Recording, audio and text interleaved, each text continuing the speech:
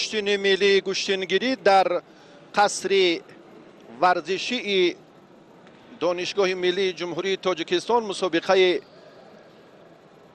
با شکوه چمپیونات امساله مملکت در رشته کشتین ملی کشتینگیری برگزار می‌گردد که ما گزارش خود را از نیروسنجی های گلیم مرکز منظور شما میکنیم. در وزن تا 65 کیلو پهلوانانی که اینجا نامنویسند آماده هستند که به میدان برایند. بهرام صوفیوف و خدای نظر قادروف. خدای نظر قادروف از دسته شهر و ناحیه‌های تابع مرکز، بهرام صوفیوف پهلوان شهر کولا و این چهره رو راستی ما چندان خوب نمیشناسیم خدای نظر قادروف رو. و اکنون رقابت پهلوانان را اینجا یک جای تماشا میکنیم که رفت مبارزه نشان میدهد که به موسم امساله چمپیونات مملکت آمادگی ورزشگران در کدام سطح قرار دارد.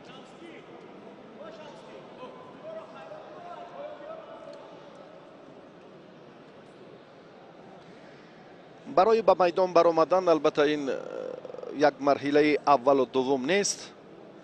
دورهای خیلی حساس، مرحله های زیادی آمادگی پشت سر می شوند که پهلوانان به مسابقات آمادگی همه جانبه بینند. و اینک توجه میکنیم به رقابت اول ورزشگران در وزن تا 65 کیلو طوری که پیشتر هم بیان داشتیم.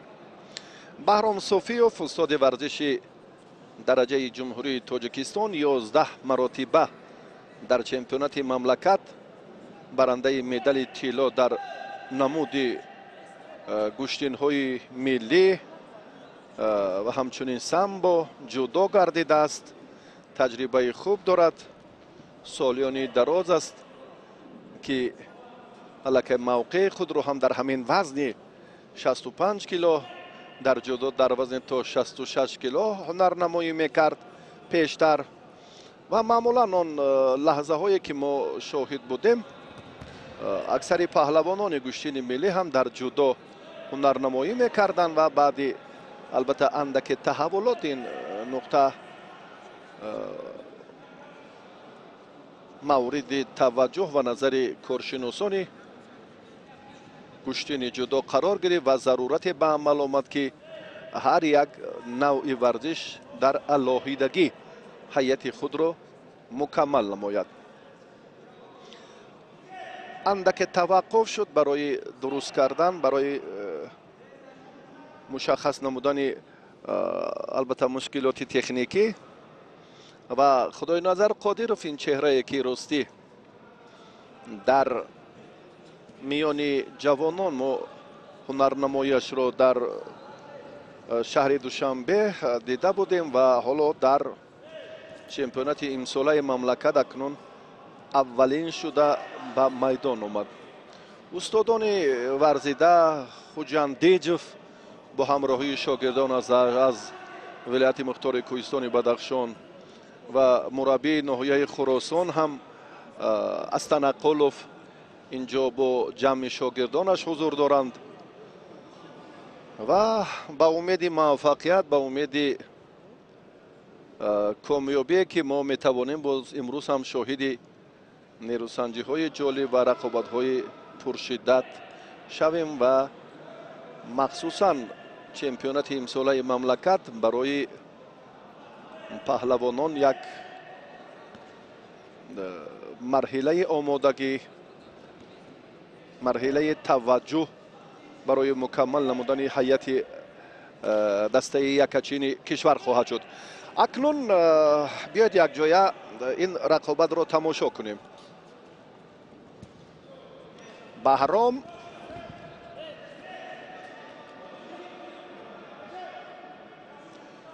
صوفیوف راستی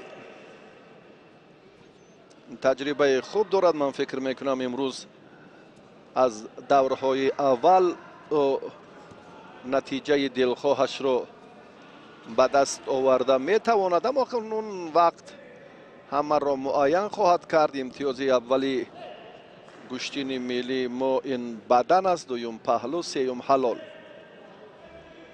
آگاهی تنبیه دویم البته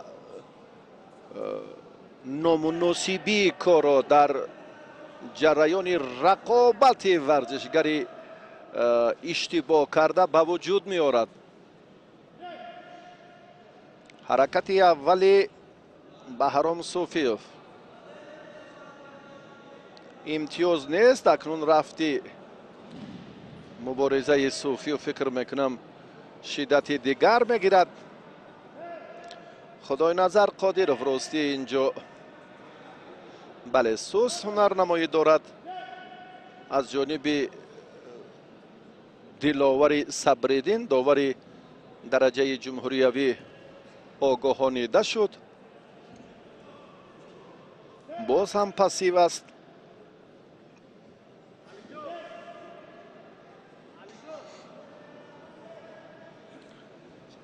ادامه تلاش ورزشگر فکر میکنم که باز سرعت دیگر میگیرد و کوشش در این سمت باز هم بیشتر میگردد. از آن تجربه که ما میدانیم بهرام حالا گوشتی نگرفته ایستاد. بهرام بسیار استعداد والا دارد و این چهره به مرحله های بعدی راه خود را هموار کردن میتواند. از خدای نظر امیدواری ها کم شد چون که بختش آمد نکرد. پهلوان دسته شهر و ناحیه های تابع مرکز رو که با بهرام صوفیوف در دیداری اول روبرو گردید گوشتی نمیگیرد. ببینید الکی به زانو میافتد. تنبیه میگیرد. بله دلاور صبریدین هم گفته های ما را تقویت داد.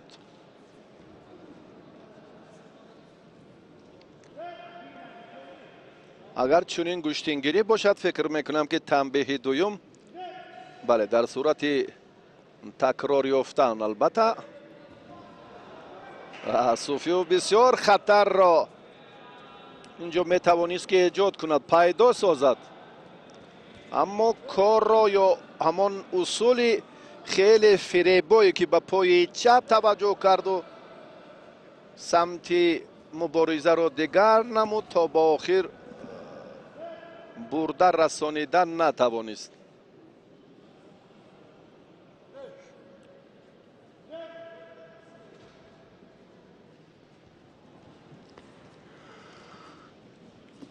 وقت هم سپری شد. این طرز حلوک این طرز مقاومت خدای نظر راستی کسبی نیست.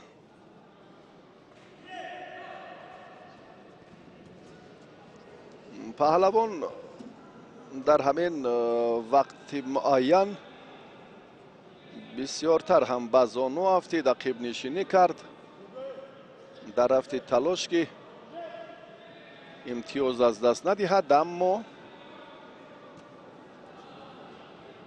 مجازات های پای در پای از ادامه مبارزه این ورزشگر را به نصیب می سازد. حرکت اولش امتیاز نیست، دلاور صبریدین اشاره میکند.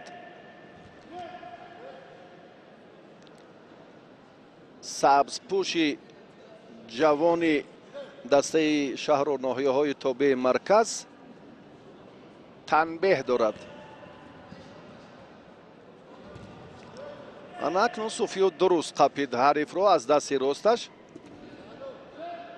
اما حرکتش باز هم به نتیجه. گوشتین ملی گوشتینگیری جهانی شد با ابتکارات به واسطه دولت و حکومت جمهوری تاجیکستان. اساسگزار صلح و وحدت ملی، پیشوای ملت، پرزیدنت جمهوری تاجیکستان و رئیس مجلس ملی، مجلس عالی جمهوری تاجیکستان، رئیس شهر دوشنبه рустами эмомалики гӯштини аҷдодии мо ҷаҳонӣ гардид. баҳром суфиёв бо ҳамон танбеҳи нишондодаи довар ки худои назар қодировро инҷо ишора кард, ин паҳлавон акнун мағлуб шуд. сабзпӯш ва суфиёв ғалабаро ба даст овард ва ба марҳилаи дуюм рафт. убайдуллои искандар аз ноҳияи данғара довари дараҷаи ҷумҳуриявӣ дар мусобиқаҳои мухталиф ва дар мусобиқоти байналмилалии соли пор дар чорабинии нуфузи ҷаҳонӣ дошта ҳам ба ҳайси довар буд. такмили ҳунар мекунад ва хеле маҳорати хуби доварӣ дорад ва ба ҳайси мураббӣ дар мактаби варзишии ноҳияи данғара фаъолият мекунад. имрӯз мебинем аз тамоми минтақаҳои кишвар ҳаводорон ҳамза раҳимов, яке аз шореҳони майдонҳои гӯштин, инҷо ҳузур доранд ва ҷамъи ҳаводорони гӯштини аҷдодии мо дар ин маҷмӯаи варзишӣ. анвар айдматов аз ноҳияи абдураҳмони ҷомӣ, аз танаққулов чун гуфтем ки аз ноҳияи хуросон, ва боз ҳам ҷумъахон паҳлавони ноҳияи темурмалик ва чанде аз чеҳраҳое ки аллакай ҳайдари саидкабирзода, мирзо ҷамил рамазонов, ҳамаи он нафароне ки имрӯз ана ҳамин мустафед аз ноҳияи восеъ ҷамоати деҳоти миралӣ маҳмадалиев деҳаи файзобод аст. рости насабашро намедонам. дар кулли мусобиқаҳое ки ба гӯштини миллии гӯштингирӣ ҷудо самбо рабт дорад, ин ҳозир аст дар тантанаҳои наврӯз, чӣ дар хатлону чӣ дар бадахшону дар тамоми минтақаҳои кишвар ки сухан дар боби гӯштин рафт, ин чеҳраро мо ҳамеша мебинем. убайдуллои искандар ҳоло паҳлавонони дигарро акнун муаррифӣ хоҳад кард. муҳаммад сироҷов ва шаҳром обидовро. ин шаҳром ном дорад, аз вилояти суғд. ҷавоне ки ростӣ ба мусобиқоти нуфузи ҷумҳуриявӣ дошта қадамҳои чандон устувор надорад.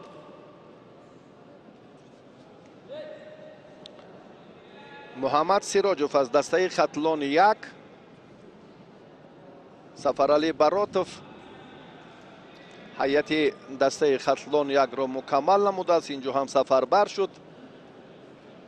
соли 2023 беҳтарин мураббӣ гирифт. довар ҳам дуруст инҷо огоҳӣ дод ба паҳлавони хилъати сафед дошта муҳаммад сироҷов бинобар сабаби дер ба майдон баромаданаш.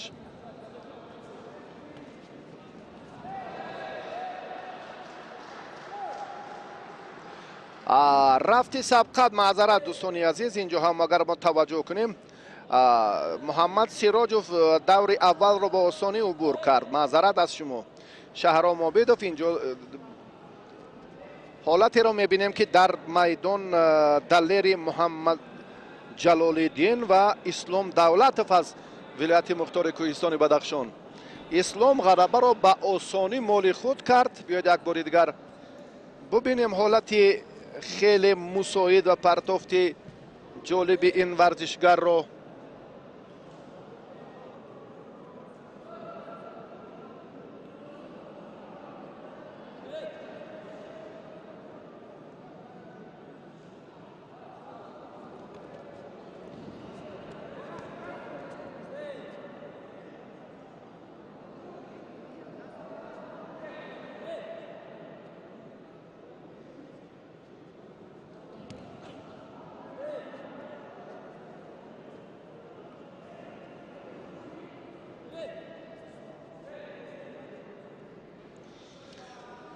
хусрав ёр куруш, довари дараҷаи байналмилалии коршиноси варзидаи гӯштини кураш ва гӯштини миллии гӯштингирӣ ки дар муаррифии ин варзиши аҷдодии мо ба ростӣ ба мардуми тоҷик бисёр кӯмак кард.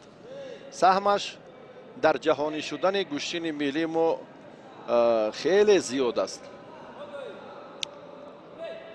شهرام عابدов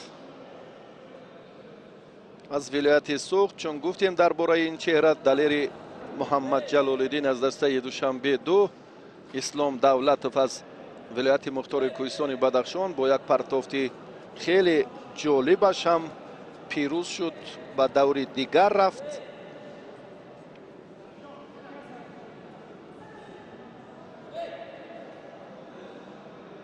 و اکنون جفت دیگر رو محمد رافع دولتov و احکام میرزایف، این از دسته دوشنبه 1 است. از دسته دوشنبه 1 امروز ورزشگرانی که هیئت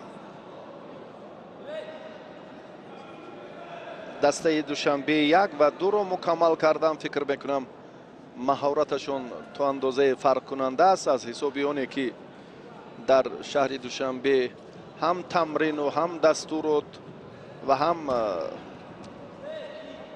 امکانیت های مشق ورزی فراختر است، بیشتر است. فعالیت مکتب های ورزشی البته ثمرناک، این برای پهلوانان ما، برای ورزشگران امکانیت دیگر میدهد که باز هم بیشتر توجه کنم برای رشد یافتن ملکه و هنر خود.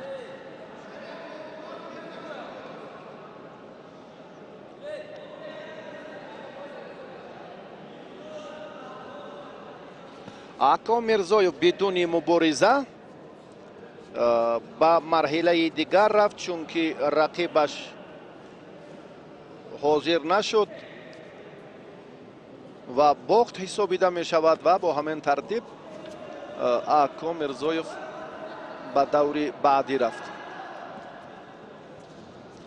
سهراب باقیوف، سلاله باقیوف ها حالا به میدان می آید و سرمربی دسته منتخب کورش، داور درجه بین المللی بهادر، حالا پهلوانان رو به میدان دعوت می سازد. بهادر حلیمov داور درجه بین المللی گرفت. این چهره ای که با لباس های ورزشی سفید است سهراب باقیوف. سهراب هم در کورش خیلی یک مهارت والا نشان داد و سهراب از دسته خطلان 1 هنرنمایی دارد. و طوری که ما پیشتر معلومات دادیم سفرعلی براتov دسته خطلان 1 رو به این مسابقات سفربر کرده است و رقیب او مصطفی از دسته دوشنبه 2 سبزپوش در میدان بوده. وضعیتش مشکل خواهد شد و مثل آنه که رقیب بهرام صوفیف رو همچنین گفتیم. برای چهره هایی که تجربه خوب دارند در این وزن کم نیستند. 32 نفر مدعی در وزن تا 65 کیلو در چمپیونات امساله مملکت مبارزه خواهند برد. آگاهی به پهلوان سبزپوش داده می شود، به مصطفی غفاروف.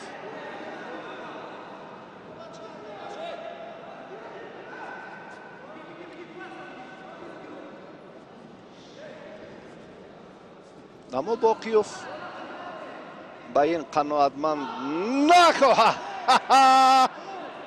نخواهد شد. انا این است کسبیت و انا این است هنر خیلی خوبی سهراب باقیوف. پیش از مهلت رقیب را دچار ناکامی کرد. سهراب باقیوف استاد ورزش درجه بین المللی، پهلوان ناماشنا از سلاله خدای نظر باقیوف ها، نبیرگان خدای نظر باقیوف و برادران رسول باقیوف، فرزند رستم باقیوف که اولین شخصی که در سن 18 سالگی در بازی های المپی شرکت ورزیده بود. بسیار هم با آسانی و بسیار هم با سرعت بلند و کسبیت والای این کار را سهراب باقیوف انجام داده.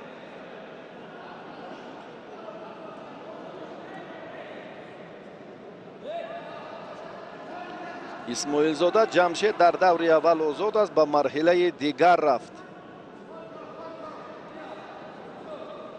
سرور عبدالشکورов و فردوس رحمتاللهیov به میدان میبرایند.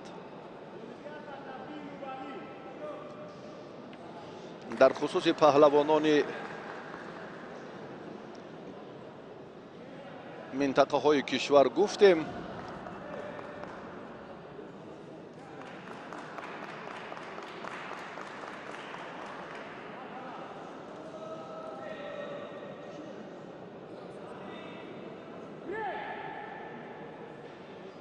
توجه میکنیم اکنون به هنرنمایی سرور عبدالشکورov. سرور رو ما در بارش معلومات داریم، پهلوان تصادفی نیست. اکنون به دورهای بعدی اینجا هم بهرام صوفیف، خدای نظر سهراب باقیف، اسلام دولتов از ولایت مختار کوهستان بدخشان، چهره هایی که اکنون به دور دوم راه گرفتن کار برایشان مشکل تر خواهد شد، چون که بینی هم رقابت میکنن. محمد سیراجوف با بهرام صوفیف و اسلام دولتов با احکام میرزایوف و سهراب باقیوف باشد با جمشید اسماعیل زاده. اسماعیل زاده از ناحیه رشت بدون مبارزه به دور دیگر رفت. حلال، چون گفتیم که سرور عبدالشکورov استعدادی خوب دارد، این بدون مبالغه این چهره ها با دورهای بعدی راه خود را به آسانی هموار میکنند.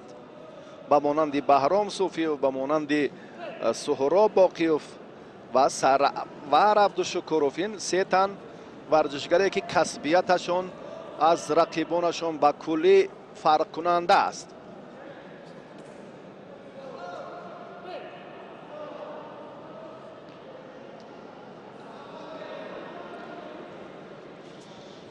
بعدا سرور عبدالشکورov از این حالت خیلی چنگک، بسیار هم یک از فیروز بختیبک فاحش میکنیم. انا همین لحظه رو در نظر داشتیم که بسیار هم عین مدعا بود، چنگک کرد و فشار آورد و حریف رو پیش از مهلت سرور عبدالشکورov مغلوب نمود.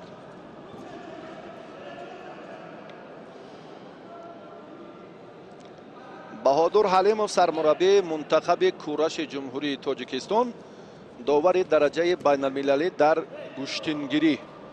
بابا جانوف این چهره در وزن گران بیشتر هنرنمایی میکند، چه در سامبو چه در جودو و گشتین ملی.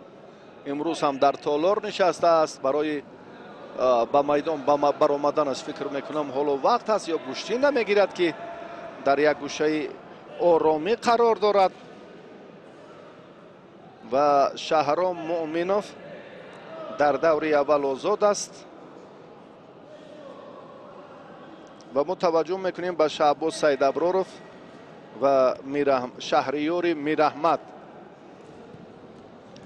پهلوانانی که به میدان میبرایند. فرخ این هم از دنقره، از جماعت دهات سنگتوده. درباره بابا جان گفتیم، درباره هواداران مربیان سابق شهر و ناحیه های کشور هم معلومات دادیم که امروز هم پهلوانان ناحیه خراسان از استانقلوف شروع کرده، باز هم چندین چهره های دیگر را اینجا دیدن ممکن است. رفتی سبقت پهلوانان باز هم شدت دیگر میگیره. ما اکنون سیدابرارov را استقبال میگیریم. بسیار چهره نامور گشتین جودو بود، با گشتین ملی گشتینگیری پیوست، برنده مدال برنجی مسابقات گرند اسلم در آذربایجان.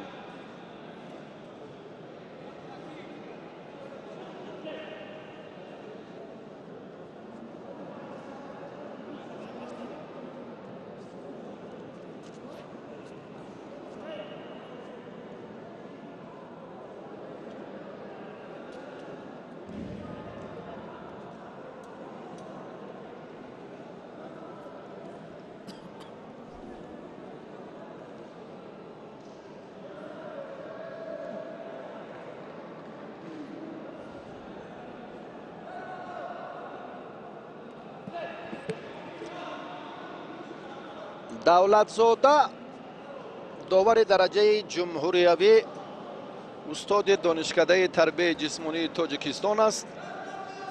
интизори ба майдон омадани паҳлавонони вазни то 65 килоро дорад. давлатзода зери лаб замзама дорад. чӣ мегӯяд ба мо ҳам маълум нест. ва акнун шаҳбоз сайдаброровро мо чун гуфтем ки бояд ба майдон барояд, инҷо аз ин пештар як даври дигар сурат нагирифт, вали муҳаммад боқиев бояд ба майдон барояд. бобоҷонов гаронвазне ки алон коргардон ин чеҳраро манзури мо карданд ва ин варзишгар вали муҳаммад боқӣ аз вилояти суғд аст, аз кохи варзиши зарафшон. чеҳрае ки дар самбову дар ҳатто самбои размӣ дар миёни кишварҳои осиёи марказӣ ҳам чанд бор ширкати фаъолона дошт.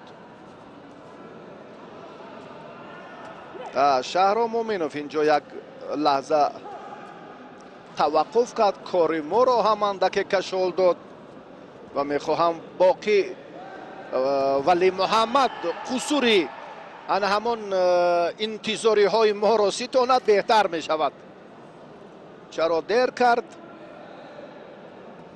масъулият бояд дошта бошад. гӯштингириаш ки дар ин сатҳ ҳаст ва интизомаш ҳам дар ҳамон сатҳе ки зарурати чандон хуб ҳам надорад. баробари даъват кардан, маърифӣ намудан, албатта паҳлавонон бояд ки бо як масъулият зуд ҷои худро ишғол кунанду якбора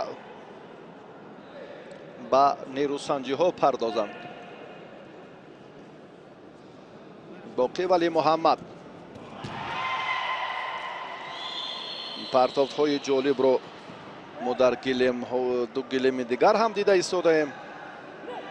акнун лаҳза ба лаҳза шӯру шавқи рақобатҳои паҳлавонон дар ду гилеми дигар ҳам зиёд мешавад.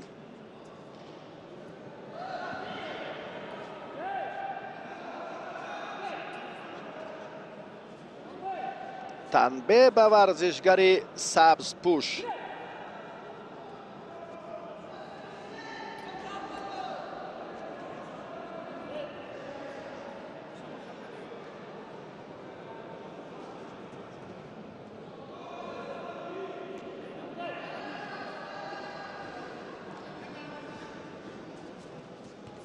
боқӣ фаъолтар ҳаст ростӣ.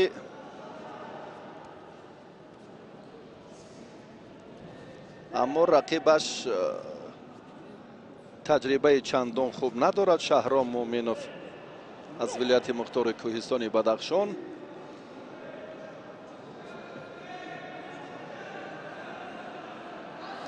боқӣ вақте ки аз боло бисёр ҳам фурсати хуб буд,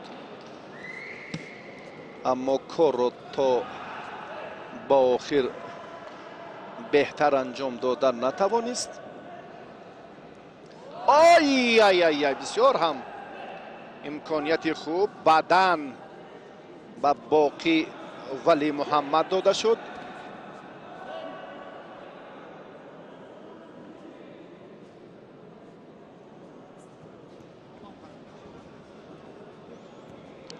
боқӣ аз сари остини дасти рости паҳлавони бадахшонӣ хеле хуб дошт. варзишгари вилояти суғд اما کامیاب نشد. این مسابقات برای کل مربیان، برای جمعی مربیان گشتین ملی گشتینگیری اهمیت بین المللی دارد، چون که آن افرادی که امروز در وزن خود موفق می‌گردد به هیئت منتخب تاجیکستان شامل می شود. بعداً به مسابقات اولین بین المللی سال 2024 روز 8 مارس مسابقه جام رئیس شهر دوشنبه با اشتراک 39 کشور سه قاره دنیا آسیا، اروپا و امریکا برگزار می گردد. این بسیار چاره‌بینی با شکوه است. مکافات ها هم خیلی عالی اند.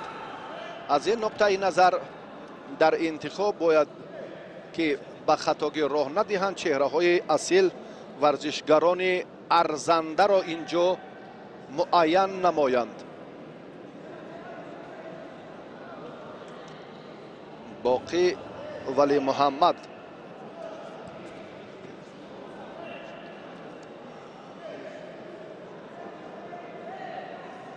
داور نزد کار در این سمت حل خود را یافت. ابتدا حرکت باقی ولی محمد چون بدن بهاگذاری گردید آن را هم بیکار نمودند و حلال به باقی ولی محمد بهاگذاری کردند و این پهلوان به دوری دیگر رفت.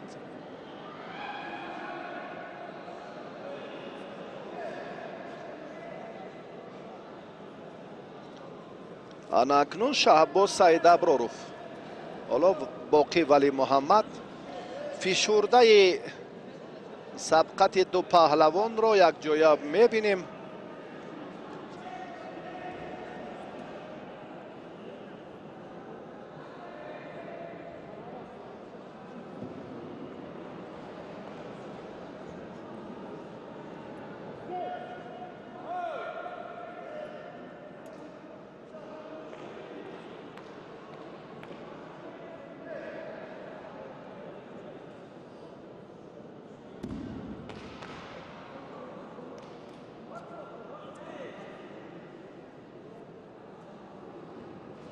دوستان عزیز، اکنون ما باز توجه میکنیم به شرح خود از نیروسنجی دوری اولی وزن تا 65 کیلو شهباز سعید ابرارов،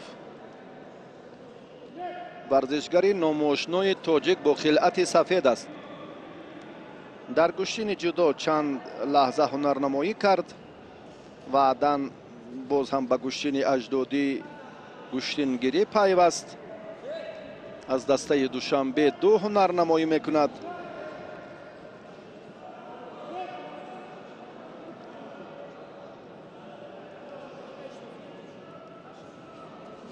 سعید محمود سعید ابرارов پدری همین ورزشگری خلعت سفید داشته، خیلی پهلوان فروتن و ناماشنای خودتلان بود. در تاجیکستان هم شهرت خاصه داشت. در گشتین سامبو و گشتین ملی و فعالیت خود رو هم در سالهای طولانی در فدراسیون گشتینگیری سپری کرد و سهمش هم در رشد گشتین اجدادی ما بغایت کلان بود و به خاطر دریافت جایزه مرحوم همه ساله در منطقه کولاب مسابقه گشتینگیری برپا می‌گردد. سال 2023 میان نورسان این مسابقات صورت گرفت.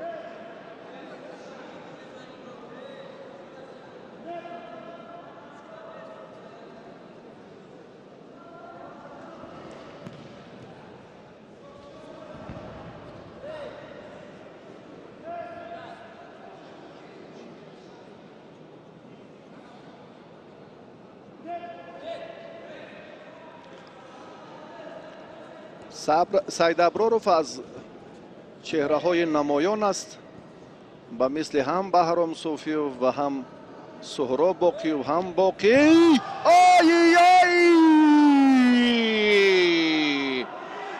اوی اوی اوی اوی اوی اوی اوی انا کارو مانا کار بدن نیست، این پهلو هست.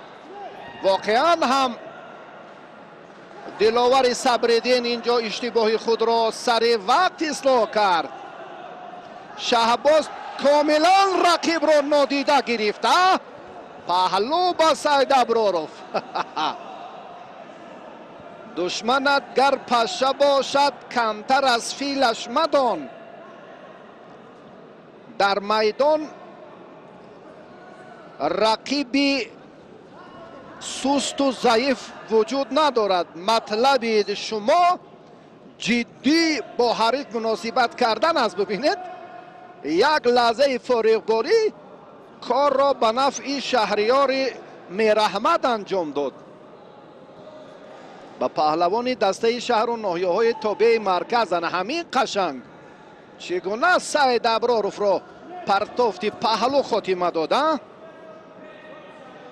بسیار لحظه مناسب بود. شهباز بعداً به خود آمد و پهلو حلال. انا این کاری دیگر است. شهباز اندک فارغبالی میکرده دلکه از نظر هواداران اصیل گشتینگیری دور میمونده و زود به خود آمد، اصلاح کرد کمبودی خود را و زود پهلو حلال امتیازها را جمع کرد و گرفت و دست بالا شد و رفت. فشرده سبقت را حالا همکاران ما اینجا منظور شما میکنم.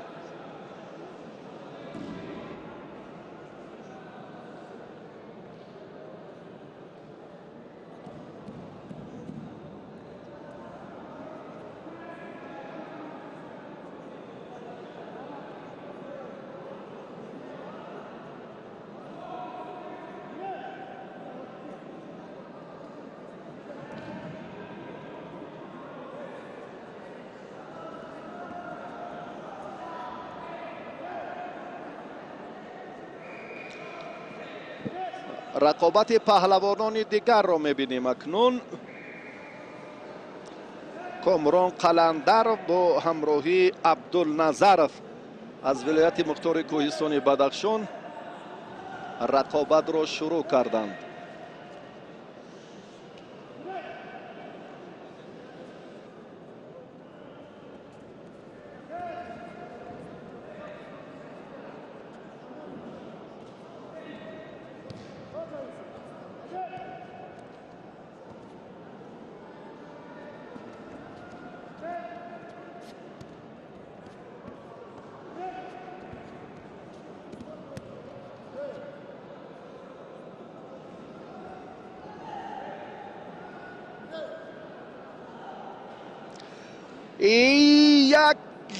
یک حرکت اما نه، کار قلندرov کار رقیبش چندان خوب و مناسب نبود.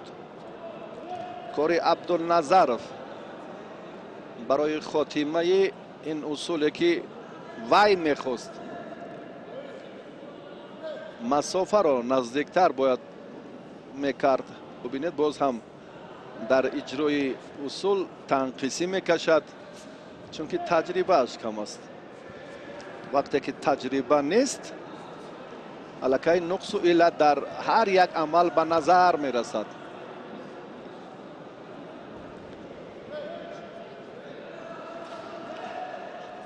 بعدم به پهلوان سبزپوش به مهمان ولایت مختار کوهستان بدخشان عبدالنظرov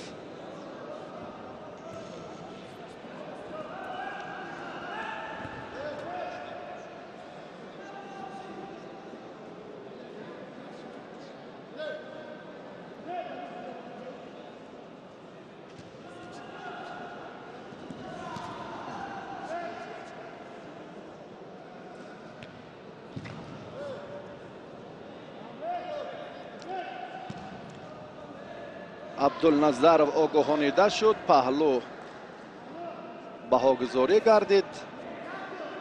قلندرов کامران پهلوانی دسته دوشنبه یک.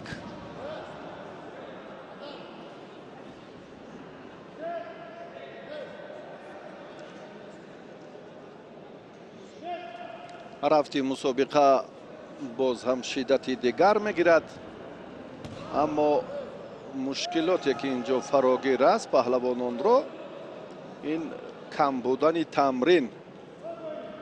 آگاهی به قلندرов، پهلوان دسته دوشنبه یک در رفت مبارزه باز هم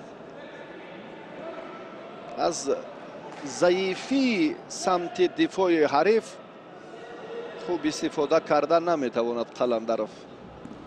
ببینید این طرز استفاده اصول کاملا خطا است. با آن آورده رسانید که باز هم قلندرов جدیتر به جریان سبقت نظارت کند و این کاری دیگر است. پهلو داشت این حرکت حلال بهاگذاری گردید و پهلوان شهر دوشنبه کامران قلندرов در دور اول غلبه را به دست آورد و به مرحله دوم رفت.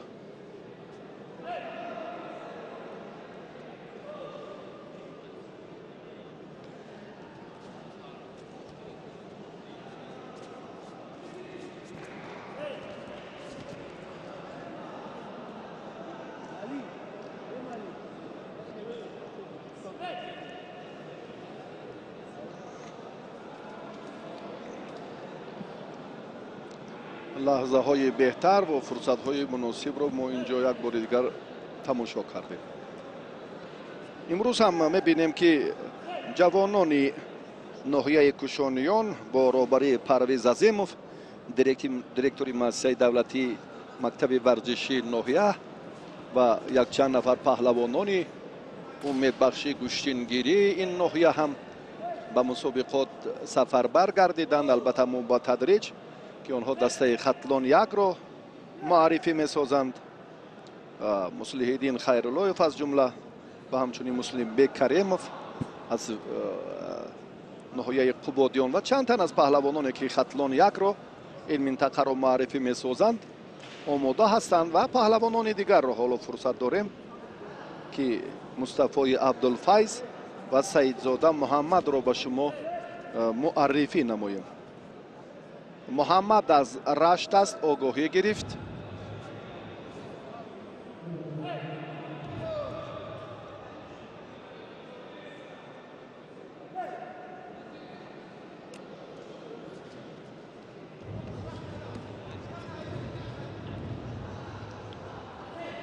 باز هم محمد به خطاگیر را داد.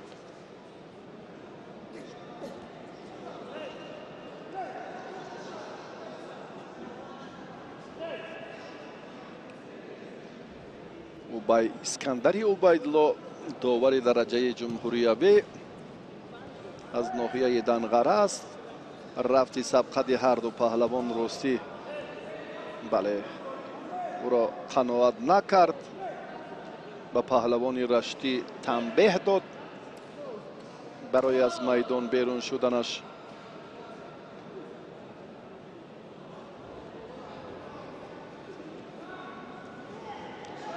ای پهلو بسیار هم در لحظه مناسب پهلوان سفید پشت رقیب رو دریافت.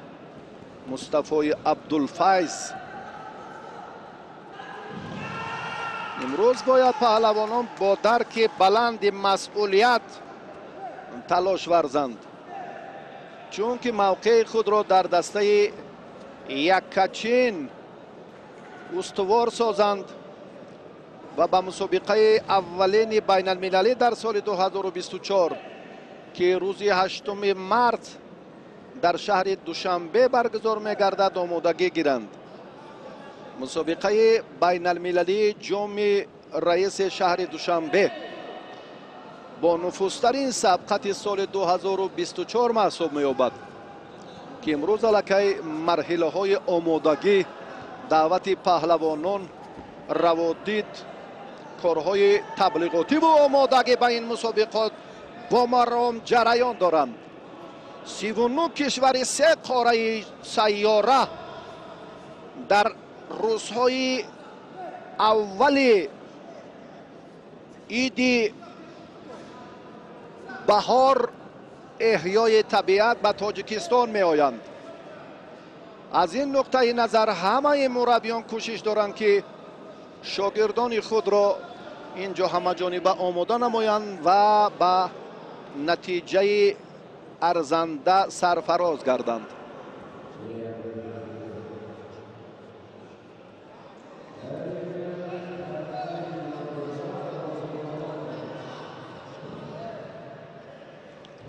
حرکت محمد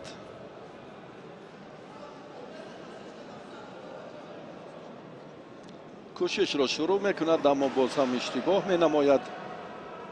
رفتی سبقت بار دیگر تقاضا میکند که پهلوان رشتی باید تجربه خود را هم غنی‌تر سازد. بعد از مسابقه بین المللی جام رئیس شهر دوشنبه علاقه باز مورد دیگر سبقت های با نفوذ جهانی در پیش است. در نظر است که امسال جام جهان اوی به گشتینگیری در تاجیکستان برگزار می‌گردد. جام پرزیدنت جمهوری تاجیکستان هم در این رشته ورزش اجدادی در سال 2024 با دعوت بیش از 40 کشور دنیا دایر خواهد گردید. حرکت پهلوان سفیدپوش اینجا هم نتیجه بخش انجام یافت. مصطفی عبدالفیض ظفر یافت و به دور دوم را خط گرفت.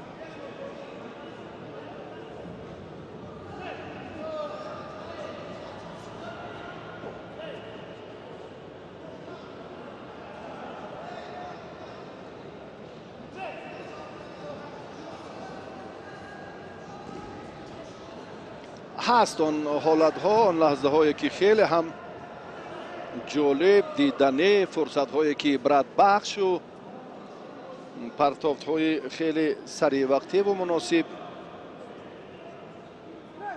از جانب آن پهلوانانی که الان ما اینجا تماشا داریم. بسیار هم ادامه نیروسنجی. اکنون یک چهره دیگر رو میخواهم اینجا معرفی سازم.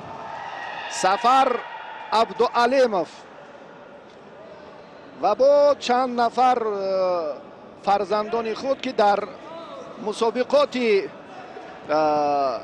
جمهوریوی در مجمعه باشکوه حاجی شریف یک رقابت جالب را نشان دادند. میانی نورسان استعدادشان هم خیلی در سطح لازمه بود و محمد سفرعلی با 6 نفر حریف خود دست بالا گردید. انا همین چهره ها را ما از دیگر ناحیه ها باید که بیشتر سازیم. هیئت منتخب تاجیکستان را با همین وسیله استوارتر گردانیم. خیراندیش مرادعلی حالا در میدان نیروسنجی کرد و بسیار هم حرکتش خوب بود. خیراندیش مرادزاده و راستی امروز هم میبینیم که در نهادی نورسان محبت گشتینگیری خیلی اوج تازه میگیرد. این از همان سلاله پهلوانی به وجود می آید.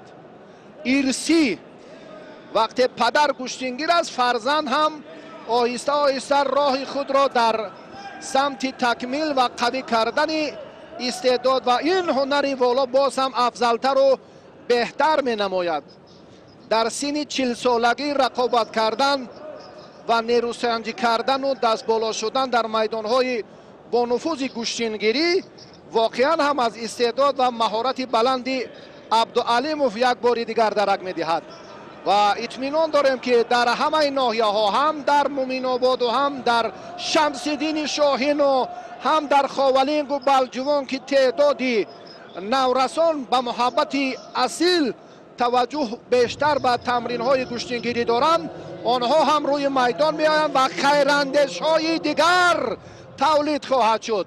خیراندیش مرادزاده در این دور ظفر یافت و به مرحله دیگر رفت، به دور دوم را خواهد گرفت و آزمایی پهلوانان دیگر ادامه خواهند یافت.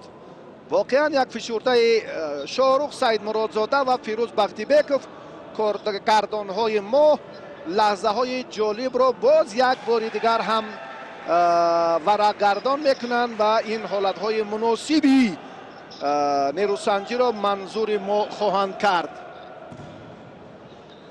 رقابت ادامه خواهد یافت برابر آغاز سبقت ها. عزیزهایی که حالا هم در نزد آینه نیلگون ما را تماشا دارند، باوری داریم که امروز هم این رقابت ها پسند آنها میگردد و از تمام گوشه و کنار جمهوری تاجیکستان پیوسته با ما در رابطه‌اند. هواداران گوشتین ملی، علاقمندان ورزش اجدادی، ورزش بابایی ما گوشتینگیری که امروز هم تعدادشان در ناحیه های دوردست خیلی و خیلی زیاد است. کی میگوید که در سن 42 سالگی با پهلوان 25 ساله کوشانیان و همدانی و باختر و دیگر منطقه ها ورزشگر سفر عبدالعلیم برآمد میکند و دست بالا هم میشود. این همون زمینه تجربه میدان های بانفوذ است که حالا هم این استافت را باز هم محمد و انس و چندین فرزندان دیگر ادامه خواهند داد. در رفت مبارزه الان توجه میکنیم که یکی از ورزشگران سوخت به میدان نآمدند و مسلم بک کریموف کجاست؟ همین چهره که با خلعت سفید حالا در میدان است با داوود غازیوف از دسته دوشنبه 2 رقابت دارد.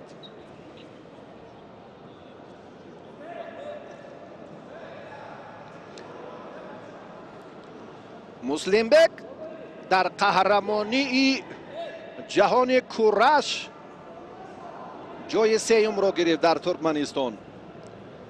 در گشتین ملی هم خیلی چهره نمایان است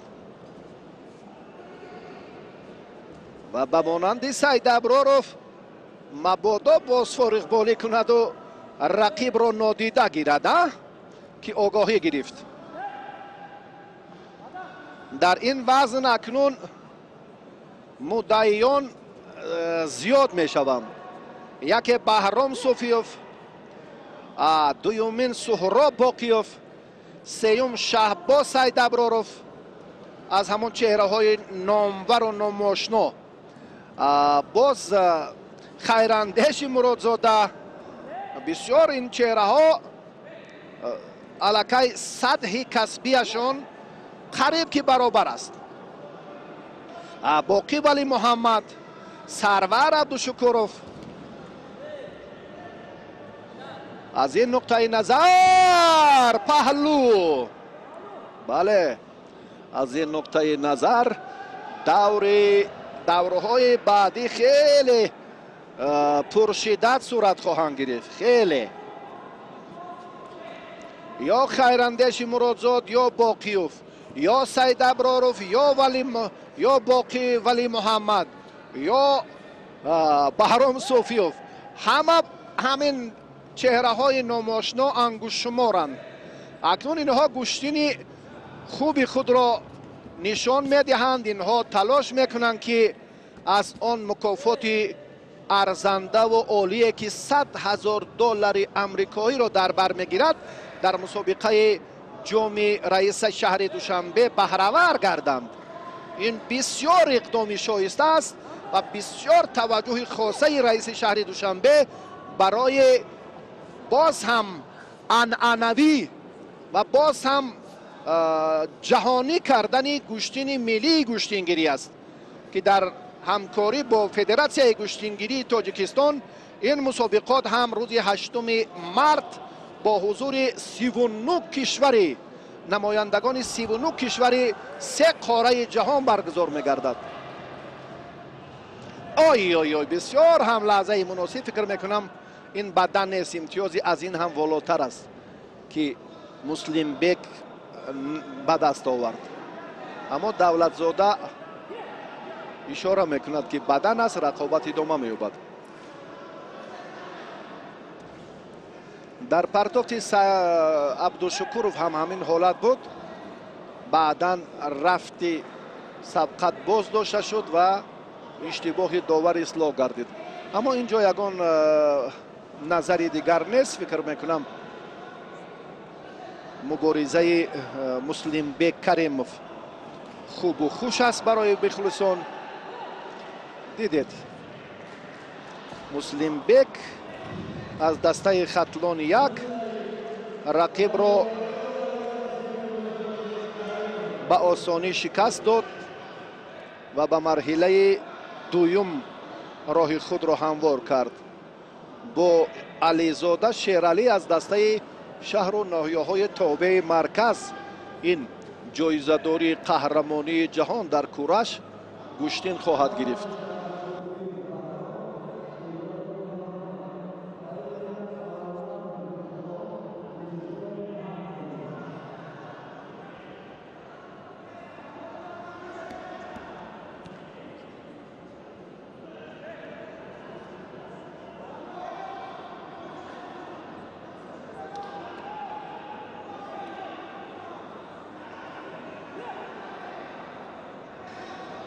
рақобатҳо пуршиддат мегарданд.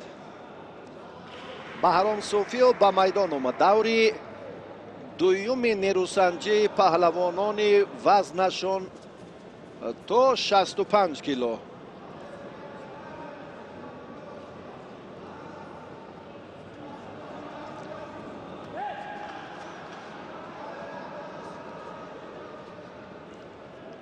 муҳаммад сироҷов аз дастаи хатлон як. маълум аст ки таҷрибааш камтар аст аз шаҳри бохтар, чун дар мавриди варзишгарони ҷавони ноҳияи кушониён андаке пештар гуфтем. такмили ҳунар мебояд ки аз вахшу аз кушониёну аз панҷу аз ноҳияи ҷалолиддини балхӣ махсусан суҳроб боқиёв чанд тан аз варзишгароне ки инҷо муддаии асосӣ дар вазнҳои дигарам ва суҳроб боқиёв хусусан дар вазни то 65 кило. кӣ мегӯяд ки суҳроб ҳунараш шоиста аст ё саид аброров? майдон ҳамаро нишон медиҳад. муслимбек ё сарвар абдушукуров. бисёр рақобатҳои пуршиддат моро интизор аст. шабакаи моро тарк накунед, чун гуфтем ки нафароне ки имрӯз дар чемпионати мамлакат зафар меёбанд дар 4 мусобиқаи байналмилалӣ дар пеш истода тоҷикистони маҳбуби моро маърифӣ месозанд ва соҳиби инъому ҷоизаҳои олӣ мегарданд. тӯҳфаҳое ки аз ҷониби раиси шаҳри душанбе таъсис ёфтааст дар рӯзи 8 март хеле ва хеле арзишашон, қадрашон шоиста аст. на дар гран-при ва на дар гранд-сламу тосгулоҳи бузургу мусобиқоти сатҳи бонуфузи ҷудо чунин мукофотҳои пулӣ таъсис дода мешавад. $100,000 амрикоӣ дар 7 вазне ки паҳлавонони гӯштингирӣ майдондорӣ мекунанд аз 39 кишвари дунё. албатта ин ҳам як таваҷҷӯҳи хосаи раиси шаҳри душанбе ба эҳёи варзишҳои суннатӣ ва хусусан гӯштини миллии гӯштингирӣ ки заминаи рушду муаррифии онро ҳам чун давлату ҳукумати ҷумҳурии тоҷикистон ба дастандаркорон ва кумитаҳои марбут ба соҳа дастур доданд ки ин тадбир дар 2 соли охир амалӣ гардид ва мо аз шукӯҳу ҷалоли гӯштингирӣ дар арсаи ҷаҳонӣ ҳарф хоҳем зад ки бисёр боиси ифтихор аст.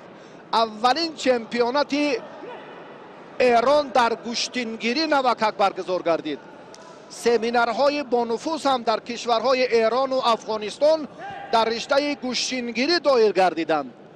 оҳиста оҳиста гӯштингирӣ дар тамоми сайёра دومن پهن میکند. ما معرفی میشویم و آن روز دور نیست که به مثل کورش و جودو ما را هم در عرصه جهانی اعتراف خواهند کرد. حرکت پهلوانانی که اینجا هم صوفیو و رفیقیو انجام دادن باعث نگرانی داوران است و دولتزاده داور مرکز دو داور را نزد خود خواند برای فهمیدن اندیشهشان راجع به سبقت این دو پهلوان.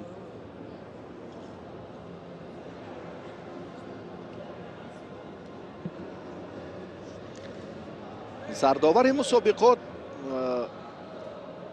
سمندر محمدی اندیشه دیگر دارد.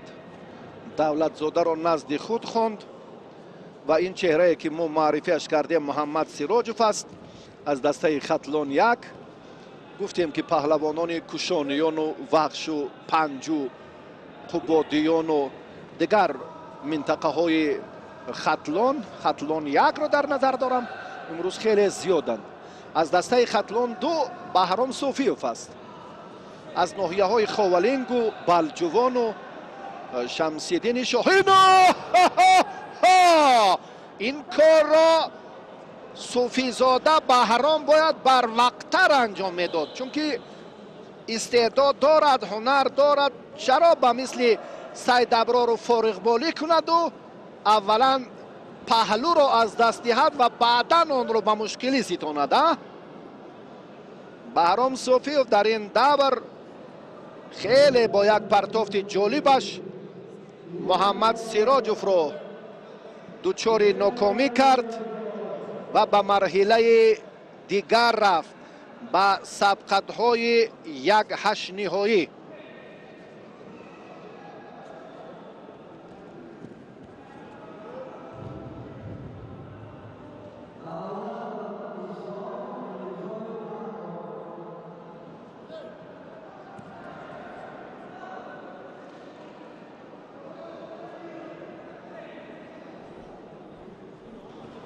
معذرت، به مرحله 4/1 نهایی رفت لکه. به دور 4/1 نهایی بهرام صوفیوف اولین شده راه خود را هموار کرد. حالا اسلام دولتوف و احکام میرزایوف به میدان میبرایند. اینها هر دو پهلوان چندان تجربه دار نیستند. از نظر بنده شاید اطمینان دارم که اشتباه نمیکنم. اگر تجربه می داشتند و در مسابقات سطح جمهوریوی نتیجه بهتر را به دست می آوردند، حتما در معرفی آنها ما عاجز نمی ماندیم.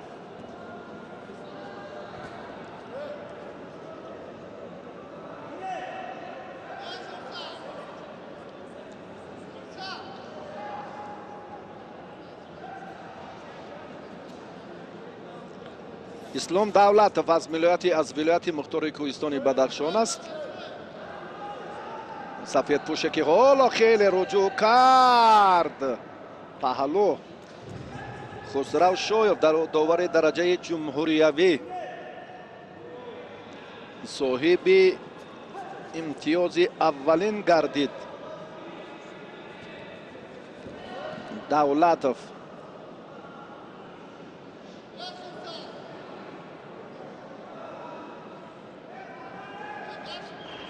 احکام میرزایوف از دسته دوشنبه یک.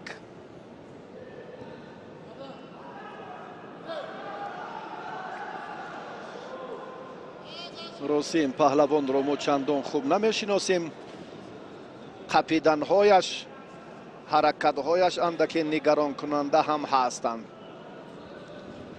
ببینید این حالت طرز استفاده هلوک بیرونه را کاملا نادرست اینجا نشان داد.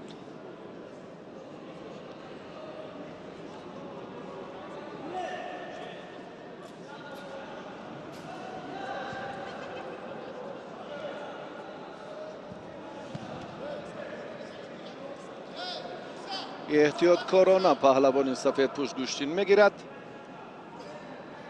чунки паҳлӯ дорад, дигар зарурате нест ки кор тезонад ва боз ҳам аз худ қувваи зиёдатӣ сарф созад. чунки дар даври сеюм ғолиби ин ҷуфтро мушкил хоҳад шуд. ҳоло Давлатов фаъол аст. бо Баҳром Софиев акнун ба майдон мебарояд, нафаре ки дар ин давр ғалаба ба даст меорад.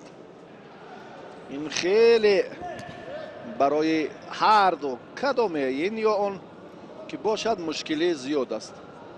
чунки Софиев ба сабқатҳои баъдӣ ҷиддӣ муносибат мекунад ва акнун эътимодаш имрӯз ҳам танҳо чун мо пеш аз оғози ин чорабинӣ як суҳбати сарироҳӣ ҳам доштем, ба ҳайати мунтахаб пайваст шуданро дорад.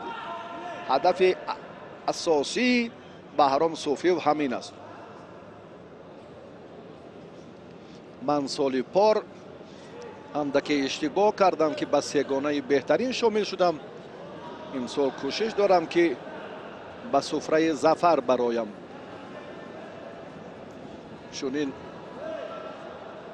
суханон як бори дигар аз масъулияти Софиев дарак медиҳад. вақт ҳамаро нишон хоҳад дод. паҳлавони кабудпушт ростӣ танбеҳ мегирад.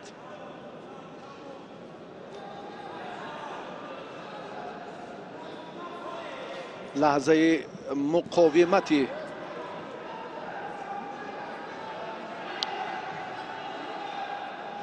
паҳлавононе ки ҳоло бисёр ҳам дар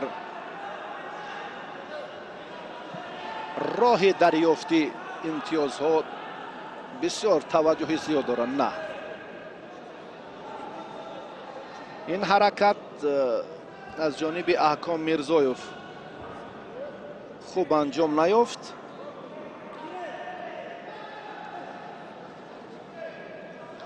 Давлатов баъд ёне ки имтиёз гирифт, андаке ақиб нишинӣ кард ки огоҳӣ гирифт.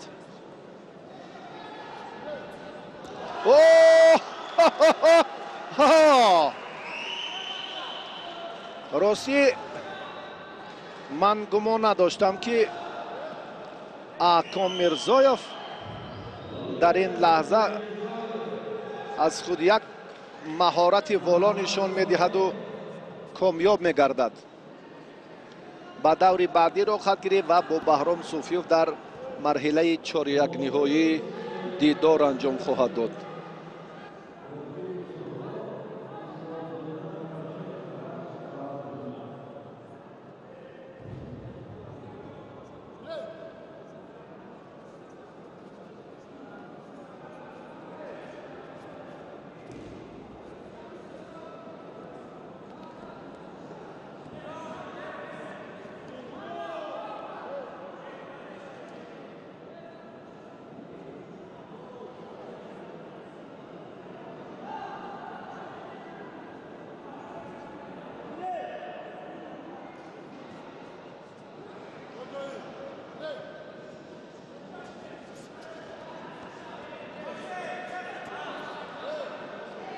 рақобати паҳлавонони дигар. Суҳроб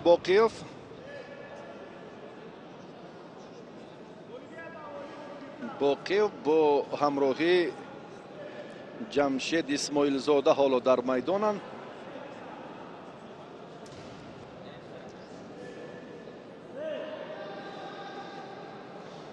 фикр мекунам ки Суҳроб дар рафти нирӯсанҷии ин давр ҳам бисёр бо маҳорат ва истеъдоди фавқулодаи худ бо тафовути ҳунарашро нишон диҳад, фарқияти истеъдодашро. чунки дар қиёс бо паҳлавони сабзпӯш маҳорат ё малакаи хеле Суҳроб Боқиев фарқкунанда аст.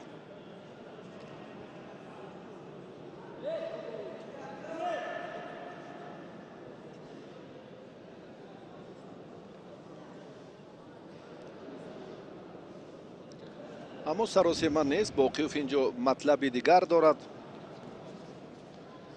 اگر باقیوف اینجا ظفر یابد او را دوری بعدی در پیش است، یا سرور عبدالشکورов یا باقی ولی محمد که بعد این دوران ها به میدان می آیند. کم تجربه ها الکی بعد خاتمه دوری اول میدان را ترک کردند. پهلو به سهراب باقیوف داده شد.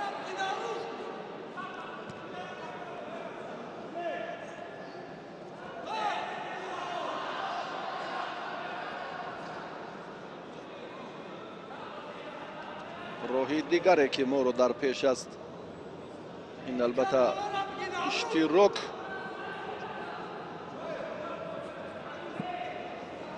اشتراک در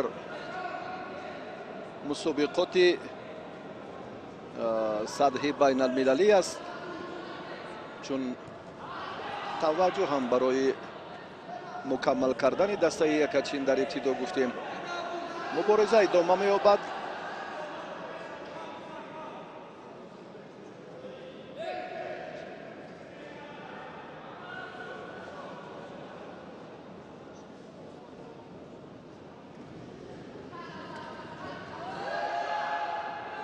پهلو نیست، بدن است. بدن میتواند بدن دهد یا ندهد. بدن داد، بله.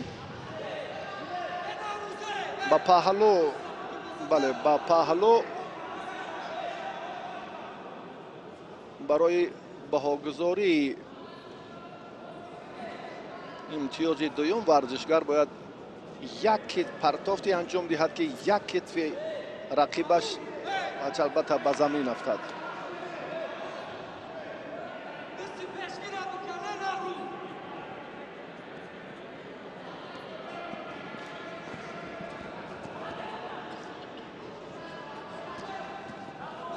کشمکشی های ورزشگری کبودپوش در رفت سبقت چندان مناسب نیستند، اما سهراب را میباید که بسیار هم جریان مسابقات را زیباتر کند، رنگین تر سازد.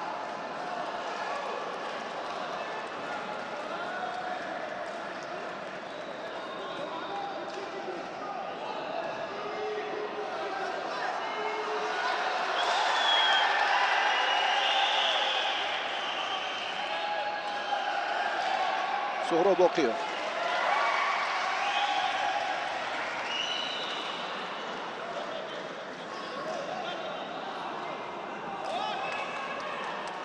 بسیار هم رفت تلاش جریان مبارزه. نوروز کریمزاد رو در گلمی دیگر یک جوان ناشناس به تخت پشت زد. مخلصان هوادارانی که پشت سر ما بودند صداهای پای در پایشون کاملا خاموش شد. نوروز کریمزاد پهلوان خوب است، رفتی میدان‌های بانفوذ رو هم زینت دیگر می‌دهد. اکنون چی باید کرد؟ تمرین بیشتر کردن در کار. رقیب رو نادیده گرفت. چی حالت به عمل آمد که در گلم سیوم نوروز کریمزاد به ناکامی روبرو شد. اکنون تلاش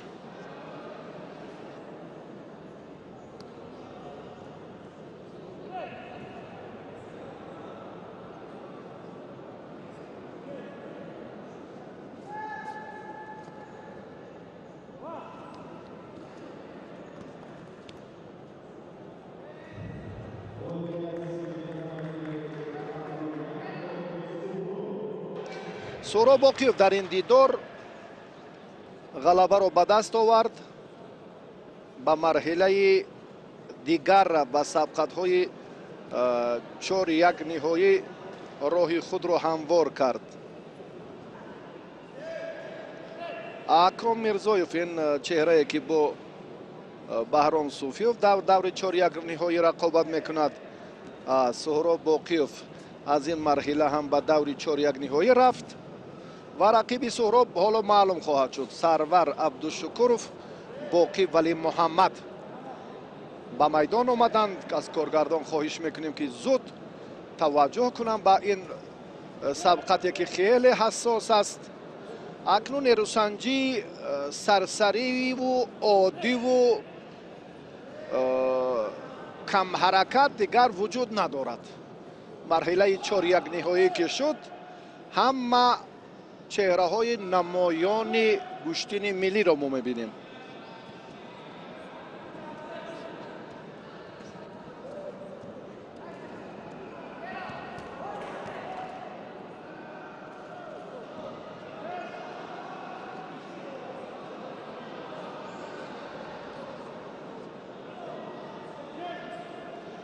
як бори дигар Боқӣ Вали Муҳаммад гуфтем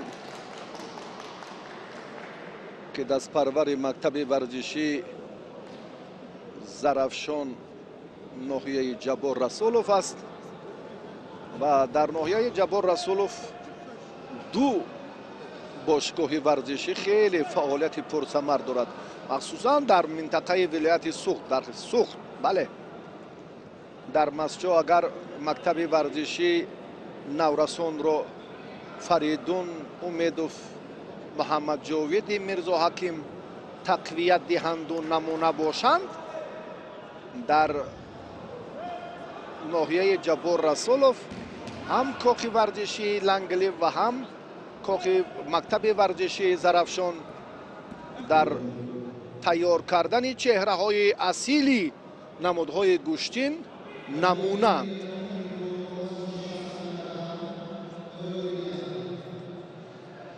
дар гӯштини миллӣ, дар гӯштини камарбандӣ, самбо, кураш, ҷудо, бале, огоҳӣ. Сарвар Абдушукуров огоҳӣ гирифт. дар мактаби маҳорати олии варзиш тамрин мекунад. замони наврасиаш медонистем ки шуғлаш бештар ба самбо буд. Боқӣ вазъиятро бартараф кард.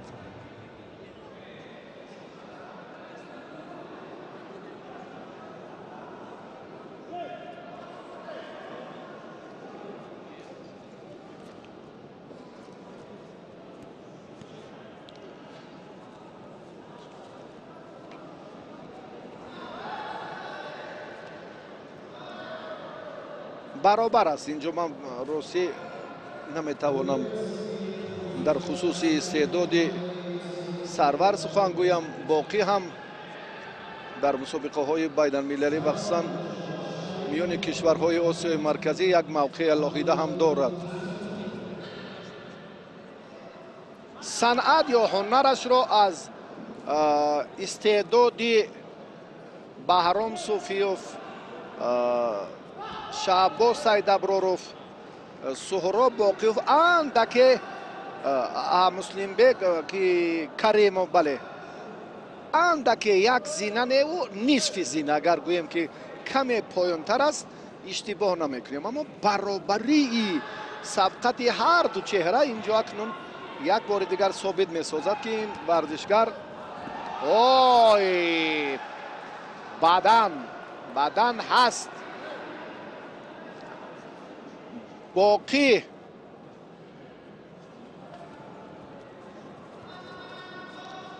Вали Муҳаммад соҳиби имтиёз шуд.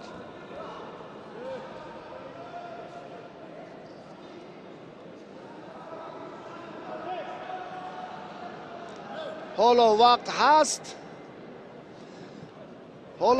ҳаст. мо боварӣ дорем ки сабқат аз ин ҳам шиддати дигар мегирад. паҳлӯ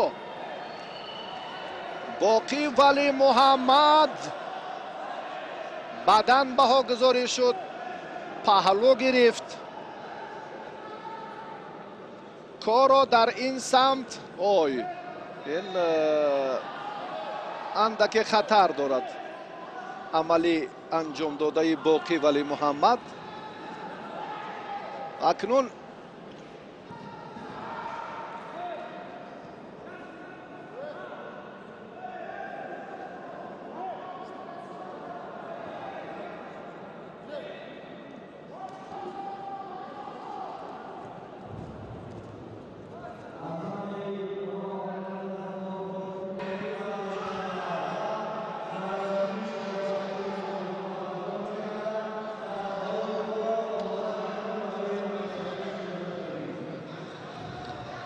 سرور عبدالشکورов وضعیتش متشنج شد. راستی انا همون برابری رو ابراز داشتیم و علاقه میدان نشان داد که دسته دوشنبه یک دست پرورش انا همین سرور عبدالشکورов با فارغ بالی راه داد که باقی ولی محمد از او بدن و بعدن پهلو ستانیده توانست و رفت مبارزه اکنون در دقیقه آخرین شدت دیگر میگیرد.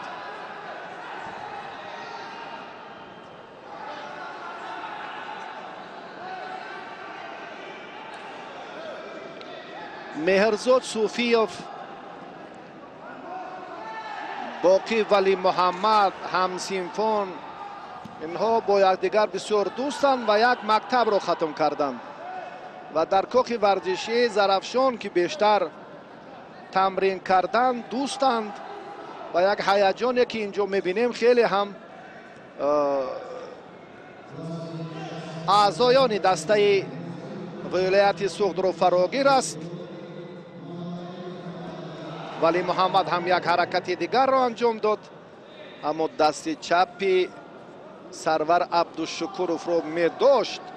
آنگاه بهترین فرصت بود برای دریافت امتیازی باز هم پهلو. ثانیه های بشمار باقی ماند. عبدالشکورov راه دیگر ندارد.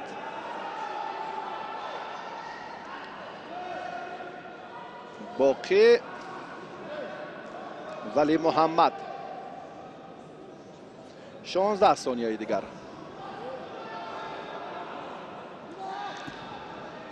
ببینید که هرچند حرکت دارد یگان کوششش ثمرآور خاتمه نیافته ایستاده است. 9 ثانیه دیگر. عبدالشکورov باز هم یک حرکت دیگر. لازم نیست با اشاره درس اعتراض کردن. مهم در میدان اکنون رقابت کردن است. من فکر میکنم فقط نظری باز هم بار سیوم این کار را خوب نشان میدهد. انجام وقت اشاره های سرور عبدالشکورov اساسناک نیستند. فکر میکنم اینجا گاگا با عزت نفس برخی از اونها میرسد. ببینید اعتراض دارد. درست است، حلالش بود. هر کیا بازدم شمشیر خورد نوشش بود. واقعا هم زحمت کشید، مهنت کرد، چی از سوخت است و چی از بدخشان است و چی از کوشانیان است و چی از ترسونزاده. اینجا همه یک دل و یک تن و یک مرام برای دریافت بهترین ها زحمت کشیده ایستادند. فدراسیون گوشتنگیری تاجیکستان که بهترین ها را دریابیم. تاجیکستان را ما معرفی میکنیم در میان 39 کشور دنیا، مخصوصا در مسابقه جام رئیس شهر دوشنبه، جام جهان، جام پرزیدنت جمهوری تاجیکستان و یک مسابقات دیگر سطح بین المللی در رشته گشتین اجدادی.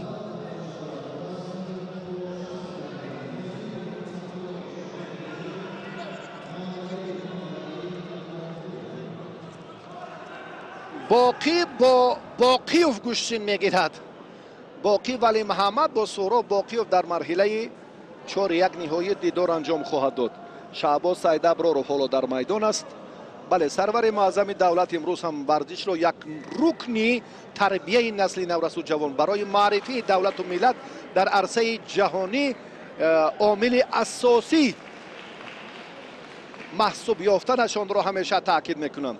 این یک بار دیگر از آن دلالت میدهد که ورزش اجدادی ما واقعا هم تحت توجه سرور معظم پرزیدنت جمهوری تاجیکستان محترم امامعلی رحمان قرار دارند که امروز ما طرح لباس‌های نو، امروز ما با زبان ناب تاجیکی معرفی آن اصول‌هایی که 52 نوع اصول‌های گوشتین ملی با زبان ناب تاجیکی الکی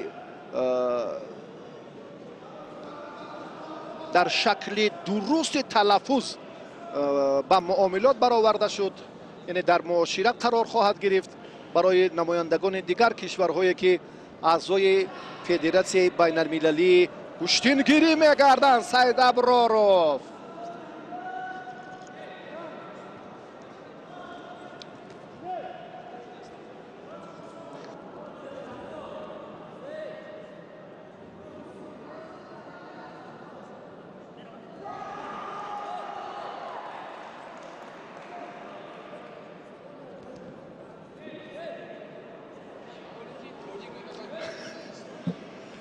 حالا از ملکه سید ابراروف چندان تماشابینان آگاهی پیدا نکرده ایستادند. یعنی او استعداد خوب دارد، اما در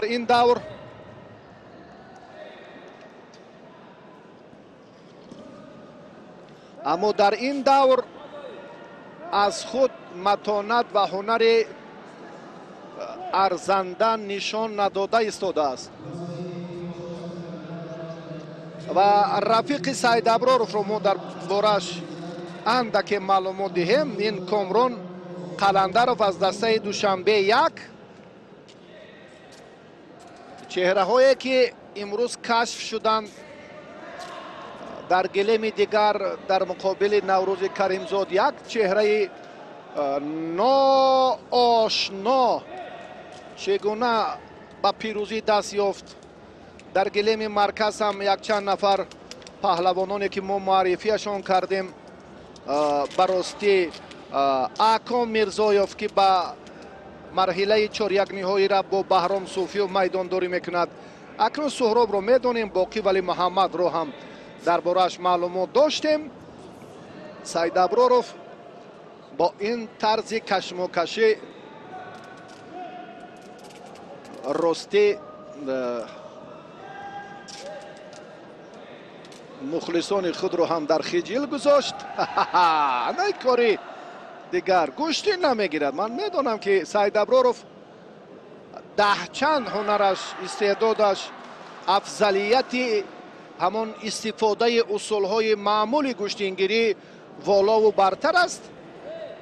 قوه را شاید این یک تاکتیکای خود همین پهلوان باشد، قوه را ذخیره میکند، چون که دور بعدی او را در پیش است. اکنون دور بعدی من فکر میکنم برای سید ابراروف اندکی آسانتر خواهد شد، چون که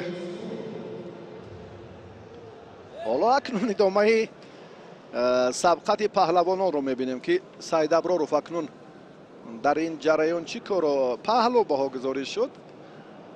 بعد بازدید، بعد توجه سرداوری مسابقات، بله همین طور هم هست.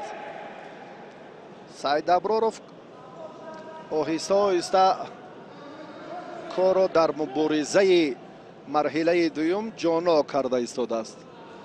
اگر این نتیجه رو نگاه دارد و بعداً تا با بله مرحله دیگر رود، در مرحله سیوم بله پهلو حلال، حالان که این پرتاب هم از حلال افضل تر بود. سید ابراروف پیروزی رو با آسانی مال خود کرد و به دور دیگر رفت، به دور 4-1 نهایی.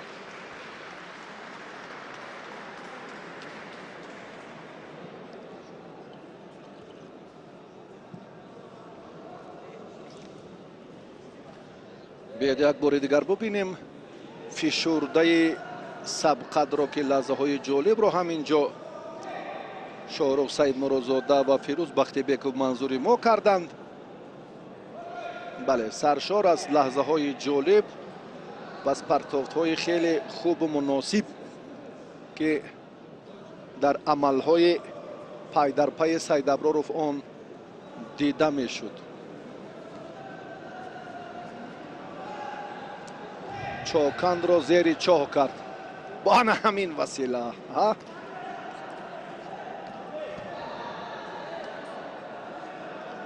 انا این لحظه را اکنون به تماشا کنیم.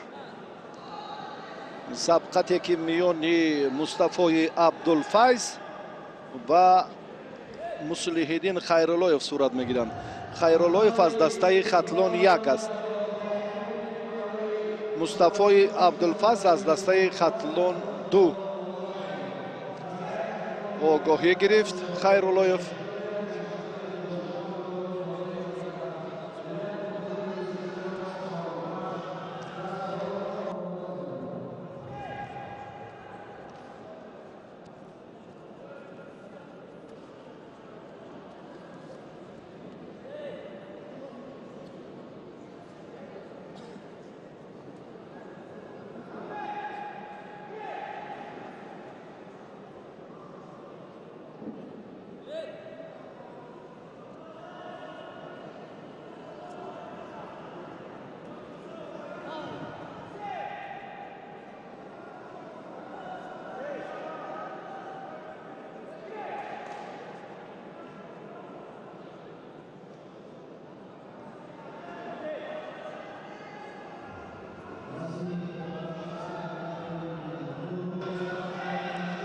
مشاهده میگردد که اینجا رفتی میدانداری رو هم مصطفی عبدالفیض انا همین چهره اندکی دیگر کرد. توجه ببینید که با استفاده اصول خیلی با سر رفتیدن اینجا هم خطر دارد. این کار رو پهلوانان باید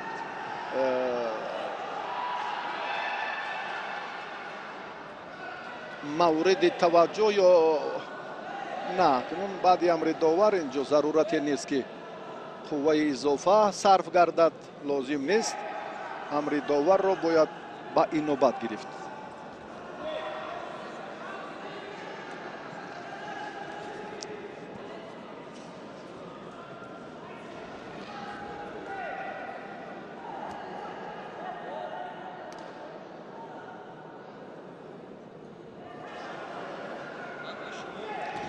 توجه میکنیم به لحظه که خیلی هم پهلوان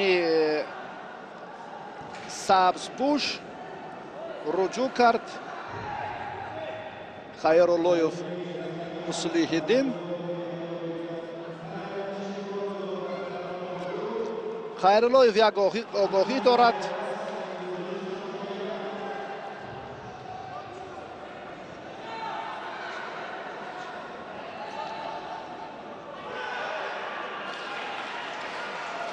پهلو بدن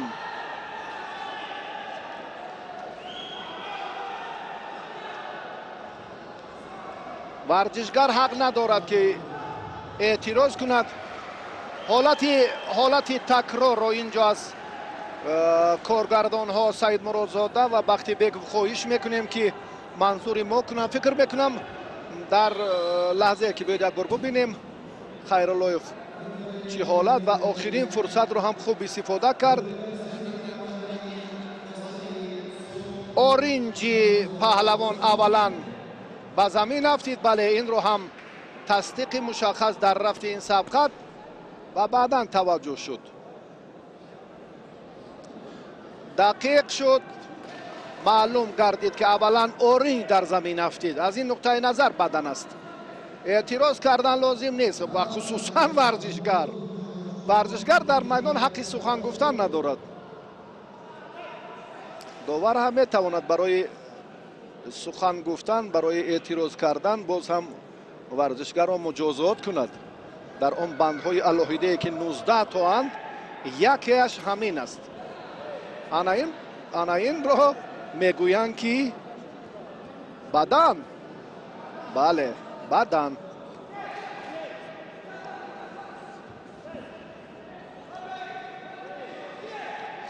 با پهلو پرتافتی پهلوان سفیدپوش خیلی شباهت داشت. سبزپوش یک خیراللهیف که ورزشگر عمل را شروع کرد، بعدا او پرتافت انجا حرکت آخرین از خیراللهیف بود، اما اورنجی اون ورزشگر. اوی بسر رفتید، بسر رفتید. ورزشگر سفیدپوش بسیار خطر ایجاد کرد در اینجا مصطفی عبدالفیض.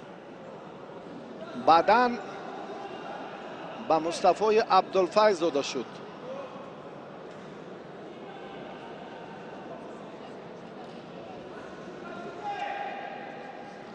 حالا وقت هست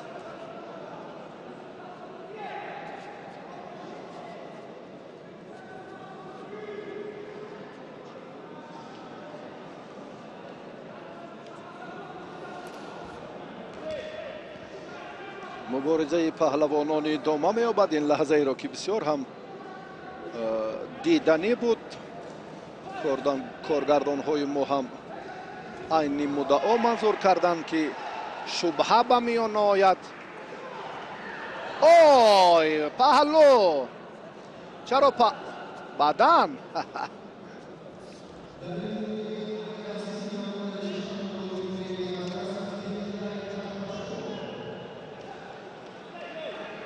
وقت هست. باز هم یک بدن دیگر را مصطفی عبدالفیض صاحب شد. 1.5 دقیقه وقتی اساسی حالا هست.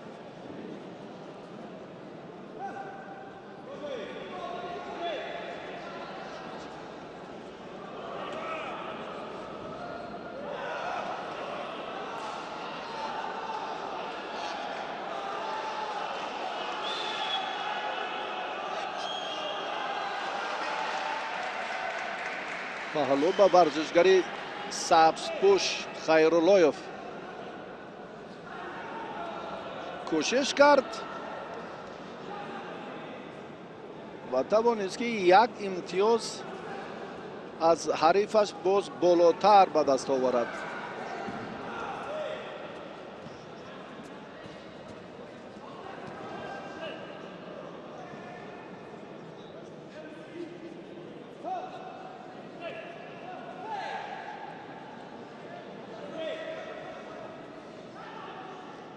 یک دقیقه دیگر تا به خاتمه مبارزه ورزشگران باقی مانده است.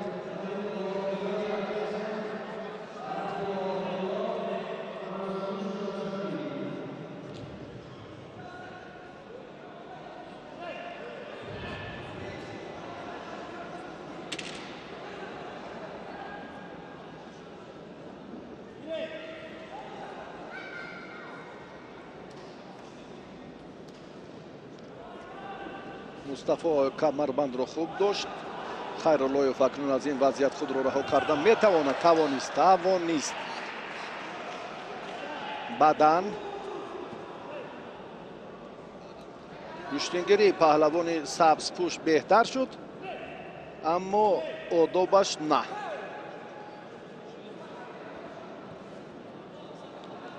مصلح‌الدین خیراللهیف از دسته خطلانی یک است.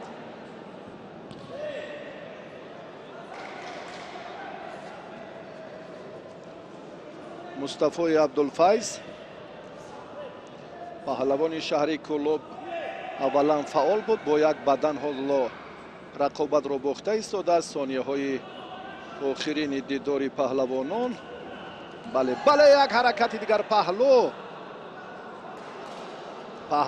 بدن فکر میکنم پهلو بود. این اندیشه من است.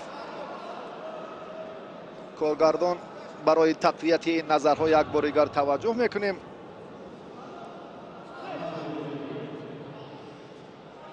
بله در رفتی نیروسنجی و داور هم مشاهده کرد.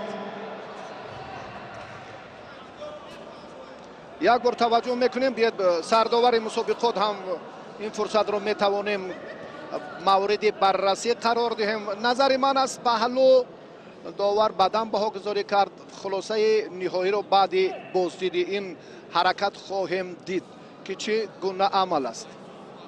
واقعا هم رفت مبارزه در جریان سبقت خیلی هم پرشدت بود. پهلو با پهلوان سفید پوش و مصطفی عبدالفیض در این دیدار بله غلبه رو مال خود کرد.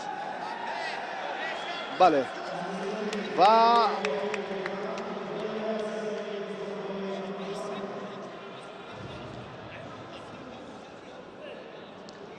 جریان مسابقات یک بار دیگر ثابت کرد که چهره های نو به کمال میرسند.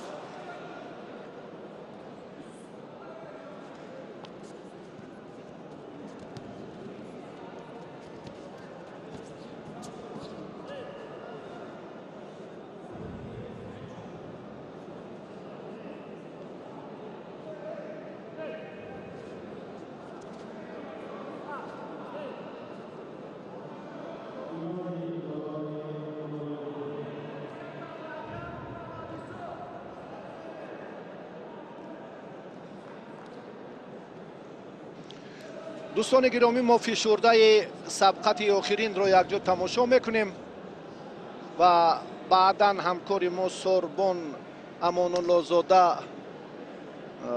شرح و توضیحات را راجع به رقابت های این مسابقات منظور شما میگردانم.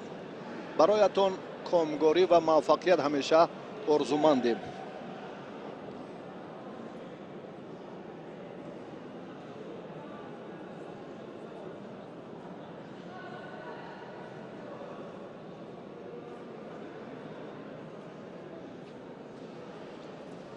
بار دیگر درود میگوییم با شما تماشابینان تلویزیون ورزش. جریان رقابت ها را ادامه میدهیم. اینجا رقابت ها در وزن 65 کیلو جریان دارد و خیراندیش مرادزاده در اینجا روی گلیم است با حریفش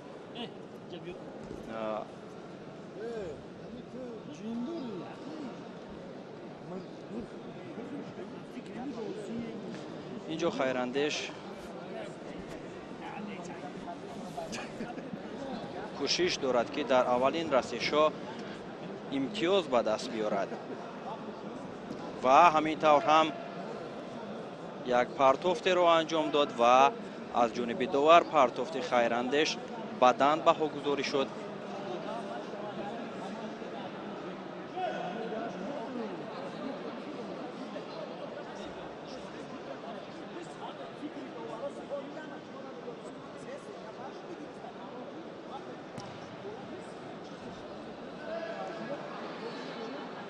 داور اشاره میکند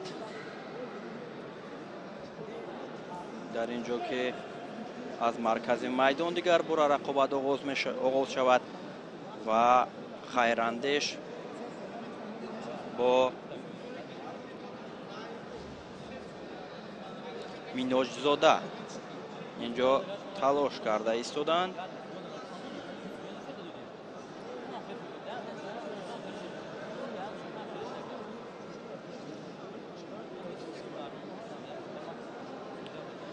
سعید نوریدین میناج زاده با خیراندیش یک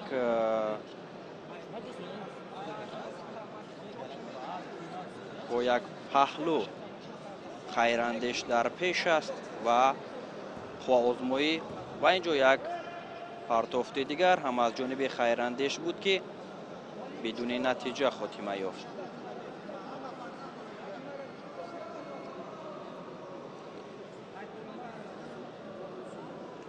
سعید نوریدین اینجا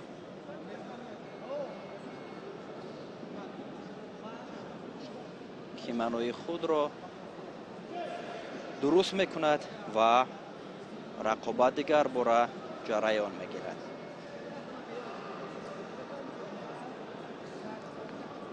خیراندیش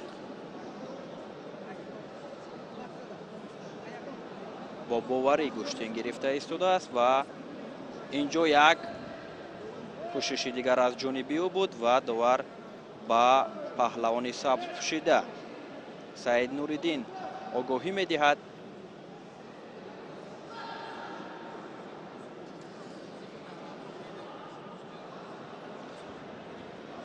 бояд қайд намоем ки хайрандеш дар чемпионати ҷаҳонии соли 2023 оид ба кураш ки дар Туркманистон баргузор шуда буд ва гирифтани медали нуқра даст ёфта буд ва инҷо талошҳои ӯ барои роҳ ёфтан ба мусобиқоте ки моҳи март аввалҳои моҳи март дар назар аст ҷоми раиси шаҳри Душанбе оид ба куштингирӣ баргузор мешавад ки дар он дар назар аст ки зиёда аз 35 кишвари ҷаҳон варзишгарон иштирок намоянд. Талошҳои ӯ бар баҳри роҳ ёфтан ба ин мусобиқот аст ва талошҳояш нисбат ба рақибаш дар ин ҷо зиёдтар ба чашм мерасад ва ӯ бо як паҳлӯ дар пеш аст.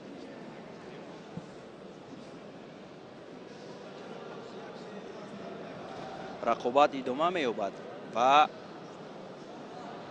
кӯшишҳои ҳарду паҳлавон баҳри пирӯзист ва ин ҷо як амалкарде буд ки наздик ба имтиёз овардан буд барои Саид Нуриддин.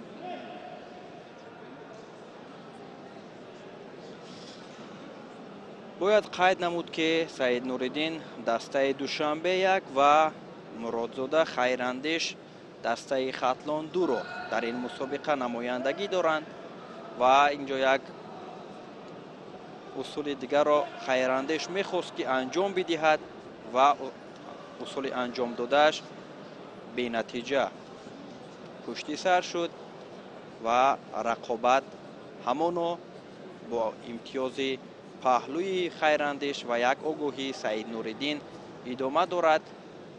1 дақиқаи дигар то анҷоми вақти сабқат боқӣ мондааст ва Саид Нуриддин бояд бештар кӯшиш кунад. Дигар ҳарчи бодо бод бояд таваккал кард то ки имтиёзро ба даст биёрад.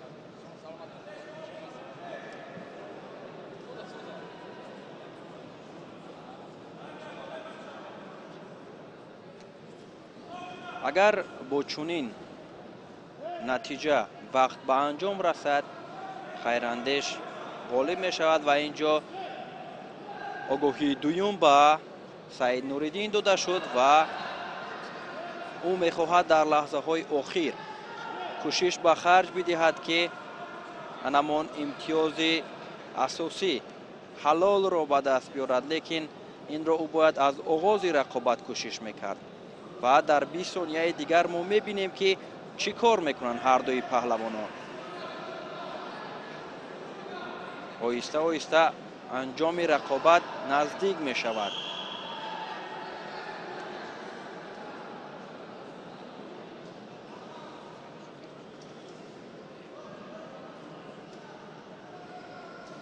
камтар аз 10 сонияи дигар паҳлавонон дар ихтиёр доранд ва ин ҷо сонияҳо 5, 4 ҳамин хел оҳиста оҳиста ба охир мерасад ва Хайрандеш Муродзода дар ин рақобат ғолиб мешавад.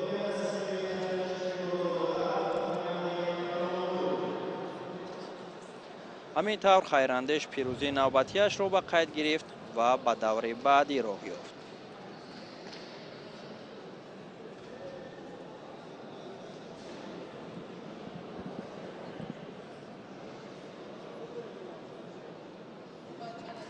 ин ҷо лаҳзаҳои такрор аз анамин рақобате ки Хайрандеш бо Саид Нуриддин дошт ки ин ҷо аз ҷониби довар анамон паҳлӯе ки баҳогузорӣ гардид рӯинавор аст ва ҳамкорони мо фишурдаи рақобатҳои онро ин ду паҳлавонро пешниҳоди шумо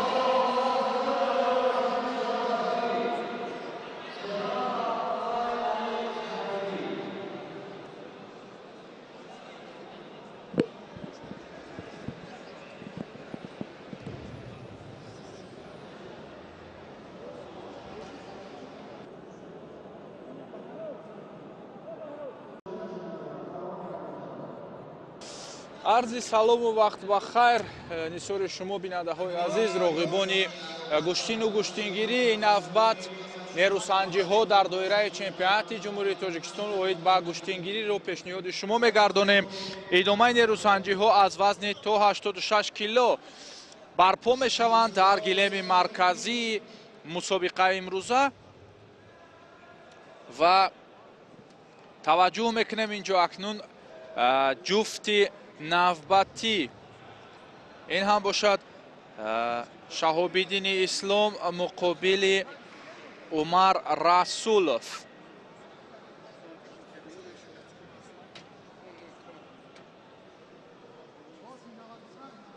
хуб дӯстони азиз, ҳама ба таваҷҷӯҳи нерӯсанҷиҳо баъд аз танаффуси нисфирӯзӣ ва бибинед ки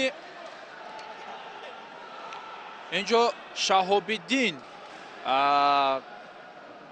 дар таваҷҷӯҳи ҳамин усуле ки рӯи даст дошт рақиб аз лаҳзаи аввали рақобат вижа таваҷҷӯҳ кард ва ҳаллуки сари китфи ӯ то ба охир кора накард. Акнун навбат ба худи Умар.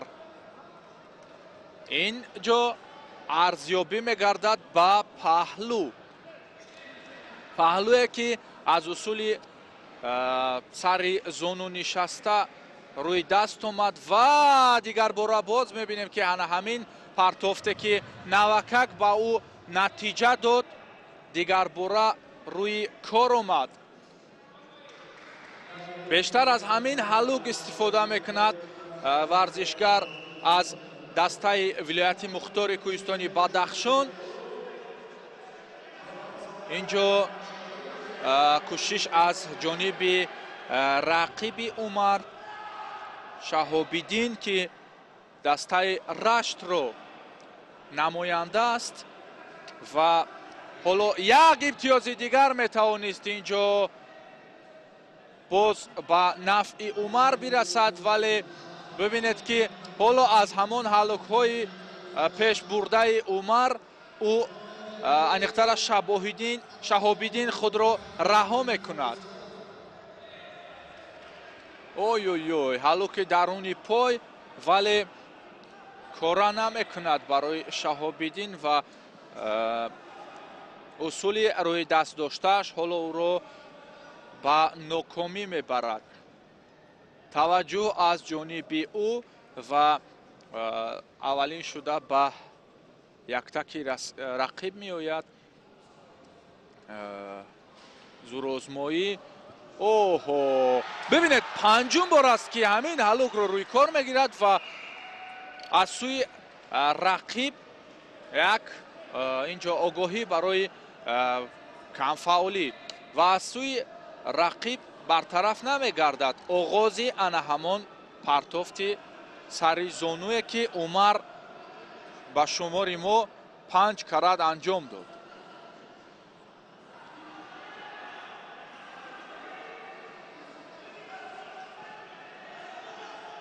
нишастҷойҳо дигар бора пури одам мешавад ва ҳаводорию мухлисӣ ҳам онҷо эҳсос мешавад, ба гӯшт меояд.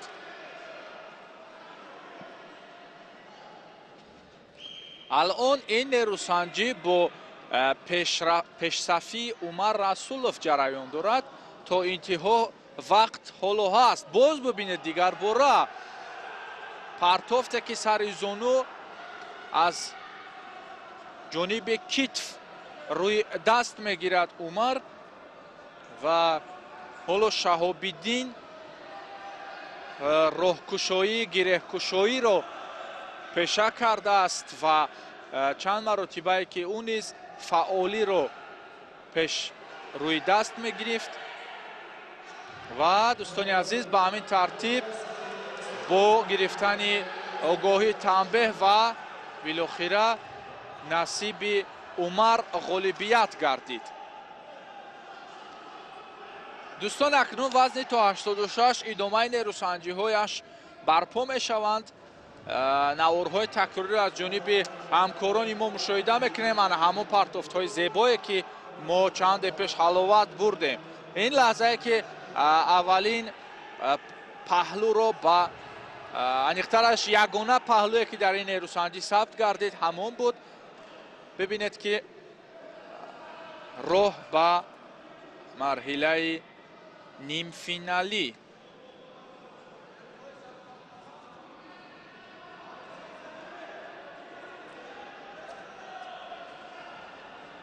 акнун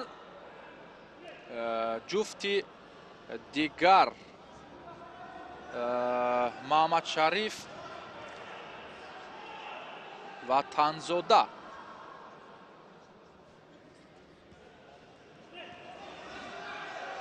муқобили рақиби худ туйчибек шарипов мазарат ой бисёр лаҳзаи зебо ба воситаи худ инҷо партофт кард ва бибинед ки ҳоло ин партофт ба такрор ҳам мушоҳида мекунем. лаҳзаи такрор аз ин зовия аз дигар паҳлӯ боз хоҳиш мекунем ки нишон дода шавад. инҷо доварон низ машварат карданд ва акнун ҳукми довари марказиро интизор мешавем. бори дигар партофтро интизор ҳастанд инҷо доварон низ довари лаҳзаи такрорӣ низ. хуб рафтем бори дигар аз ин зовия тамошо мекунем. кӯшиш ва партоф ва воситаи худ инҷо фикр кунам баҳогузорӣ намешавад. идома медиҳем дӯстони азиз. кор ҷолиб аст воқеан ин партофте ки мо дидем ҳайратовар буд.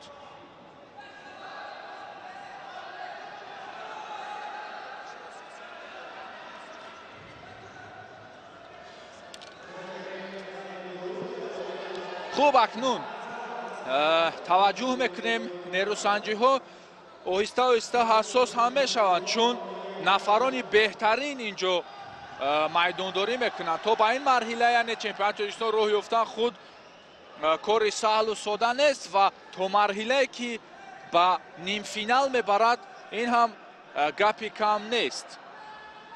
бубинед остин бармезанад варзишгари сабзпӯш муҳаммадшариф ки аз вилояти мухтори кӯҳистони бадахшон ба ин мусобиқа омадааст. партофти дигар ба воситаи худ сӯи рост ва арзёбӣ мегардад. бадан кор кард туйчибек.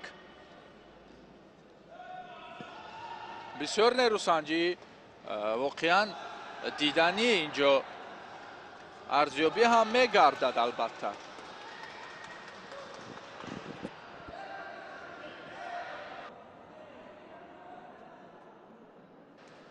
хуб бархурд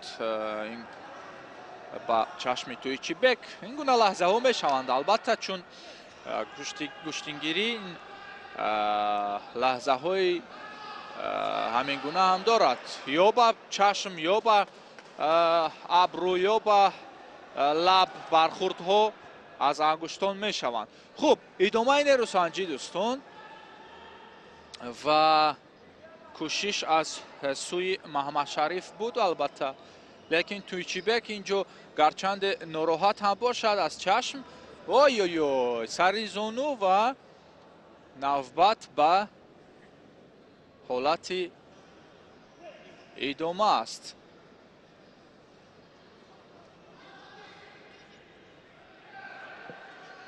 ҳеҷ ҷои шаку шубҳа набуд онҷо барои машварати доварон. бубинед ки боз як маротиба дигар ба кашиш сӯи ақиб ва рақиб ба замин меуфтад ҳамроҳи ӯ.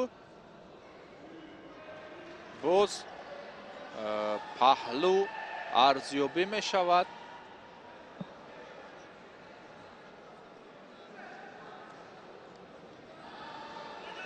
амакнун кор оҳиста оҳиста ранги дигар мегирад ва ба ватанзода мушкилтар мегардад. як бадан буд, як паҳлӯи дигар ارزیابی گردید و اکنون فکر کنم با حلال نیست بدنی نوبتی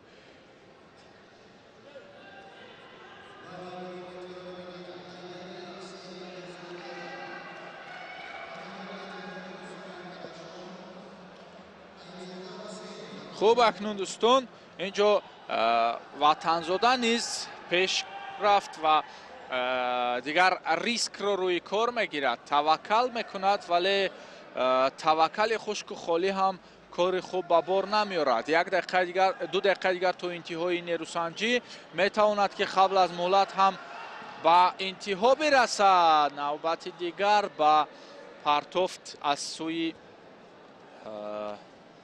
سراول وطنزاده کار رو شروع کرد و تویچیبک انتها انداخت به این کار اکنون ثانیه ها هم رو به آخر میارند ببینید که 1.5 دقیقه دیگر مونده است بسیار نیروسنجی انگیزمند و دیدنی و جالب اینجا برپا نمودن ورزشگران مخصوصا تویچیبک به حد فعال بود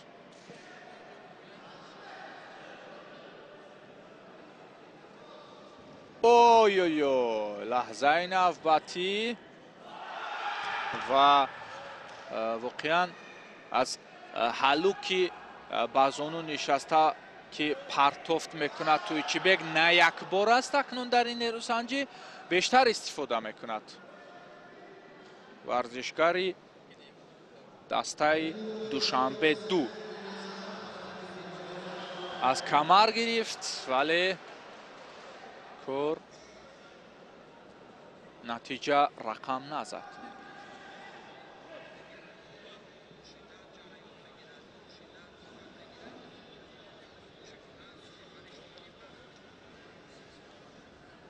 باز همون اصول و اکنون چون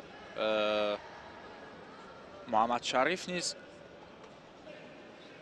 هنری رقیب رو از خود کرد نمیگذارد که اصولی روی دست گرفته تویچیبک نتیجه به بار بیارد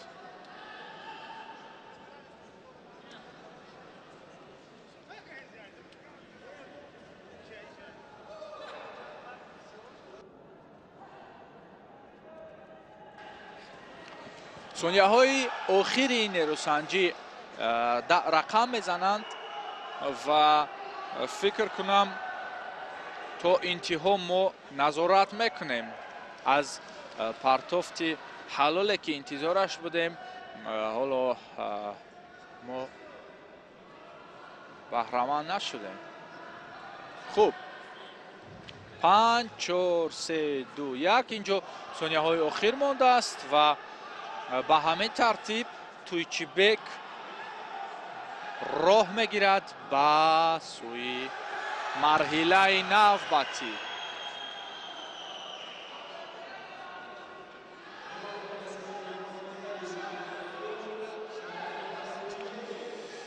خوب دوستان عزیز نیروسنجی که بعد از این رقابت برپا می شود روی گیلمی مرکزی حق نظر نظرف مقابل به حکمت الله شریپов است لحظه های تکراری رو تماشا میکنیم دوستان عزیز بسیار پرتوفت های جالب در این نیروسنجی مشاهده شدند ببینید که اینجا آن همین پرتوفته که بسیار هم زیبا بود و هم ارزیابی شده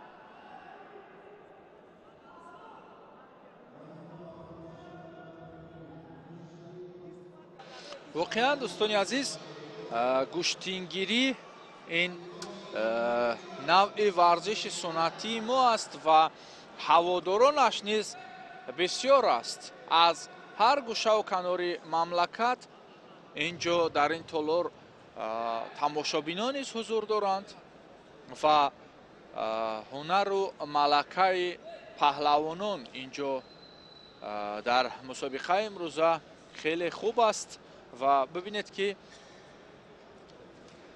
ана ҳамин меҳру муҳаббат ба ин ришта шумораи бисёри тамошобинонро ба ин толор овардааст. ва акнун дӯстони азиз, нерӯсанҷие ки чанде пеш эълон кардем, ҳақназар Назаров муқобили Ҳикматулло Шарипов барпо мешавад. Як партофт буд, вале ҳоло натиҷа рақам намезанад.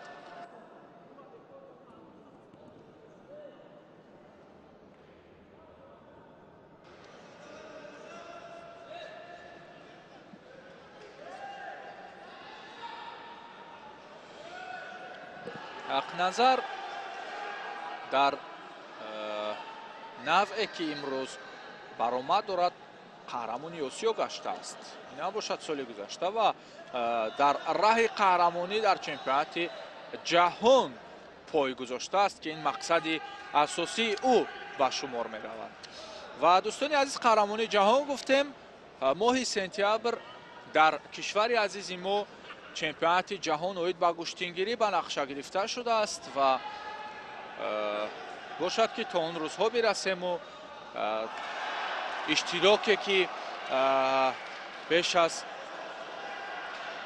дар мусобиқаи ҷоми раиси шаҳри Душанбе ки 8 март барпо мешавад, анқариб 40 кишвар чуноне ба мо ҳамин пайғом расид, иштирок хоҳад кард. Ой, бисёр лаҳзаи зебо, албатта ки ба партофтҳои зебои ин мусобиқа шомил мешавад.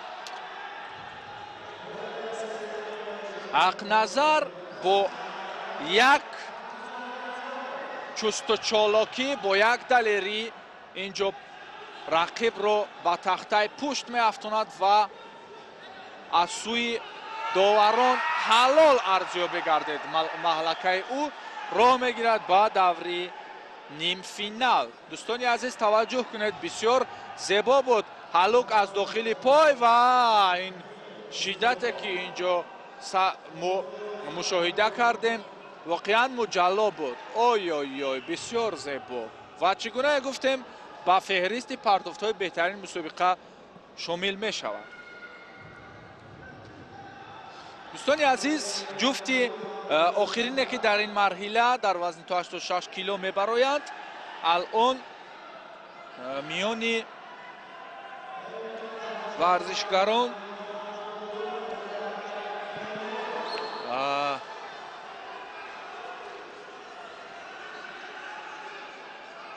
Зафарҷон Холмуродов ки яктаки сабз дорад ва муқобили ӯ Мусохон Ғаниев.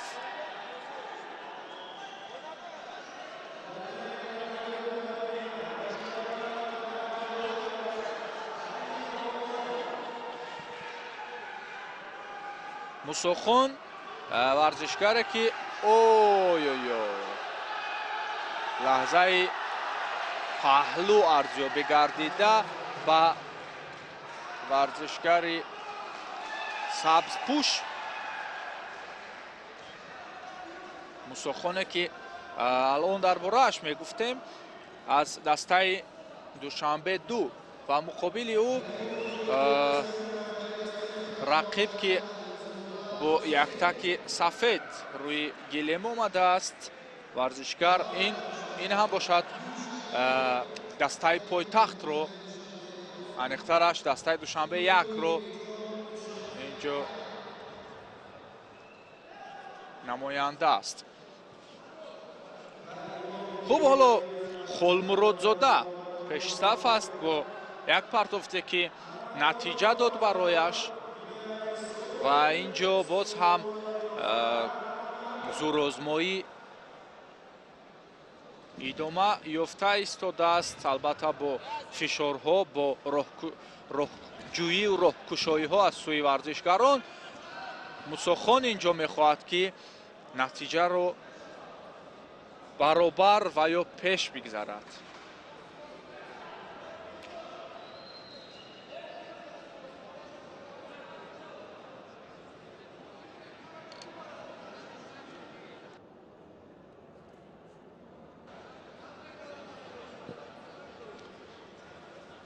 хуб, акнун воқеан чуноне ки мегуфтем онҷо аз 40 кишвар қариб дар мусобиқаи ҷоми раиси шаҳри душанбе ташриф меоранд.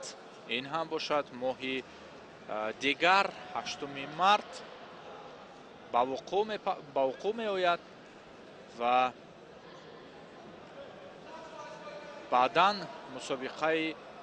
баъдан чемпионати ҷаҳон моро дар пеш аст аз мусобиқаҳои байналмилалии куштингирӣ. лаҳзае ки андак ба натиҷа овард.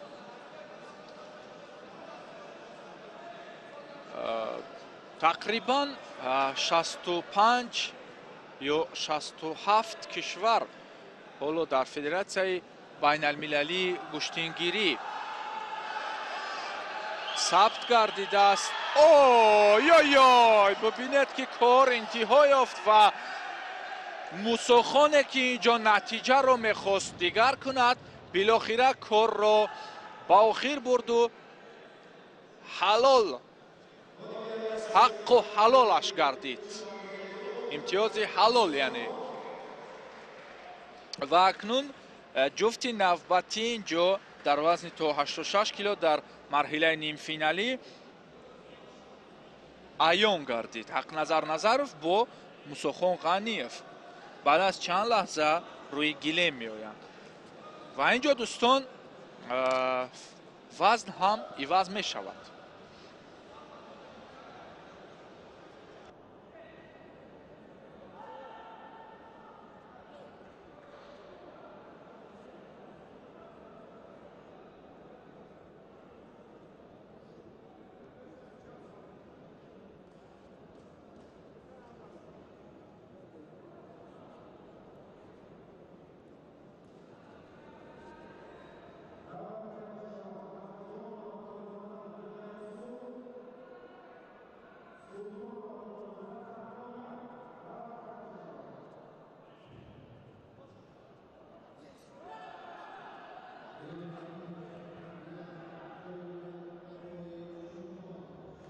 ва дӯстони азиз, акнун инҷо доварон низ варзишгаронро интизор ҳастанд.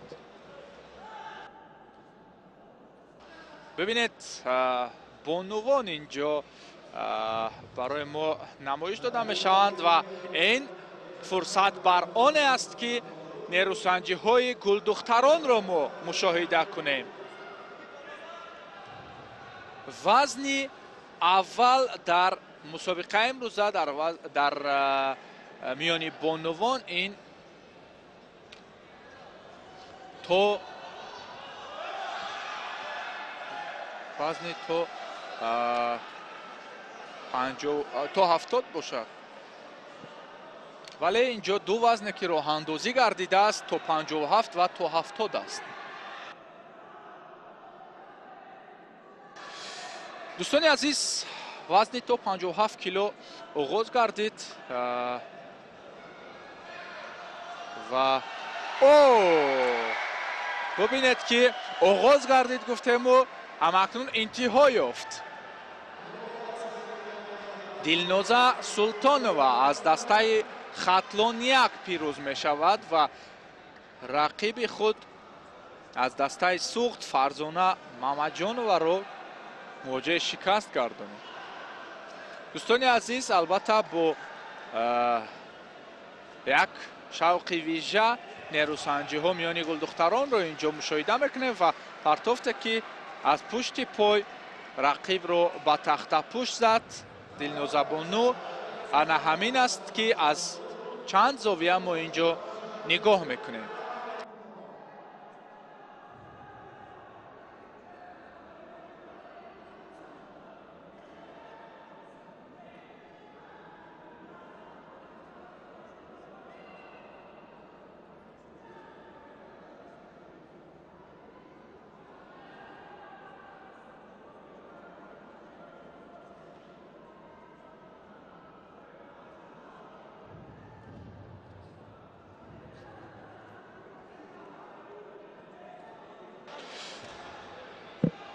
چگونه گفتیم اینجا جای نشست عموما جای خالی نیست. همه نشست جایها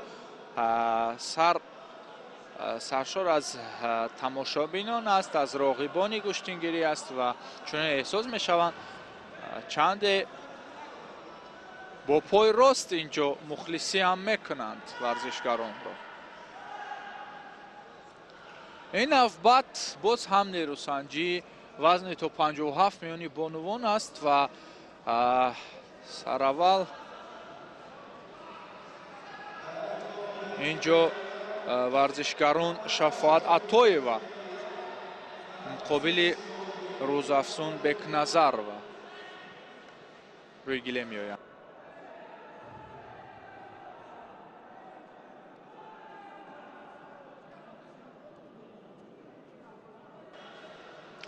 و دوستان عزیز نیروسنجی برپا می شود.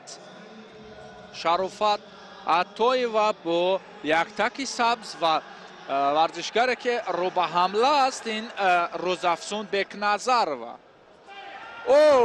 بسیار پرتافت و بسیار نیخترش کوششی خوب از جانب بکنظرova.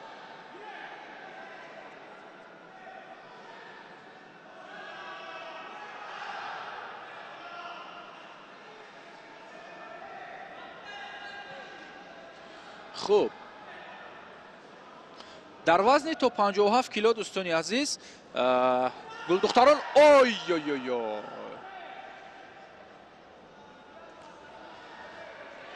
6 نفر بانوان نامنویس شدند که مرحله از یک چهارفینالی آغاز گردید و جفت دوم را در این وزن ما نیروسنجیش را مشاهده میکنیم. غالب این جفت مقابل سیدخان داداجانova رقابت میکنند. بکنظرova اینجا بانو روزافزون بسیار فعال است. ببینید که در چشمان او حتی آتش و انگیزه را نیز مشاهده کردن ممکن است و صرف برای موفقیت زورآزمایی میکند. حالا دو پرتافت کرد، دو کوشش بود ولی نتیجه همون و صفر است و ببینید که کار را اینجا رنگ دیگر هم بخشید بانو روزافزون و با یک پرتافته که واقعا زیبا بود کار را به حلال برد. بسیار پرتافتی زیبا بود مخصوصا از جانب گلدختران و واقعا بانوان که خود زیبایند ولی بانوان ورزشگر باز هم زیباتر هستند و این زیبایی هنری آنها را ما امروز نیز مشاهده میکنیم. ببینید که پرتافته که سراول روی دست آمد از جانب روزافزون دیگر باره به مقصد رسیدن او اینجا نمایان است. بسیار زیبا است واقعا. اکنون روزافزون مقابل جفتی دلنوزه با روزی گل با میدان می آیند. اینجا وزن دیگر می شود دوستانی.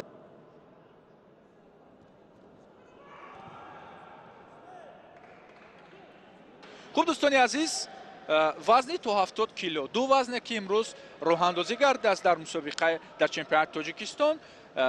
وزن تا 70 کیلو نیز همگی 5 بانو را برای رقابت به هم میارد. سراول شاهد قلندر و مقابل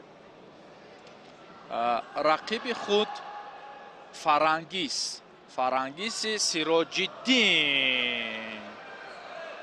دوستان ما نمبر کردیم و اینجا کار انتها یافت. شاهد قلندر و راه به سوی مرحله نیم فینالی میگیرد که آنجا او را قربانگل حلیم و انتظار است. ҷуфти навбатӣ Мафтуна Уроқова муқобили Ҷонуна Назарова хоҳад буд. Тамошо мекунем лаҳзаҳои такрорӣ ва баъдан варзишгароне ки номбар кардем ба дидани қувваозмоии онҳо мегузарем.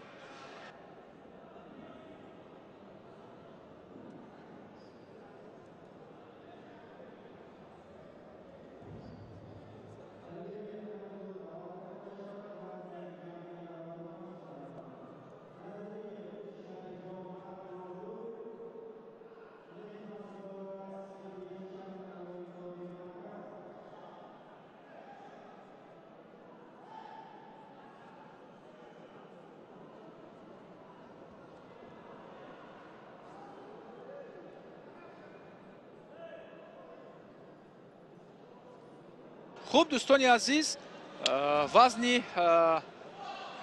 мардҳо, вазни сангин инҷо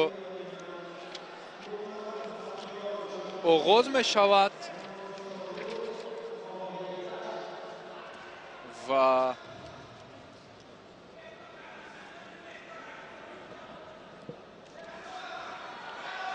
оғоз мекунем дӯстони азиз мушоҳидаро вазни изофавӣ ва ё вазни сангин нерӯсанҷиҳояш оғоз мегардад. дӯстони азиз, Шариф Назриев варзишгар аз дастаи хатлон-ду муқобили Сайфиддин Некматзода.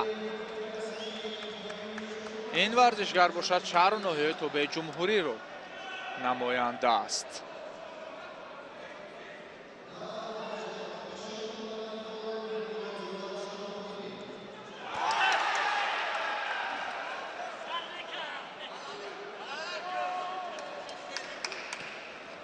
вазни сангин дар ҳама варзиш як таваҷҷӯҳи махсус дорад ва албатта ки нерӯсанҷиҳояш ҷолиб ҳам барпо мешавад. ва акнун ин вазни ҷамъи 95 кило оғоз мешавад. мо бар умеди ҳамон зебогиву вижагии махсуси гӯштингирӣ дар аз сӯи ин паҳлавонон ҳастем.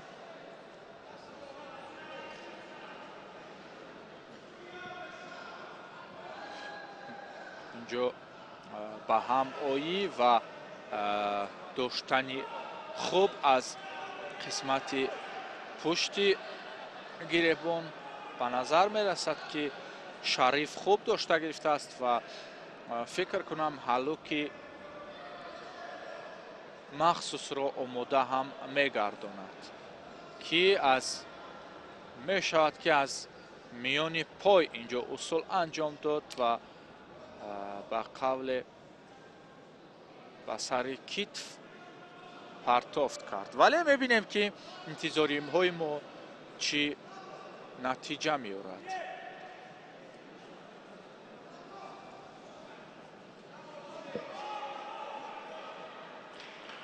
аз майдон берун мешавад варзишгари сабзпӯш Сайфиддин Некматзода.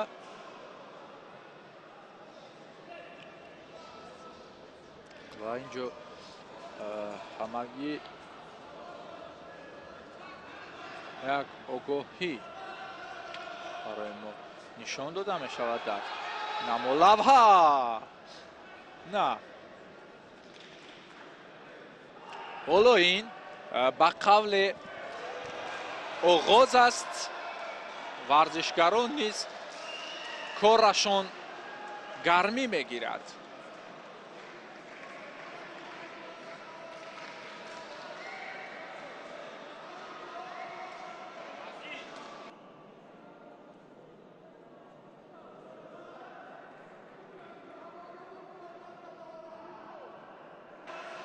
боз ҳам ҳамин камардорӣ ва гиребондорӣ инҷо мушоҳида мешавад ва партофте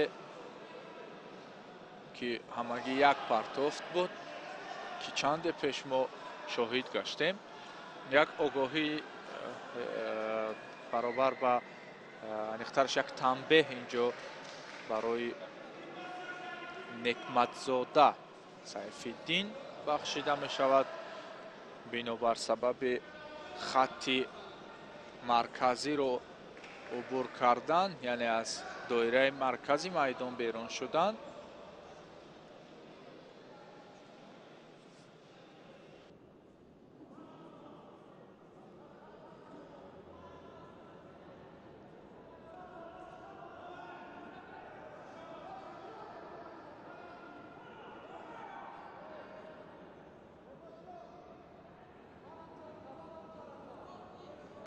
хуб, набояд ки аз майдон берун шавад инҷо некматзода ва ӯ ки як огоҳию як танбеҳ дошт, барояш воқеан ҳамин лаҳзаҳо хеле хатарнок аст.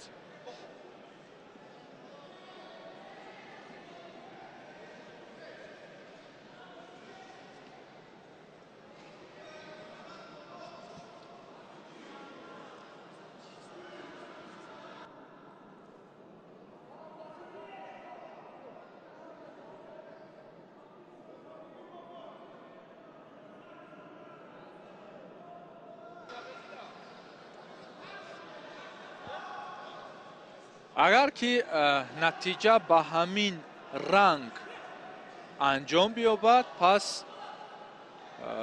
бибинед ки як огоҳию як танбеҳ ки дорад, ин албатта барои сайфиддин нигаронкунанда ҳам ҳаст.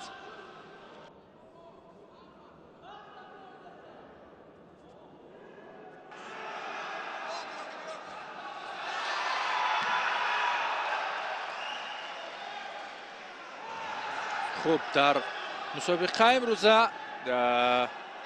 се гилем ороста шудааст ва дар гилемҳои дигар ҳам нерӯсанҷиҳо ҷараён мегиранд ки ин мухлисие ки мо ба назар ҳам мерасад далолат аз он аст ки дар гилемҳои дигар нерӯсанҷиҳо ҷараён доранд. хуб, вақт ба анҷом расид ва ғолибият насиби варзишгари сафедпӯш Шариф Назриев. гуфтем ки вақтҳои интиҳоӣ аст ва кор барои Сайфиддин на он қадар омад кард, чун огоҳию танбеҳ дошт, ӯро аз идомаи рақобат бенасиб монд.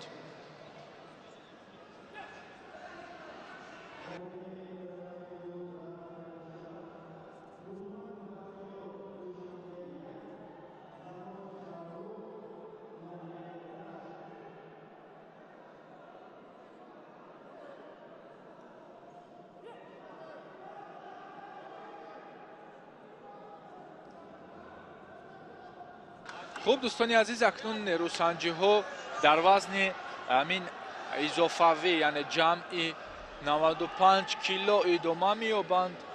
алон Бахтиёр Қулматов муқобили Шорух Замонов инҷо бояд ки нерӯсанҷӣ кунад. ҳоло Бахтиёр ба нерӯсанҷӣ ҳозир шудааст, вале рақиби ӯро мо намебинем.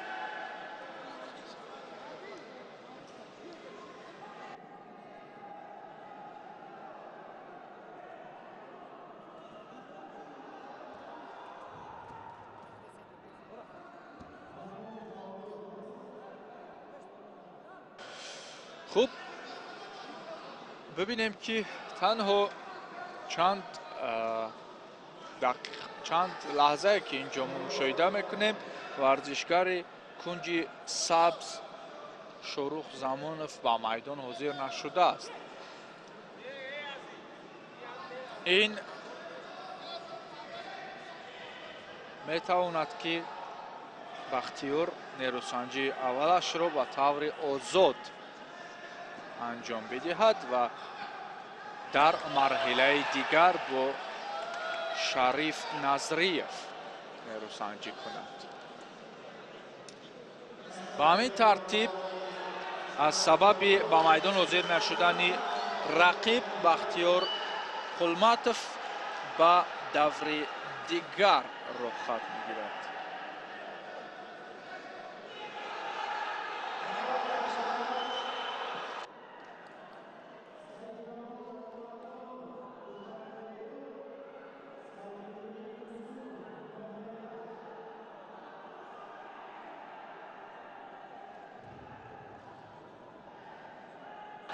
ҷуфти навбатӣ боз дар ҳамин вазн Алимардонов Саидҷамол муқобили варзишгар аз шаҳри Душанбе Муҳаммад Фарҳодов.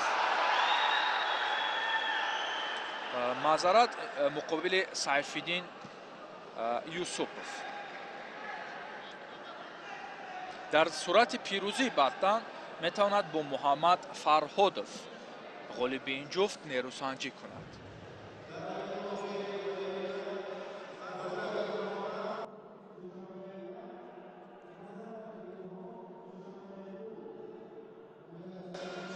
хуб, Алимардонов муқобили Юсупов. нерӯсанҷие ки алон мо мушоҳида мекунем.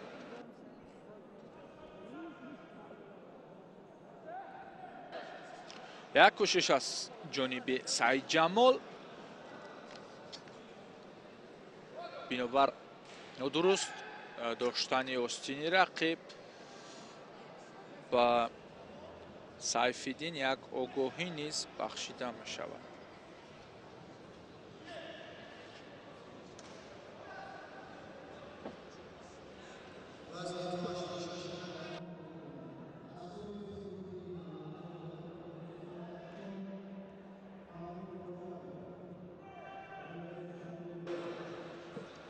хуб, довар низ даъват мекунад ки боз ҳам гӯем ки ба гӯштин биёянд, боз ҳам ба рақобат биёянд, чун лаҳзаҳои хушку холӣ, лаҳзаҳои ист бештар ба назар мерасад дар ин нерӯсанҷӣ. ва инҷо як пойзанӣ аз ҷониби Саидҷамол. ой артофти дигар ки ноаён.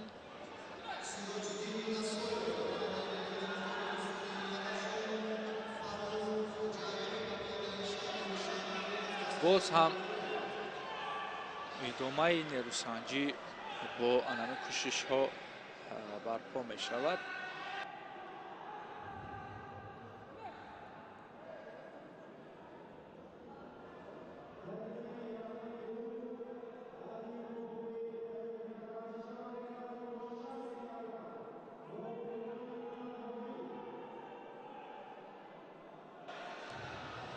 баъд дӯстони азиз, инҷо нерӯсанҷиҳое ки дар гилеми марказӣ гуфтем дар вазни изофавӣ ҷараён доранд, баъдан марҳилаҳои нимфиналӣ вазнҳо барпо мешаванд.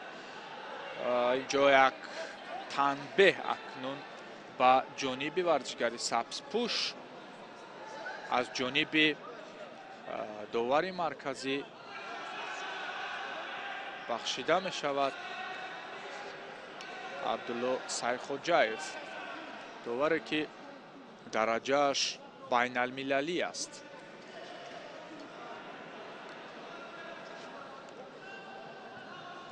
хуб, аз миёни пой як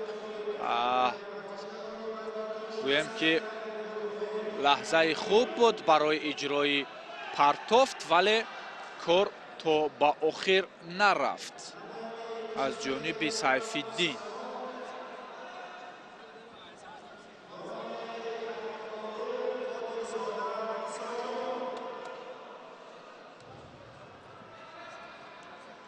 пойзаниҳоу ой сари зону нишаст. бисёр хуб инҷо амалро рӯи даст гирифт Сайфиддин Юсупов ва ана ҳамун пойзаниҳое ки чанд маротиба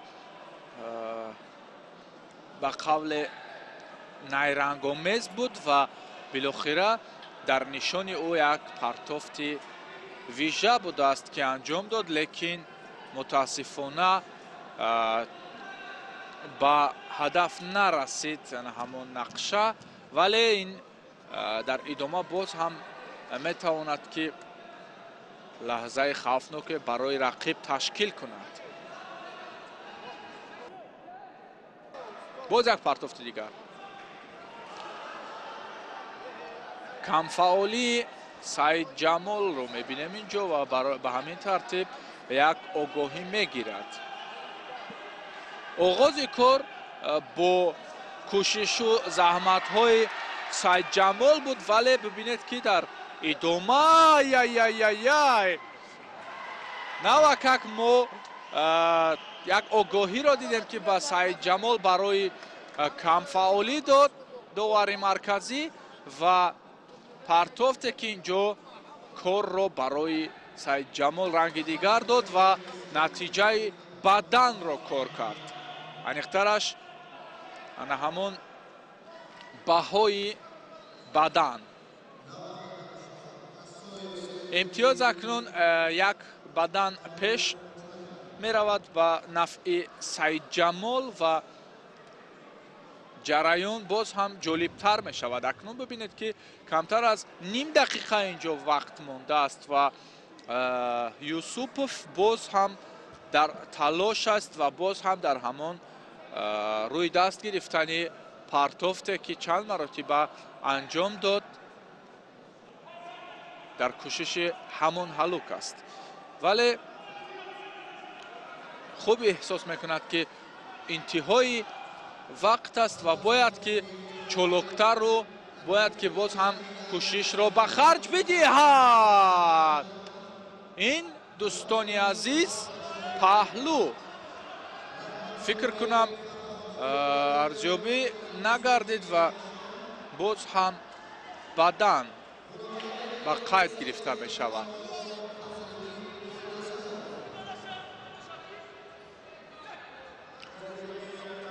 хуб, акнун ин нерӯсанҷӣ бо пирӯзии Саид Ҷамол Алимардонов ба анҷом расид. меравем ба нерӯсанҷии дигари ин вазн. ҷуфти навбатӣ инҷо миёни варзишгарон дар ҳамин вазни изофавӣ хоҳад буд.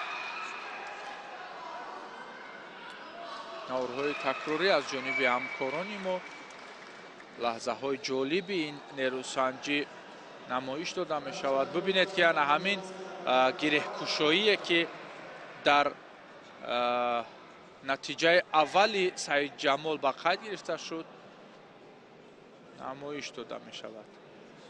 ва баъдан ин партофти дигаре ки боз ҳам баъдан арзёбӣ гардида буд.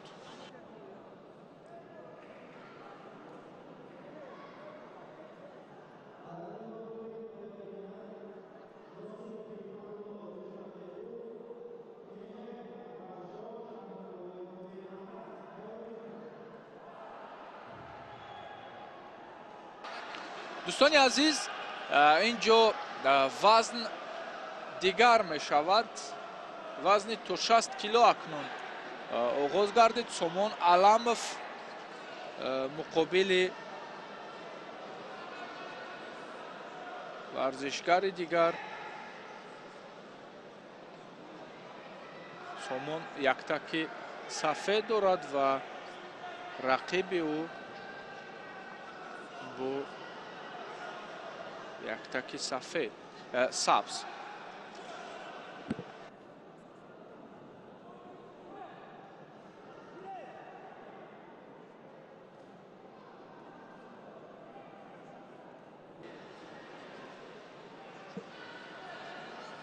хуб, акнун чуноне ки мо мушоҳида мекардем вазни гарон инҷо ҷараён мегирифт ва ҳоло ҳам идома дорад, вале дар гилеми дигар.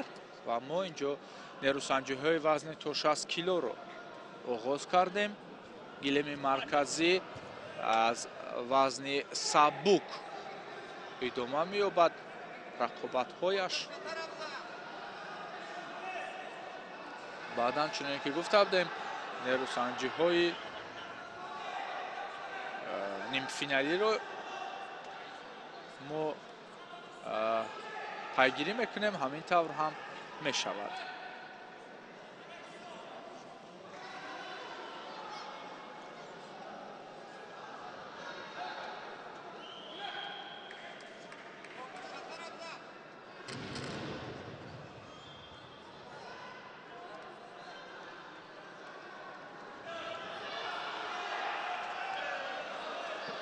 хуб, вазни сабук воқеан мана ҳамин гуна чолоку зуд аз ҳар зовия гӯем ки партофтҳо дида мешавад, чун вазни сабук аст ва варзишгарон воқеан дар ин категория бисёр чолоканд.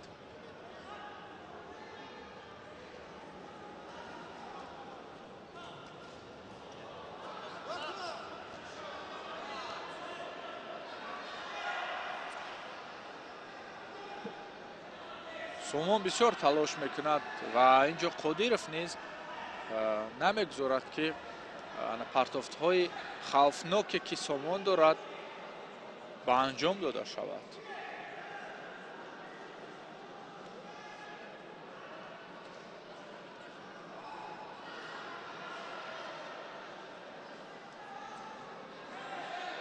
хуб, як кӯшиш аз ҷониби варзишгар бо яктаки сабз.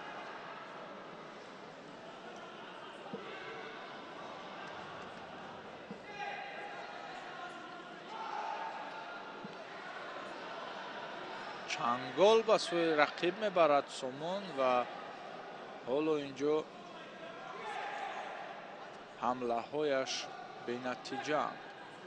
як огоҳӣ барои сомон аламов ва бибинед ки аз ҷониби дигар низ инҷо кӯшишҳоро мо бар аъло эҳсос мекунем.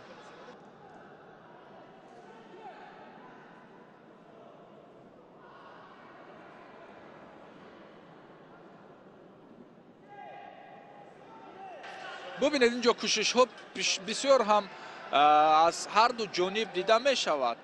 сомон боз ҳам кашишҳоро инҷо ба кор мебарад, яъне ки фишорҳоро мо хуб мебинем инҷо.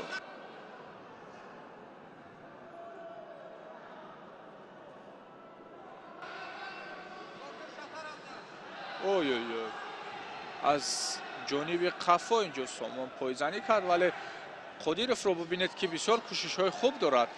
сари китф нишон мегирад, партофтро рӯи даст мегирад, вале ҳоло аз ҳар ду ҷониб истодагариҳо бар аъло намоёнанд.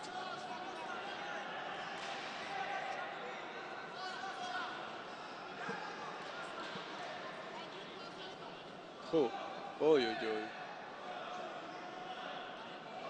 ҳамла аз як ҷониб, аксуламал аз ҷониби дигар воқеан ҷаззоб аст дидани ин гуна ҳунари воло ва чустучолокии паҳлавонон.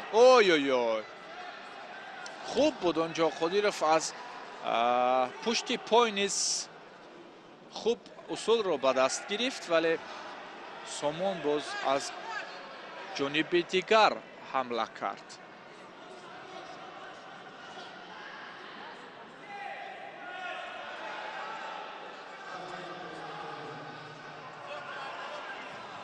хуб, на муваффақ намегардад варзишгари канори сафед.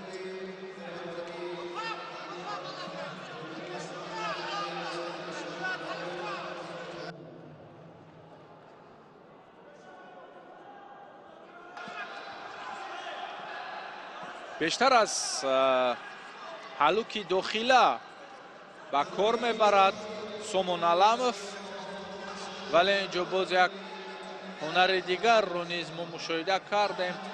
Албатта пойзание ки фишор дошт, вале ҳоло ҳам варзишгарон истодагарӣ мекунанд.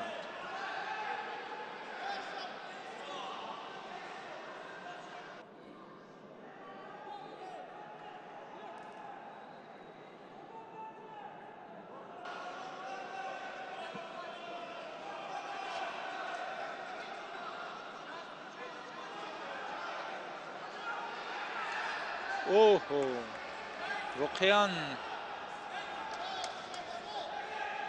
طول دقیقه هایی که ما اینجا مشاهده کردیم بسیار یک پهلوانی پر انرژی را دیدیم. از هر دو جانب ببینید که قدیرов حمله میکند، از هر دو جانب سر زانو مینشیند و باز هم همان لحظه همان هنر، همان اقتدار، همان قدرت.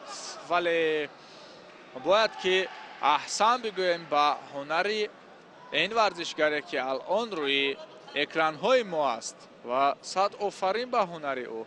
لیکن چی باید کرد که قاعده است و با آن همان آگاهی و تنبیهی که داشت ناکام گردید. سومون علامов به فینال می رود. دوستان عزیز، وزن تا 60 کیلو نیروسنجی نیم فینالی اولش به انتها می آید.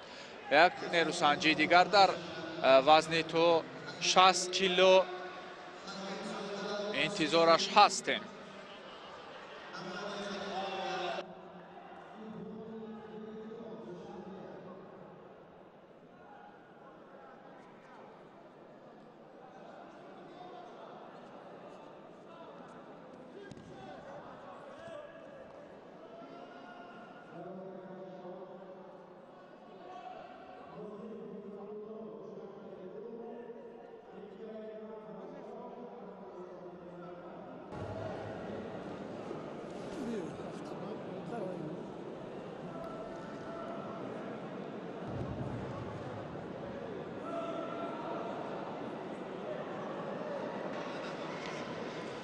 خوب تماشابینان گرامی، برمیگردیم با رقابت دور سیوم چمپیونات تاجیکستان اوید با گوشتنگیری میان مسلمبек کریمов و علیزاده شیرالی. باید قید نماییم که مسلمبек کریمов یکی از چهره‌های سرشناس گوشتنگیری در قلمرو تاجیکستان است و او در رقابت اولینش توانست که غازیف داوود را شکست بدهد و با این مرحله راه بگیرد و علیزاده شیرالی باشد. در رقابت اولینش آزاد بود و مستقیما با این مرحله رسید. باید قید نماییم که مسلمبek کریمov دسته خاتلون یک را نمایندگی میکند و شیرالی علیزاده باشد شهر و ناحیه های تابع مرکز را. رقابت میان پهلوانان با سرعت ادامه دارد و هر دو پهلوان تلاش بهر پیروزی میکنند و نفر غالب به مرحله دیگر یعنی به مرحله های بعدی راه مییابد. طوری که قید نموده مسلمبek در رقابت اولینش با یک پرتافت بسیار هم زیبا داوود غازیف را شکست داد و این رقابت دومی او در این مرحله در این مسابقات به حساب می رود.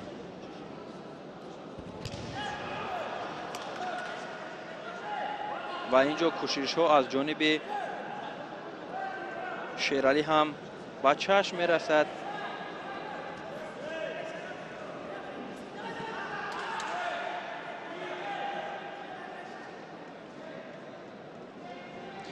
داور مرکز خسرو شویف اشاره کرد که رقابت از مرکز میدان آغاز شود و او آغاز میکند دیگر باره رقابت را با صدای گیرید و رقابت پهلوانان دقیقه دوم جریان دارد و همانا از جانب هر دوی پهلوانان نتیجه به بار نآمده است و کوشش ها زیاد است.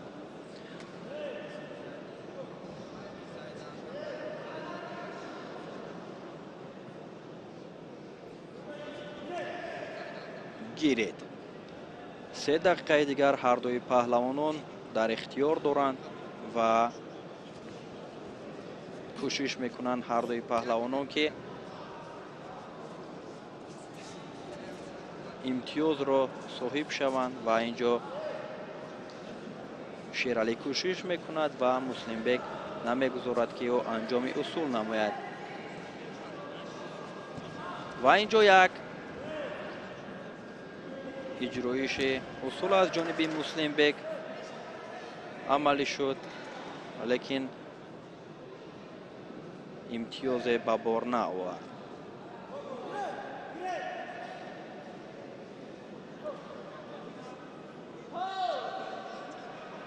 аллакай аз вақти асосии рақобат 3 дақиқа сипарӣ мешавад, наздикии 3 дақиқа, ва то ба ҳол ба касе муяссар нашудааст ки дар инҷо имтиёз ба даст биёранд.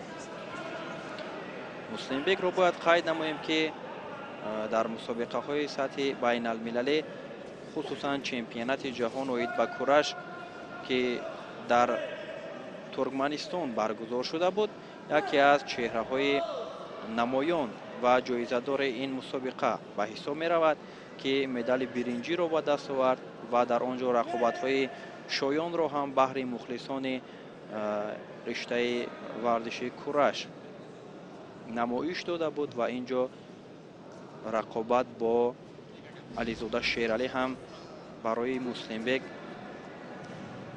мушкилӣ эҷод карда истодааст ва ӯ наметавонад анамон усулҳои худро анҷом бидиҳад ва соҳиби имтиёз шавад. ва ин ҷо бенатиҷа.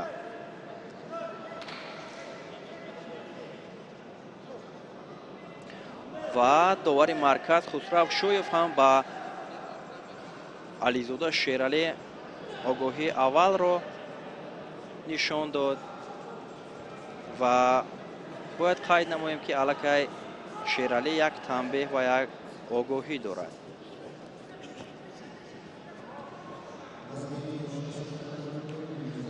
дар сурати бо чунин натиҷа ба анҷом расидани вақти сабқат Муслимбек метавонад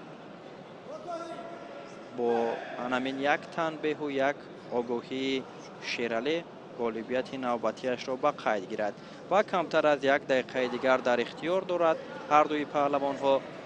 ва ин ҷо як партофти зебо буд аз ҷониби Муслимбек Каримов ки бадан баҳогузорӣ шуд.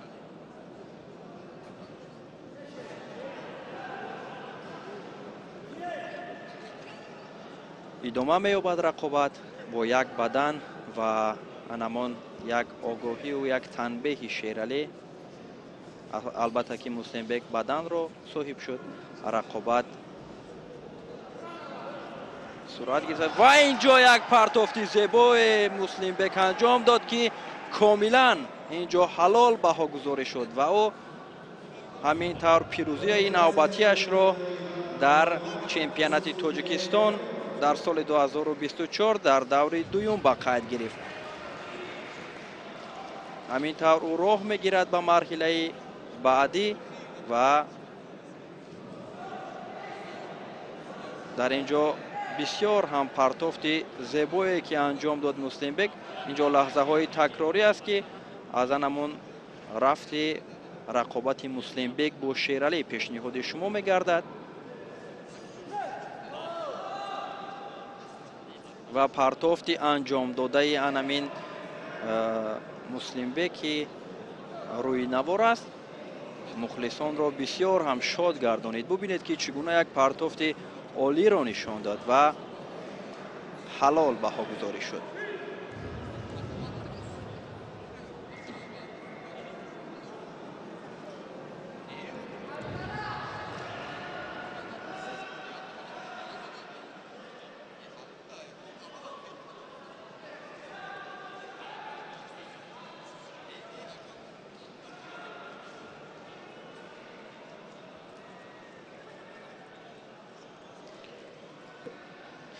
اینجا چهره سرشناسی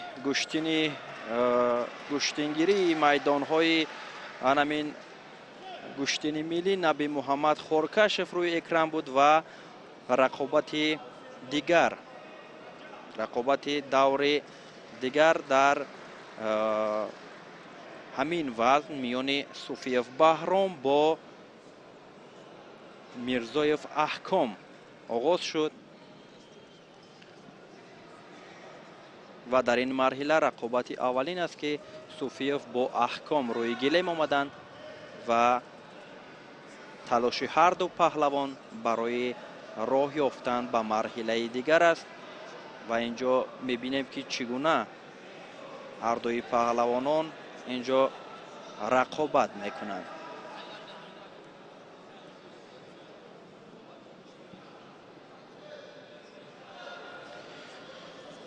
صوفیف دسته خطلان دو رو نمایندگی میکند و احکام باشد دسته دوشنبه یک را و باید قید نماییم که بهرام در رقابت اولینش خدای نظر قدیرف را از صدی راه دور کرد و احکام باشد دولتف محمد رافع را از منطقه رشت شکست داده و مرحله بعدی راه یافتند. در رقابت دویمش باشد احکام توانست که دولت اسلام را شکست بدهد و بهرام باشد محمد سراجوف را از دسته خطلان شکست داده به این مرحله رسیدند هر دوی پهلوانان و رقابت میان بهرام صوفیف و احکام میرزایف همان یک زیل است و هر دوی پهلوانان تا به حال امتیاز به دست نآوردند و اینجا داور آگاهی اول را به احکام نشان میدهد و با یک آگاهی صوفیف بهرام در پیش است. داور گیرید صدا می کند و رقابت هر دوی این پهلوانان ادامه می یابد.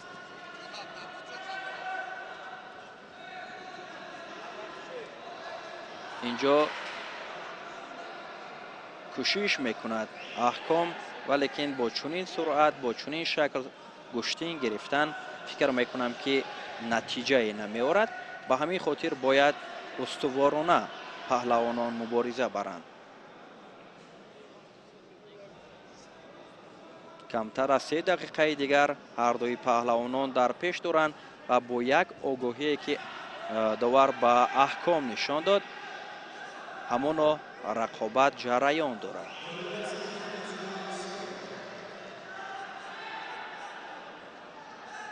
اینجا کوشش میکند احکام تلاش می‌ورزد که امتیاز به دست بیارد لیکن با چنین شکل فکر میکنم که در مقابل صوفیف احکام نمیتواند اصولش را انجام بدهد. به همین خاطر باید تلاش و کوشش و آن چیزی که پهلوانان میخواهند باید جدیتر مناسبت کرد. به همین خاطر اینجا آگاهی دوم مبادل به تنبیه می شود و احکام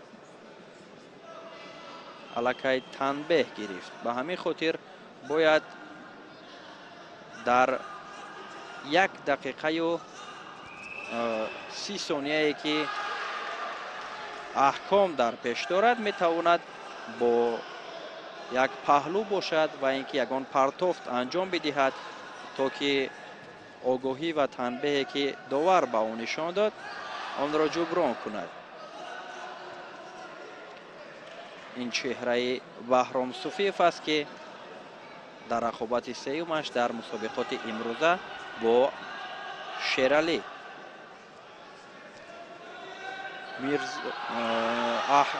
با معذرت دوستان با احکام میرزایف رقابت دارد. همان رقابت با یک تنبیهی که به احکام داور لایق دانست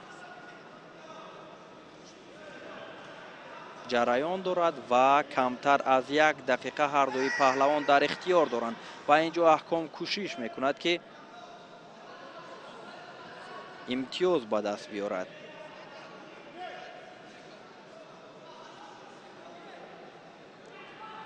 ба вақт нигаристан он қадар ва ин ҷо аҳком тавонист баданро ба даст биёрад ва имтиёзи баданро соҳиб шавад. дар лаҳзаҳои охир аҳком фаъол мешавад ва мебинем ки дар лаҳзаҳои охир анамин усуле ки анҷом дод ба ӯ имтиёзи бадан овард ва дар лаҳзаҳои охир ки гуфтем аҳком фаъол мешавад то кадом андоза ӯро муваффақ гардонида метавонад ва ин ҷо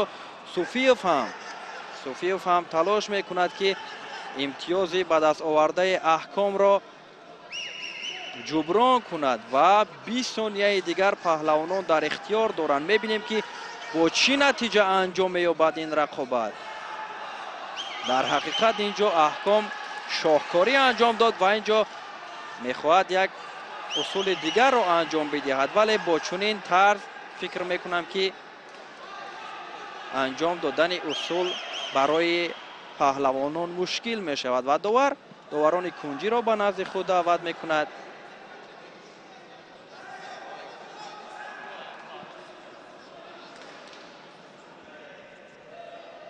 машварат намуданд доварон ва мебинем ки чӣ қазоват мекунанд.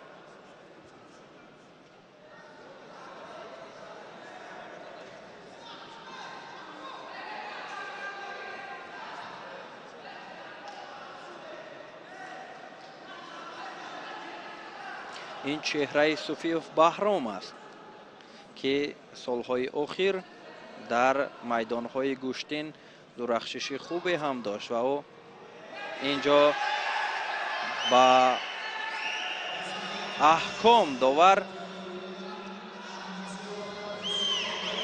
огоҳии сеюмро нишон дод ва ҳамин тавр ӯ бо анамон огоҳиҳои пай дар пай шикаст хӯрд ва як бадан ҳам дошт. ҳамин тавр Суфиев Баҳром ба марҳилаи дигар роҳ ёфт. бубинед ин ҷо наворҳои такрорӣ аст ки аҳком имтиёзи баданро кор кард ва анамон нодуруст доштану истифода кардани анамон усулҳое ки бардуруғ буд ва анамон огоҳиҳои пайдарпае ки ӯ аз оғози рақобат дошт бо 3 огоҳӣ ӯро маҳрум кард аз ҳаққи ғолиб гаштан ва ин ҷо Суфиев ғолиб омад ва роҳ гирифт ба марҳилаи дигар. ва дӯстони азиз, дар ин вазн рақобати дигар миёни Боқиев Суҳроб бо Вали Муҳаммад Боқӣ аз дастаи вилояти Суғд рақобат оғоз шуд ва бояд қайд намоем ки ин як рақобати бисёр ҳам пуршиддат ва як рақобати бисёр ҳам зебо хоҳад буд, чунки ҳардуи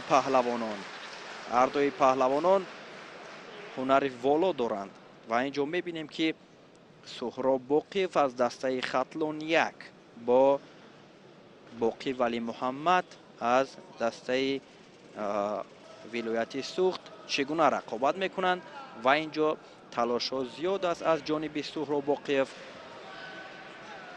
ва ӯ мехоҳад ки дар анамин лаҳзаҳои аввал имтиёзи заруриро ва ин ҷо Суҳроб мехост як партофти зеборо нишон бидиҳад. ба наздик ҳам буд ба анамон натиҷаи дилхоҳе ки ӯ мехост. Суҳроб Боқиев бо Боқӣ Вали Муҳаммад аз ин ҷуфт ғолиби ин давр дар марҳилаи баъдӣ бо Суфиев Баҳром рақобат хоҳанд кард.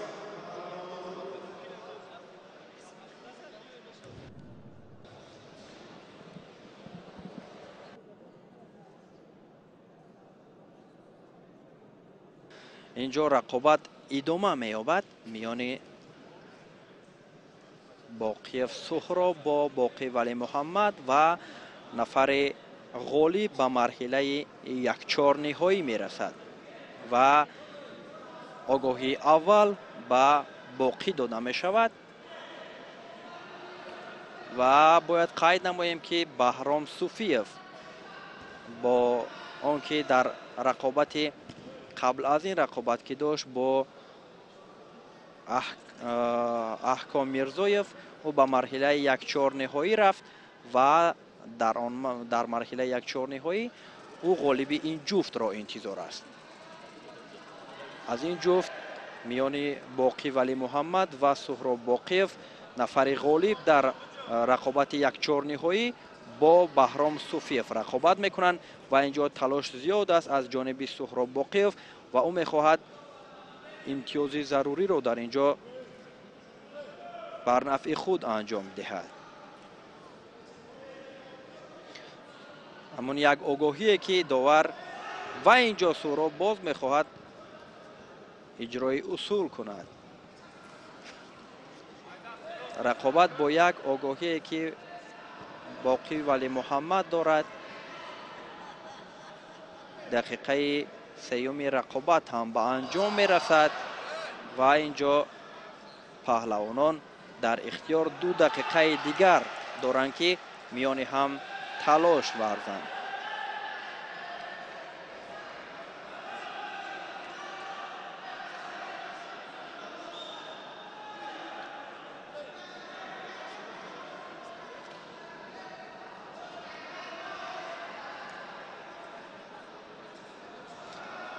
سهراب کوشش‌هایش نسبت به رقیب زیاد است در اینجا. تلاش‌هایش هم زیاد است و او نسبت به رقیب فعال به چشم می‌رسد و می‌خواهد انجام اصول کند و فکر می‌کنم که در اینجا باقی ولی محمد باید برای غالب گشتن کوشش‌هایش نسبت به سهراب زیادتر باشد چون که او با یک آگاهی رو به باخت دارد و اینجا فعالناکی سهراب به چشم میرسد احساس میشود ولیکن همون پرتافت یا اینکه همون اصولی که در اینجا لازم است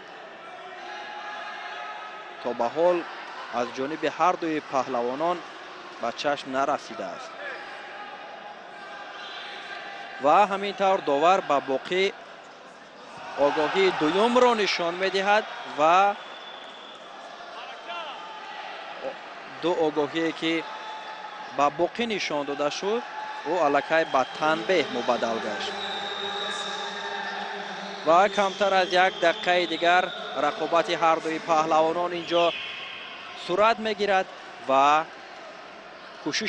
کوشش هر دو پهلوان بهر پیروزی است و طوری که در اول هم قید کردیم نفر غالب با صوفیف بهرام در رقابت یک چهار نهایی این وزن دایر می شود و باید کوشش ها از جانب باقی زیادتر باشد چون که با تنبیه باقی ولی محمد رو به باخت دارد و اینجا 15 ثانیه دیگر پهلوانان در اختیار دارند و همینطور آهسته آهسته وقت به انجام می رسد و الکی انجام سبقت است. اینجا وقت به آخر رسید و با نمان یک تنبیه و آگاهی که به باقی ولی محمد نشان داده شد اینجا سهراب باقیف غالب می شود. همینطور سهراب باقیف در رقابت یک چهار نهایی با بهرام صوفیف رقابت می کند.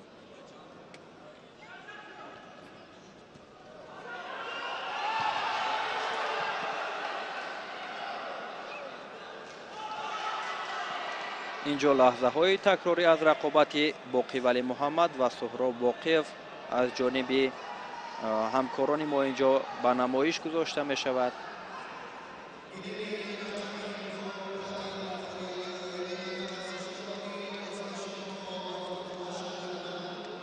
اینجا یکی از چهره‌های سامبو سوربان لطیفов روی اکران است.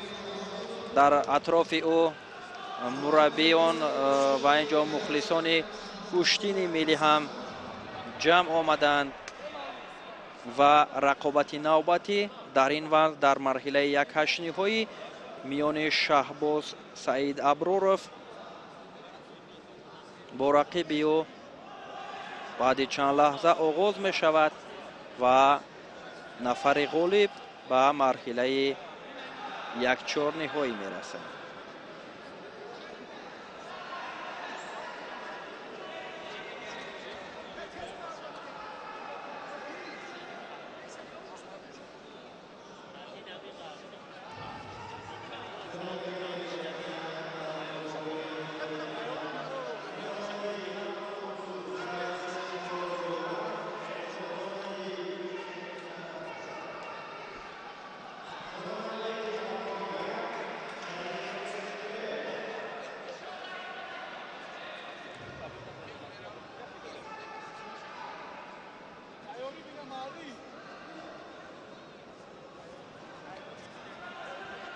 همینطور رقابت آغاز می شود و اینجا مخلصان هم به پهلوانان مصلحت می دهند.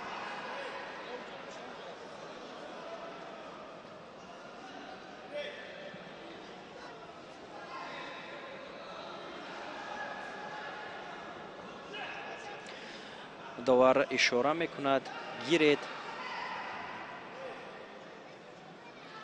و شهباز سعید ابرارов با مصطفی عبدالفیض در اینجا رقابت را آغاز کردند. مصطفی عبدالفیض از دسته خطلان 2 است و شهباز سعید ابرارов باشد دسته دوشنبه 2 را نمایندگی می کند و غالب این جفت به مرحله دیگر راه می یابند.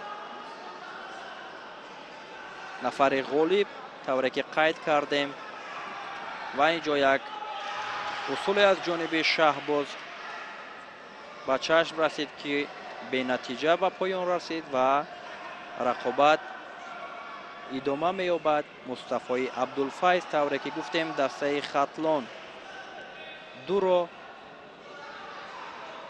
نمایندگی می کند و او در رقابت اولینش محمد سعید زاده را شکست داد و آگاهی اول هم اینجا به مصطفی نشان داده می شود و غالب این جفت به مرحله نیمه نهایی می رسند.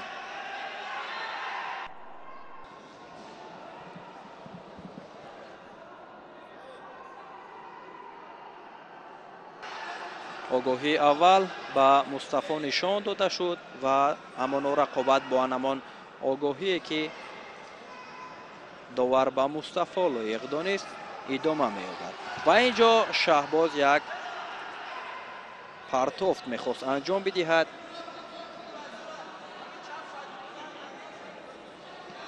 لیکن نتوانست تا به آخر اصول انجام داده اش را با ثمر انجام بدهد و رقابت ادامه می یابد. شهباز سعید ابرارov با مصطفی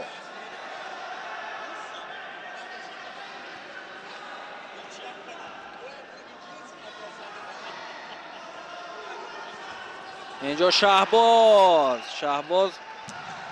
توانست که بدن را صاحب شود.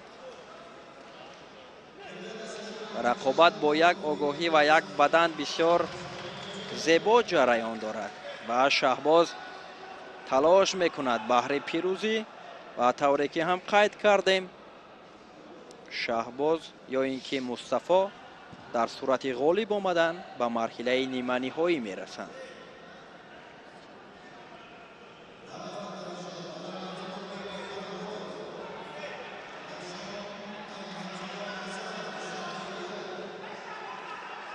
با چنین شکل گشتین گرفتن اینجا یک پایزنی داشت شهباز یک پایزنی داشت که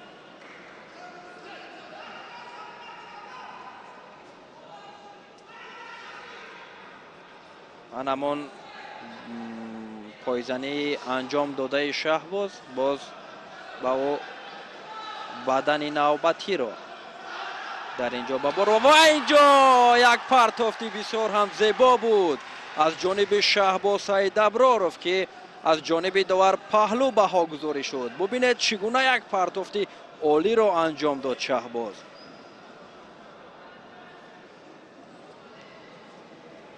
و شهباز در پیش است با یک پهلو و دو بدن. رقیبی او باید قید نماییم که باید بیشتر فعال باشد، بیشتر کوشش کند، چون که حال و وقت زیاد است و با چنین شکل گشتین گرفتن فکر میکنم که برای مصطفی مشکلی ایجاد میکند.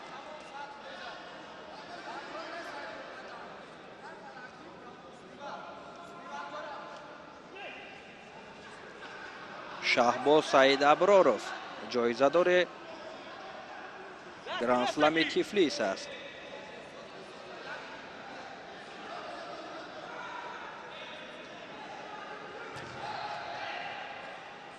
کمتر از 2 دقیقه دیگر برای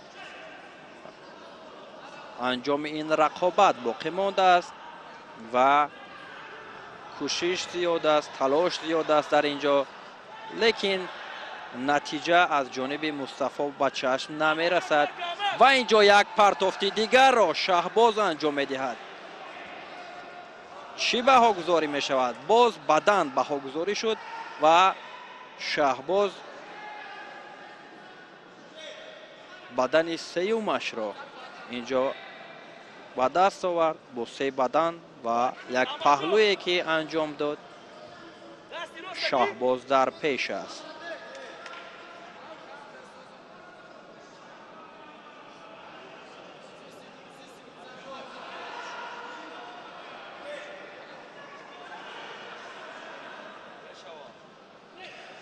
رقابت ادامه می‌یابد.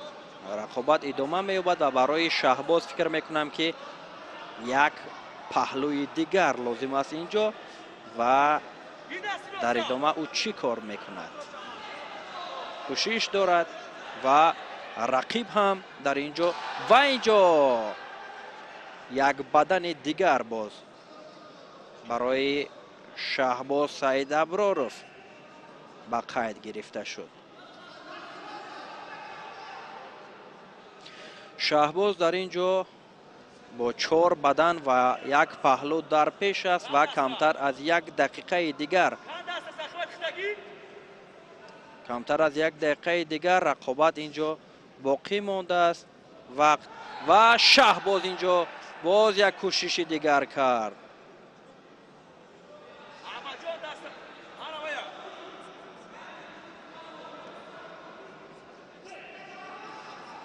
مصطفی باید لحظه های آخر را ثمرناک استفاده برد چون که او رو به باخت دارد و در اینجا شهباز میخواهد انجام اصول کند. واقعا شهباز یک رقابت ارزنده را در اینجا نشان داد و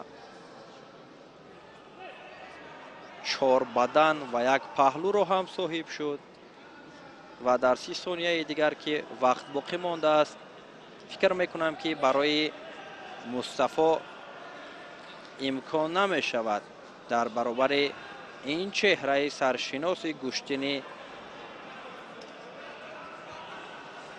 مملکت که او انجام بدهد پرتافت های لازمه را و آهسته آهسته همینطور وقت به انجام می رسد. 5 ثانیه دیگر باقی مانده است و فکر میکنم که در این 5 ثانیه مصطفی کار کردن نمیتواند. همینطور با آهستگی وقت خاتمه مییابد. 1 ثانیه دیگر و فکر میکنم 1 ثانیه در این 1 ثانیه کار هم کردن نمی شود.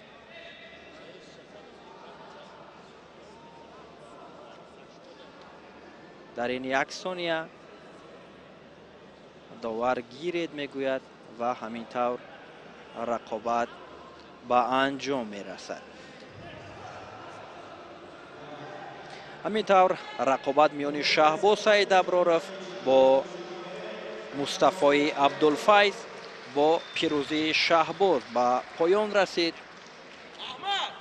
ва дар ин ҷо Шаҳбоз ба марҳилаи ниманиҳоӣ роҳ ёфт ва ғолиби ҷуфти Муслимбек Каримов ва Хайрандеш Муродзодаро интизор мешавад.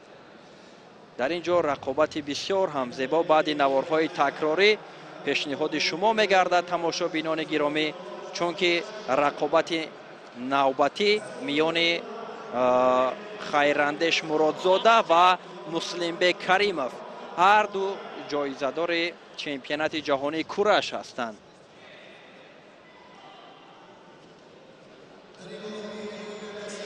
инҷо ҳамон лаҳзаи партофте ки Шаҳбоз дошт.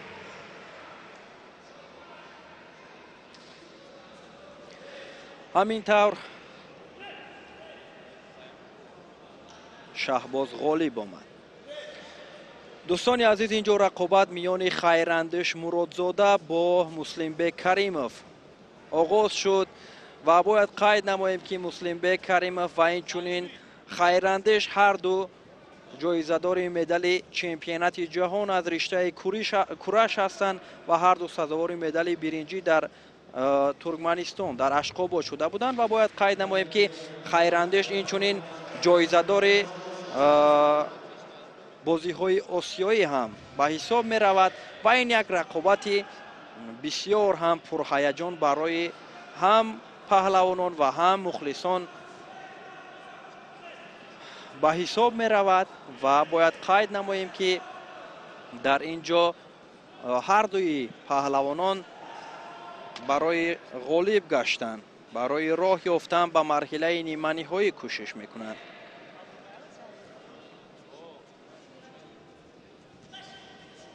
бояд қайд намоем ки ғолиби анамин ҷуфт дар рақобати ниманиҳоӣ бо Шаҳбоз Саид Аброров рӯи гиле меоянд.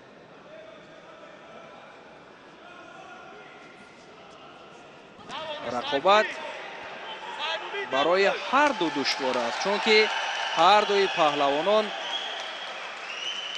баҳри пирӯзӣ омаданд ва огоҳии аввал ба Муслимбек Каримов дода мешавад аз ҷониби довари марказ.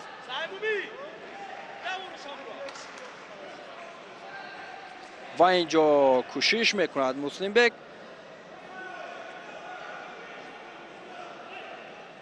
рақобат идома меёбад бо як огоҳӣ ки довар ба Муслимбек дод. рақобат пуршиддат ҷараён дорад.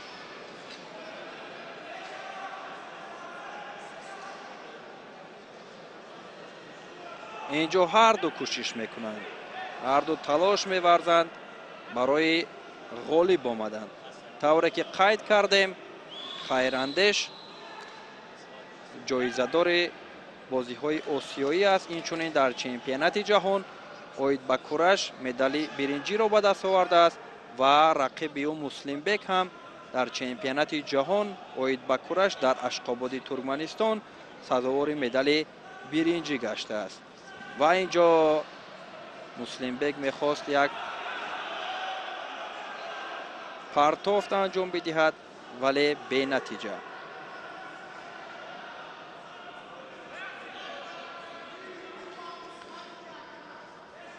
ҳар дуи паҳлавонон ва аслан гирем ҳамаи паҳлавонон баҳри пирӯзӣ рӯи гиле меоянд ва нафари ғолиб дар ин ҷуфт, тавре ки қайд кардем, ба марҳилаи ниманиҳоӣ мерасад ва дар марҳилаи ниманиҳоӣ бо Шаҳбоз Саид Аброров рақобат мекунад. албатта тамошобинони гиромӣ, вақте ки рақобат пуршиддат ҷараён мегирад, пуршиддат сурат мегирад, чӣ гуна сипарӣ шудани вақтро ҳам намефаҳмем. чунки аллакай аз вақти асосии рақобат 3 дақиқа ба анҷом расид, лекин мо эҳсос ҳам накардем, чунки ҳар дуи инҳо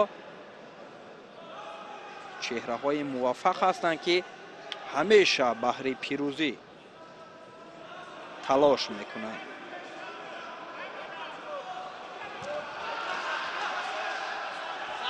инҷо муслимбек кӯшиш мекунад, талош мебарзад, ки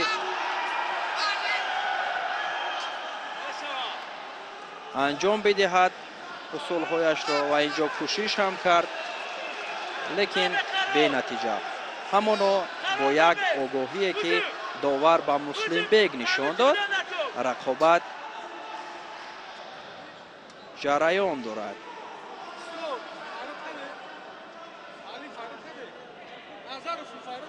тавре ки қайд намудем, 4 дақиқа аз рақобат пушти сар шуд ва мо эҳсос накардем, ки чӣ гуна вақт сипарӣ шуд миёни ҳарду ин паҳлавонон ва камтар аз 1 дақиқаи дигарро хайрандеш бо Муслимбек дар пеш дорад ва рақобат миёни онҳо идома меёбад. дар 40 сония фикр мекунам, ки ҳардуи инҳо бояд кӯшишҳояшон зиёд бошад, зиёд шавад, талош кунанд, ки имтиёз ба даст биёранд ва Муслимбек дар ин ҷо мехоҳад анҷоми усул кунад, чунки ӯ рӯ ба бохт дорад ва бо як огоҳӣ ӯ нисбат ба хайрандеш ақиб мемонад ва дар сурати ба анҷом расидани вақти асосӣ бо як огоҳие, ки довар ва ин ҷо хайрандеш мехоҳад анҷоми усул кунад ва вақт ҳам кам мондааст. дар 8 сония фикр мекунам, ки мушкил мешавад барои онҳо ва Муслимбек бо як огоҳӣ тавре ки қайд кардем, ӯ рӯ ба бохт дорад. ҳамин тавр вақт ба анҷом мерасад ва бо як огоҳие, ки довар ба Муслимбек дод, хайрандешро ғолиб мегардонад ва ҳамин тавр хайрандеш ба марҳилаи баъдӣ роҳ меёбад ва дар рақобати ниманиҳоӣ маъзарат тамошобинон, ин ҷо рақобати онҳо идома меёбад ва довар ба онҳо 3 дақиқаи дигар вақти иловагӣ нишон медиҳад ва бо як огоҳие, ки Муслимбек дошт, пас аз анҷоми вақти асосӣ барои онҳо вақти изофа, яъне вақти иловагӣ дода шуд ва дар сурати ин вақти иловашуда, ки барои ҳарду нишон дода шуд ва пешкаш ҳам гардид, дар сурати бо чунин натиҷа ба анҷом расидан хайрандеш баъд ғолиб мешавад ва мо фикр кардем, ки бо як огоҳӣ хайрандеш пирӯз мешавад, лекин бо як огоҳӣ пирӯзиро ба даст овардан ҳам кори осон нест. ба ҳамин хотир доварони кунҷиро назди худ даъват мекунад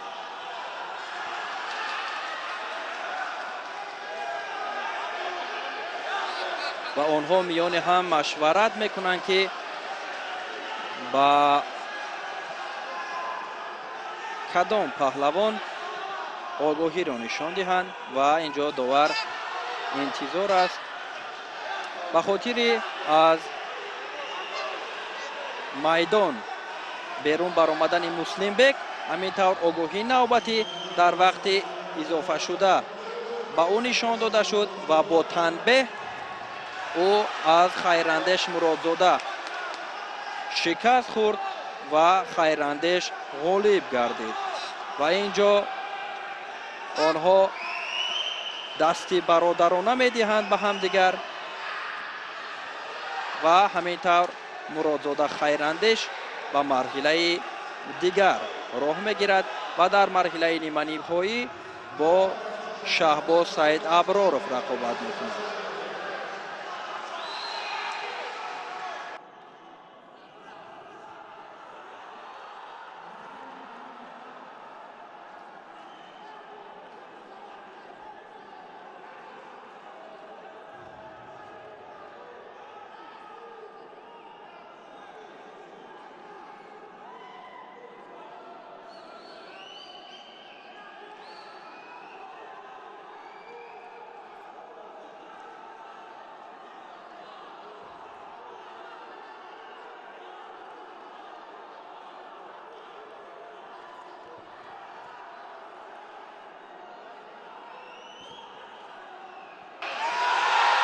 тамошобинони гиромӣ, вазн иваз карда мешавад.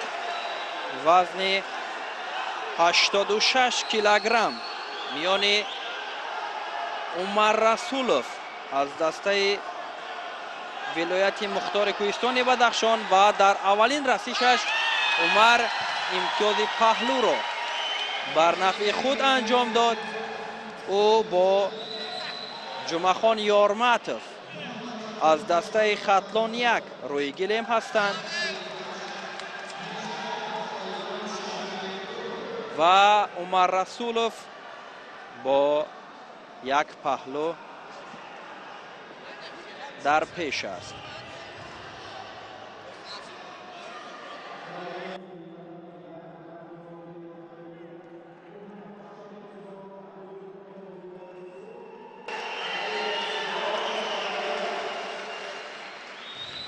умар расулов инҷо як партофти дигар анҷом медиҳад ва ҳамин тавр имтиёзи ҳалол баҳогузорӣ карда мешавад ва ӯ ба марҳилаи баъдӣ роҳ меёбад.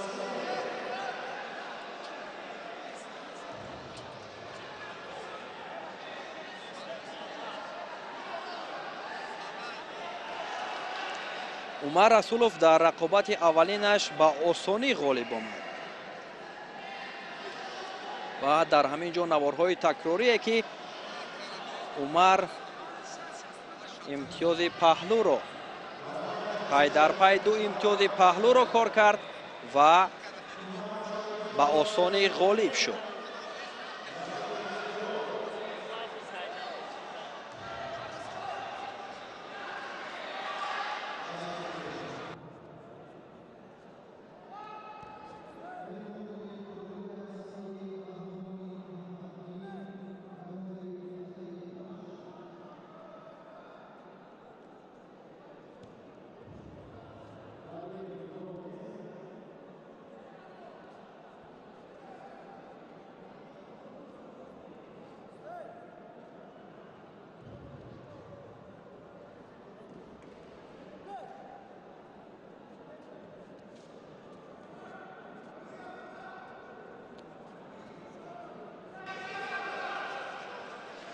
инҷо мухлисони гӯштини миллии гӯштингирӣ баҳри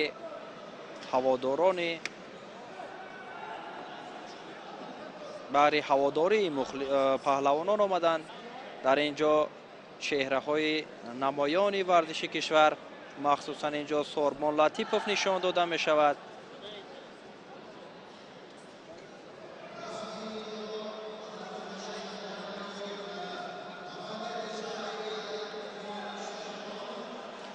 инҷо ҷуфти навбатӣ интизори оғози рақобат ҳастанд.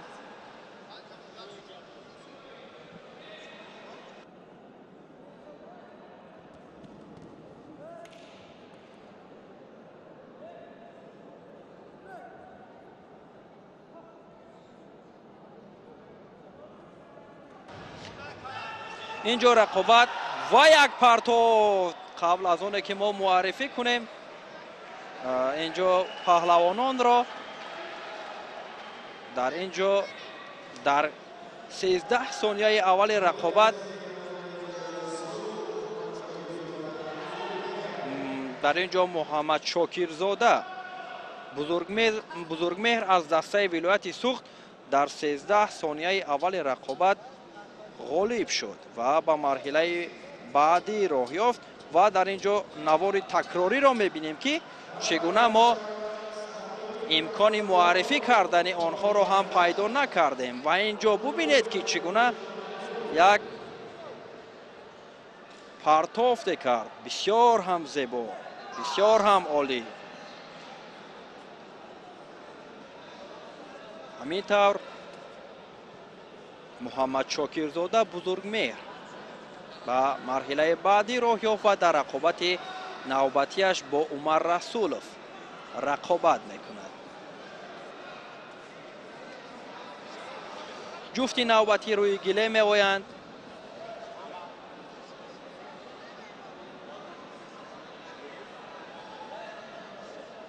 сақоиев Кароматулло аз дастаи رشت با عبدالله فضل‌الدین از دسته دوشنبه دو رقابت را آغاز کردند. رقابت اول وزن 86 کیلوگرم میان این پهلوانان آغاز شد و اینجا عبدالله هم یک پرتافت کرد که بدون نتیجه خاتمه یافت و رقابت میان آنها ادامه می‌یابد.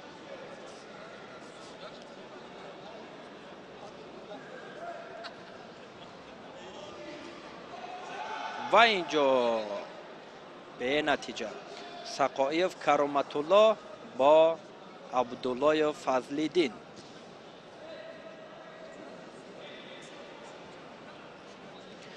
غالب این جفت به مرحله بعدی راه می‌یابند و در دور بعدی با شهاب‌الدین اسلام که در مرحله اول آزاد است رقابت می‌کند. و اینجا رقابت پهلوانان همانا یک ذیل ادامه دارد و دقیقه اول رقابت هم بدون نتیجه به پایان می‌رسد و تا به حال به هر دوی این پهلوانان میسر نشده است که امتیاز به دست بیارند. داور اشاره میکند گیرید و رقابت جریان دارد و کوشش هم تلاش هم زیاد است. و اینجا عبدالله میخواهد انجام دهد یک اصول را، لیکن تا به آخر آن را با ثمر انجام داده نمیتواند. سقایف کرامت الله از دسته منطقه رشت باید کوشش تلاش زیاد کند، چون که در اینجا فعالناکی در رقیب او به چشم میرسد. و اینجا یک عمل کرده که عبدالله داشت و سقایف فکر میکنم در اینجا گفته های ما رو مثل که حس کرد و در اینجا یک عکس العمل رو استفاده برد و امتیاز پهلو بها گذاری شد. همین طور سقایف با یک پهلو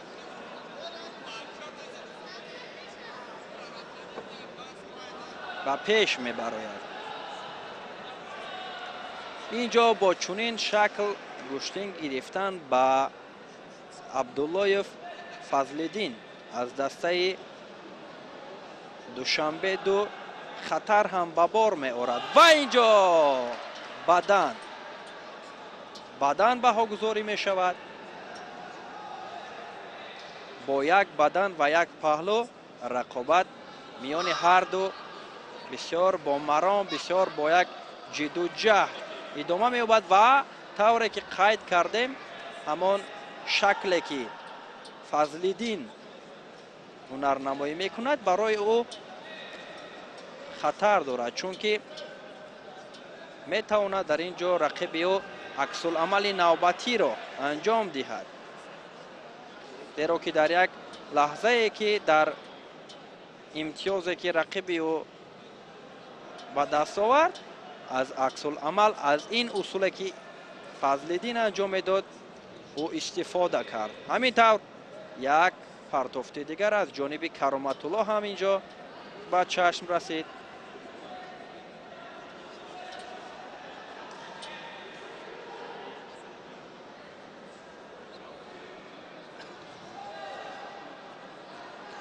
داور اشاره میکند که به خاطر نادرست داشتن آگاهی به ساقی افتاده می شود.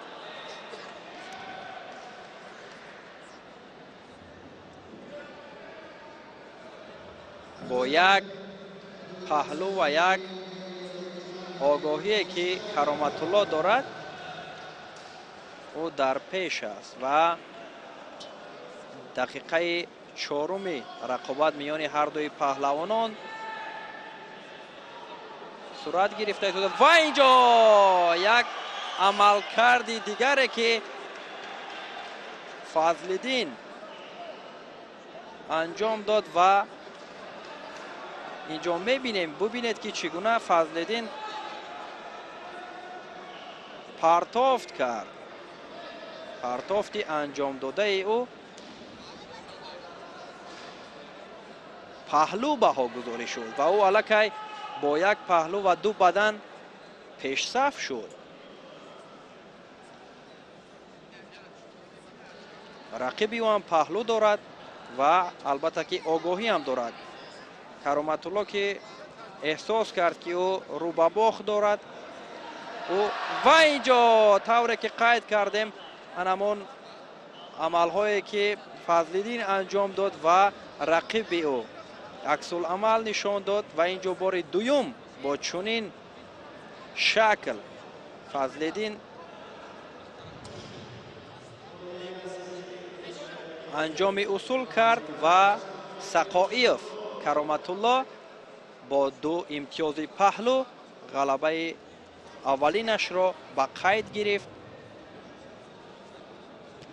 و به مرحله دیگر راه یافت. در رقابت دومش او با شهاب الدین اسلام دیدار انجام میداد و اینجا شما ببینید نوارهای تکراری را که چگونه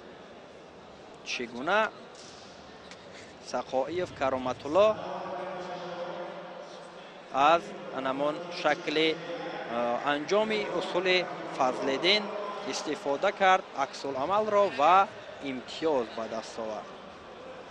با چنین شکل طوری که قید کردیم برای فضل‌الدین گشتین گرفتن دشواری ایجاد میکرد برای او و همین طور هم شد.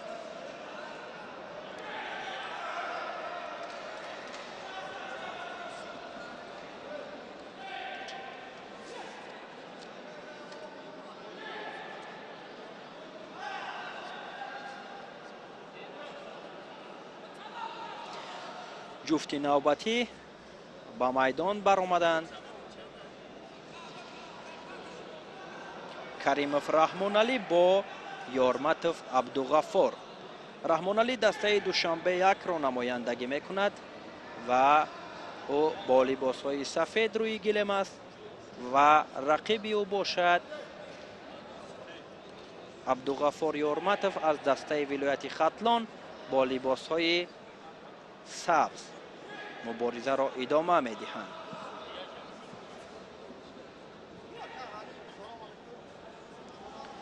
رقابت دیگر باره آغاز می شود و اینجا از حساب نادرست داشتن رحمان علی داور به او آگاهی اول را نشان داد و 1 دقیقه وقتی اساسی رقابت هم پشت سر شد و تا به حال اصول امتیازآور از جانب هر دوی پهلوانان اینجا به عمل نآمده است و پهلوانان باید بیشتر کوشش کنند، بیشتر تلاش کنند تا که امتیاز به دست بیارند و با چنین شکل گشتین گرفتن فکر میکنم برای و اینجا یک داور حلال نشان میدهد همین اصول انجام داده رحمان علی را که او سوء استفاده کرد از اصولی که در اینجا رقیب انجام داد. همین طور رحمان علی کریموف با رقابت دیگر راه میگیرد و حلال نشان داده داور بازپس گرفته شد و آن را پهلو بهاگذاری کردند. در اینجا داور در اولین عمل کرده که رحمان علی داشت او را حلال بهاگذاری کرد و سپس آن را با داوران کنجی و سرداور دیده برآمدند که او پهلو بهاگذاری شد و حلال بازپس گرفته شد و رقابت میان رحمان علی با عبدالغفار یارمتوف ادامه می‌یابد.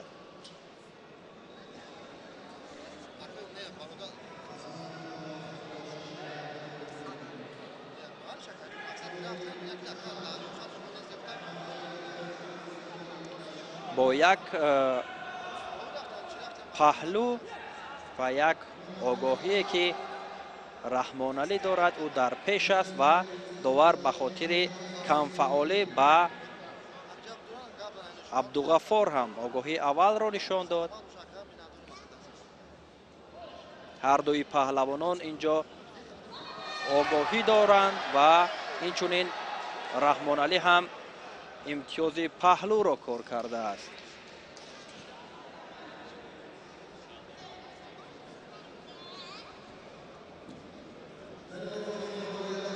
با چنین شکل گشتن گرفتن برای عبدالغفار مشکلی ایجاد کرد و همینطور پهلوی نوبتی اینجا به قید گرفته شد و رحمان علی به مرحله بعدی راه گرفت و در رقابت نوبتی با تویچیبک شریپوف او رقابت میکند. اینجا لحظه های تکراری که این پرتاف را در اول حلال بهاگذاری کردند و باز پس گرفته شد و رقابت ادامه یافت و باز در ادامه رحمان علی امتیاز پهلوی دوم را به قید گرفت و غالب شد.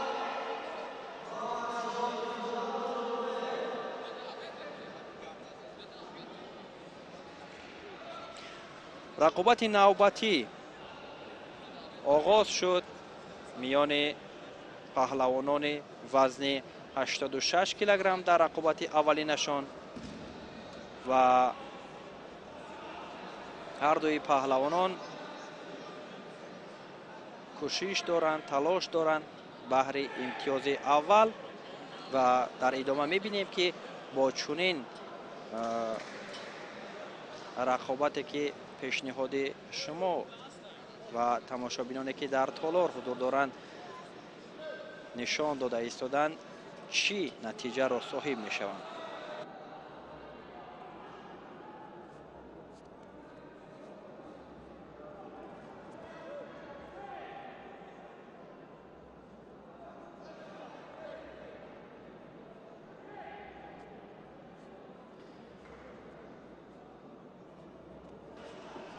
در اینجا خالمرادوف ظفرجان از دسته دوشنبه یک با لباس های سبز و ایرنظرف محمد از شهر و ناحیه های تابع مرکز با لباس های سفید رقابت کرده ایستادند و رقابت همانا بدون نتیجه جریان دارد میان پهلوانان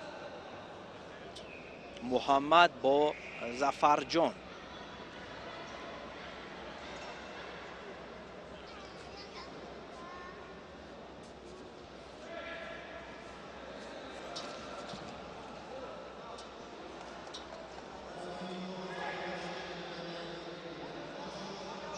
ظفر نسبت به محمد قدش بلندتر است و او امکانیت بیشتر دارد نسبت به حریف که اصول انجام بدهد و همینطور به محمد آگاهی اول نشان داده می شود به خاطر نادرست گشتین گرفتنش و خالمرادوف طوری که قید کردیم نسبت به رقیبش قد بلند است و او امکان دارد انجام اصول کند.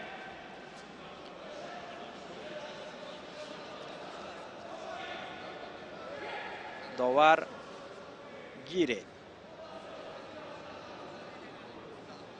گشتین گیرید میگوید به همین خاطر باید محمد با ظفر کوشش به خرج بدهند که امتیاز به دست بیارند. از رقابت هر دو این پهلوانان علاکه 3 دقیقه سپری می شود. 3 دقیقه سپری می شود و یک آگاهی که داور به محمد داد، رقابت همانا ادامه می یابد.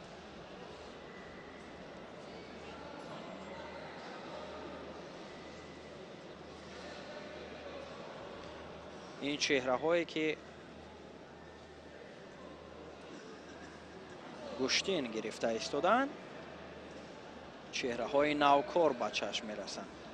و همین خاطر داور اشاره می کند گوشتین گیرید، چون که با چنین شکل گوشتین گرفتن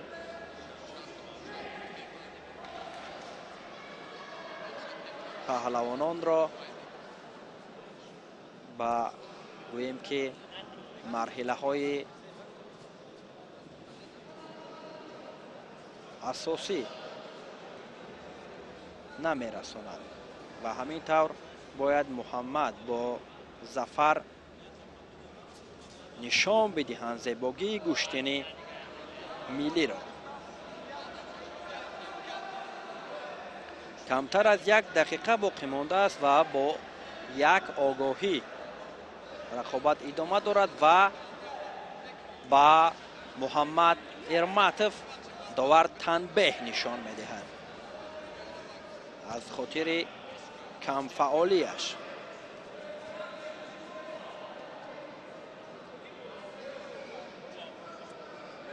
طوری که قید کردیم محمد شهر و ناحیه های تابع مرکز را نمایندگی میکند و خالمرادوف ظفرجان باشد از دسته دوشنبه 1 هنرنمایی دارد. 20 ثانیه دیگر پهلوانان در اختیار دارند و در 20 ثانیه این پهلوانان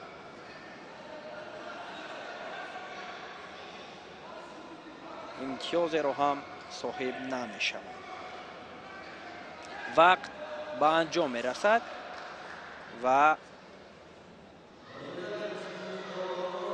داور اشاره می کند که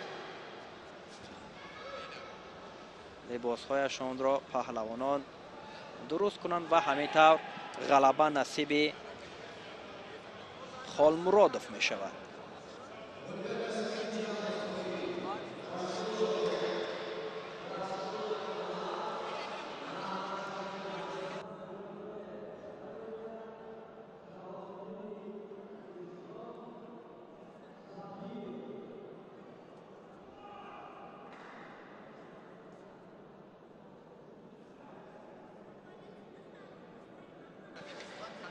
اینجا یکی از چهره های بسیار هم نمایان گوشتین، یک نفری که در همه گوشتین ها این موی سفید را میبینیم، نورالیف محمد علی ساکن ناحیه واسه است که در همه گوشتین ها با او واخوردن ممکن است و اینجا رقابت نوبتی میان عمر رسولوف با محمد شاکرزاده بزرگمهر آغاز شد در مرحله دیگر و هر دو در رقابت اولینشان پیروز شدند و به این مرحله رسیدند.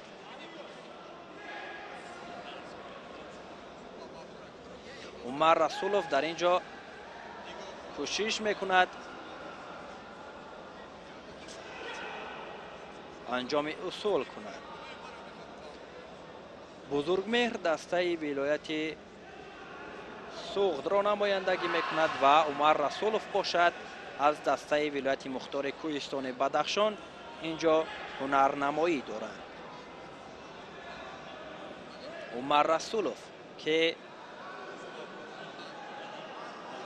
کمتر از 1 ماه پیشتر بود که در مسابقه چمپیونات تاجیکستان اوید به کورش سزاوار مدال طلا شده بود و در رقابت نهایی او حق نظر نظرف را شکست داده بود و اینجا آگاهی اول هم به رقیب عمر بزرگمهر نشان داده می شود و دقیقه اولی رقابت هم اینجا به انجام میرسد.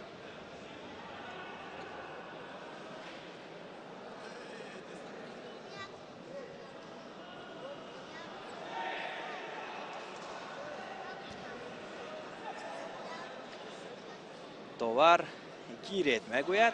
همین طور رقابت میان بزرگمهر و عمر رسولوف ادامه مییابد و اینجا عمر نزدیک بود که اصول را انجام داده صاحب امتیاز شود و تا به آخر آن را انجام داده نتوانست.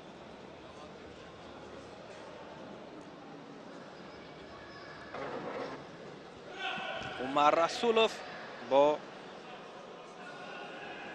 محمد شاکرزاده بزرگمهر و اینجا یک پرتافته که عمر رسولوف کرد با پهلو بهاگذاری شد و با یک پهلو و یک آگاهی رقابت ادامه می‌یابد و با پهلویی که اینجا داور به عمر رسولوف نشان داد بهاگذاری شد او به پیش می‌براید و از خاطر نادرست داشتن همان آستین رقیب به عمر آگاهی نشان داده می شود.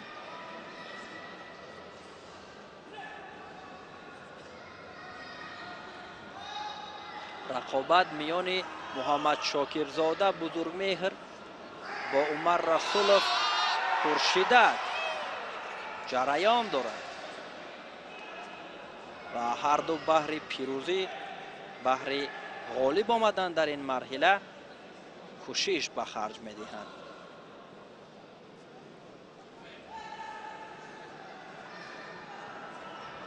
اینجا رسولوف یک اصول دیگر را انجام داد.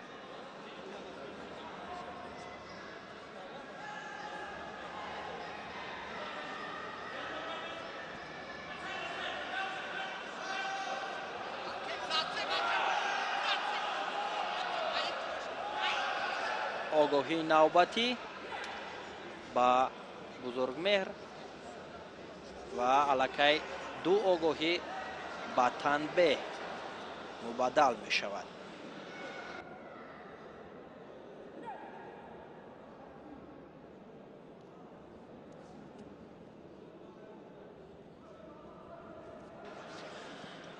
پرتافت قبلی که در اینجا عمر رسولوف انجام داد از کارگردان خواهش کرده می شود که یک بار در حالت تکرار نشان داده شود و اینجا این پرتافت بدن بهاگذاری می شود و پرتافتی که قبل از این بود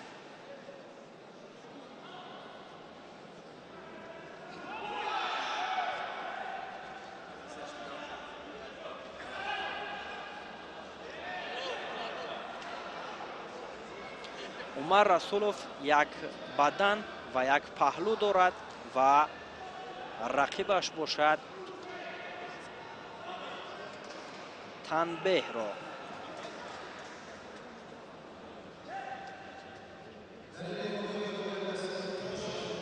با قید گرفته شده است با رقیبی و تنبیه و عمر با یک پهلو یک بدنی که نشان داده شده است با او و یک آگاهی هم عمر دارد اینجا و نوبسته از آگاهی داشتهش او با یک بدن و یک پهلو در پیش است و یک دقیقه دیگر پهلوانان در اختیار دارند و اینجا عمر میخواهد باز انجام اصول نماید لیکن به نتیجه باقی میماند اصول پیشه کرده او و رقابت ادامه مییابد.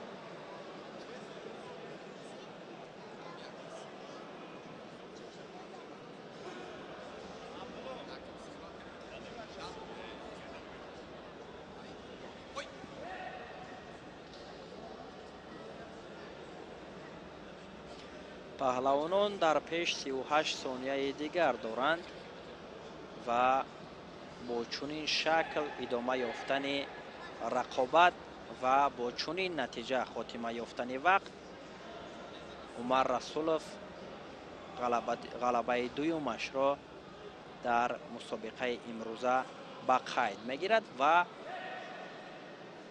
عمر میخواهد اصول انجام دهد.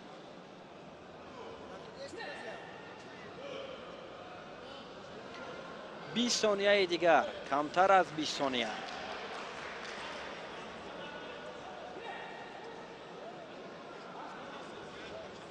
بزرگمهر کوشش میکند در لحظه های آخر که امتیاز به دست بیارد، لیکن با چنین شکل فکر میکنم نمیتواند، چون که وقت به انجام میرسد. همینطور عمر رسولوف غلبه نوبتیش را به قید گرفت و او به مرحله دیگر راه یافت.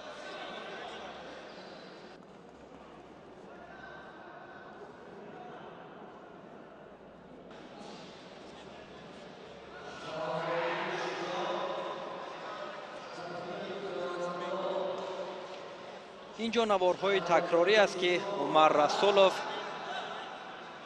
پرتافت ها اینجا کرده بود. اینجا یک پرتافته که پهلو بها گذاری شد و این پرتافت بدن بها گذاری گردید و همینطور با یک پهلو و یک بدن عمر رسولوف غالب آمد.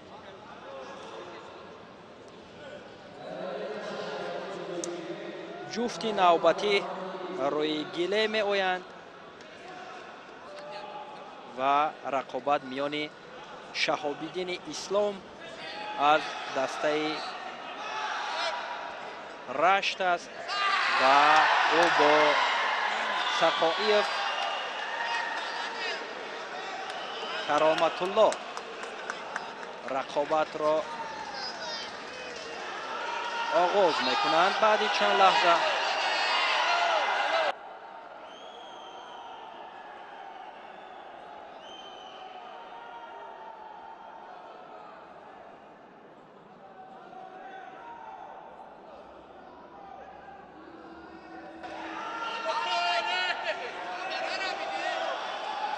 همینطور رقابت میان شهاب‌الدین اسلام با سقایف کرامت الله که هر دوی پهلوانان از دسته منطقه رشت هستند و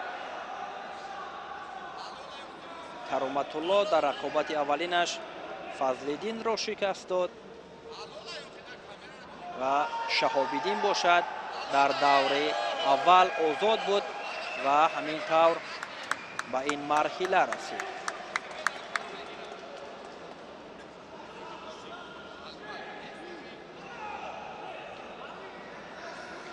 شهاب‌الدین با لباس‌های سفید است و کرامت الله باشد با لباس‌های سبز مبارزه را ادامه می‌دهند و اینجا شهاب‌الدین کوشش دارد که و اینجا یک بدن بهاگذاری می شود و شهاب‌الدین و نمون تلاشش هم با او امتیاز بدن آورد.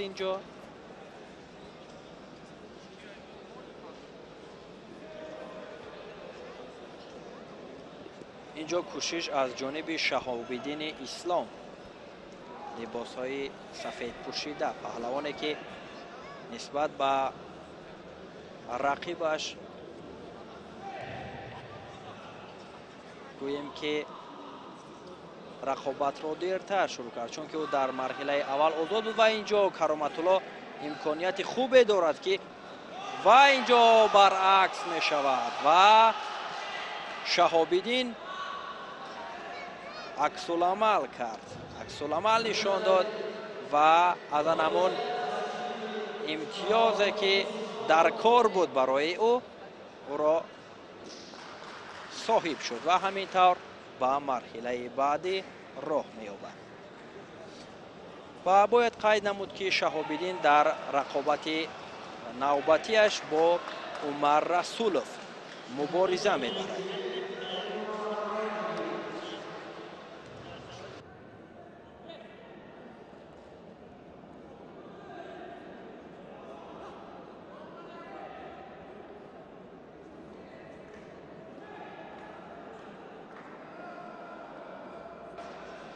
рақобати дигар миёни Шарипов Туйчибек ва Каримов Раҳмоналӣ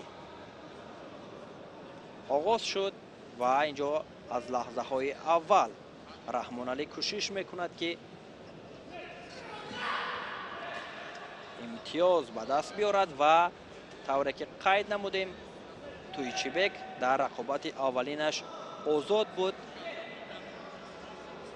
ва рақобати аввал дар ин мусобиқа ин рақобат барои ӯ ба ҳисоб меравад ва тавре ки ҳам дар рақобати қаблӣ дидем Раҳмоналӣ дар рақобати аввалинаш Абдуғаффорро шикаст дода ба ин марҳила омад.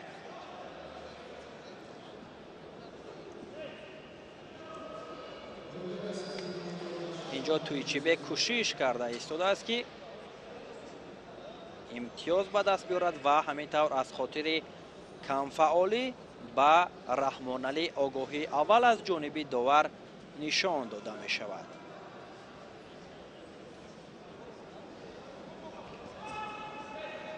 Туйчибек Шарипов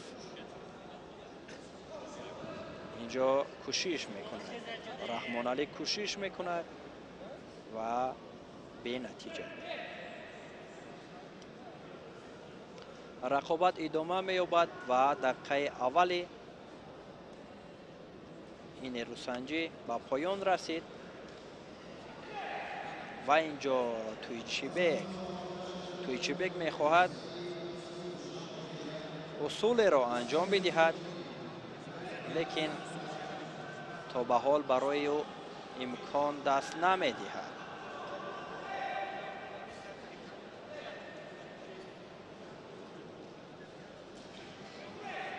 кӯшиш зиёд аст аз ҷониби Туйчибек ва Туйчибек мехоҳад ҳарчи зудтару ҳарчи пештар ҳамон имтиёзи лозимаашро дар ин рақобат моли худ кунад.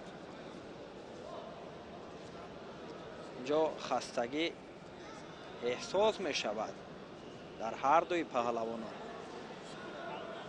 ва инҷо нисбат ба Раҳмоналӣ Туйчибек бояд рақобати хубтарро нишон диҳад, чунки ӯ дар рақобати аввалаш дар даври аввал озод буд. рақобат ҳамоно бо як огоҳие ки довар ба Раҳмоналӣ нишон дод идома меёбад. 2 дақиқаи вақти рақобат сипарӣ шуд ва то ба ҳол ҳар дуи паҳлавонон имтиёзе ба даст наоварданд.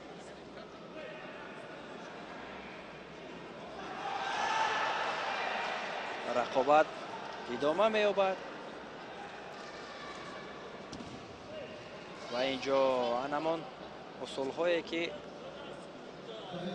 Туйчибек Шарипов мехоҳад пайваста анҷом диҳад, лекин то ба ҳол имкон ба даст надодааст ки усули анҷомдодаи ӯ барои ӯ имтиёз биёрад.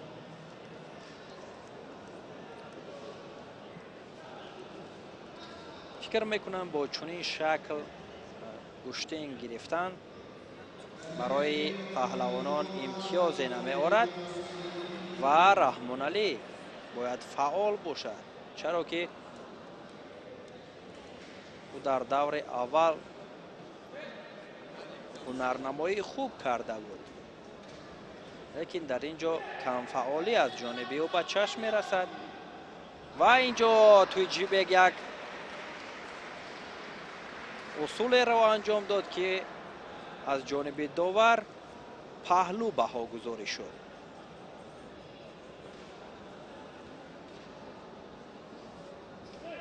бо як паҳлӯ ва як огоҳӣ رقابت بسیار جالب است اینجا.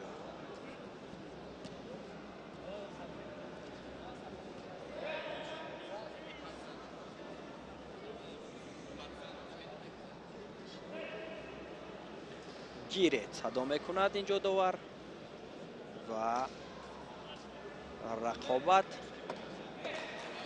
ادامه می‌یابد.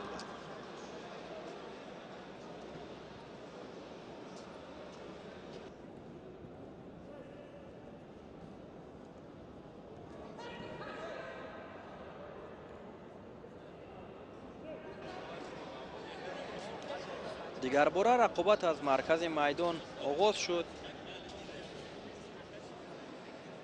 و به خاطر کمفعالی به تویچبک هم داور آگاهی اول را نشان می‌دهد و او در برابر آگاهی پهلو هم دارد.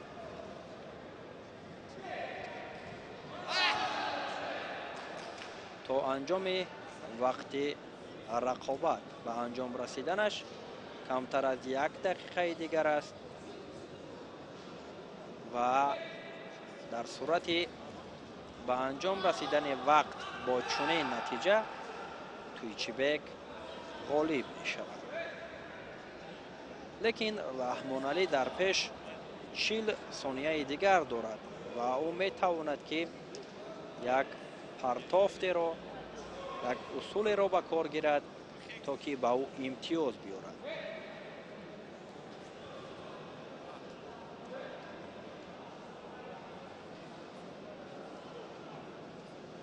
لحظه به لحظه وقت به آخر می رسد و اینجا از جانب رحمان علی کوشش دیده نمی شود و اینجا تویچبک در لحظه های آخر باز بدن را کار کرد.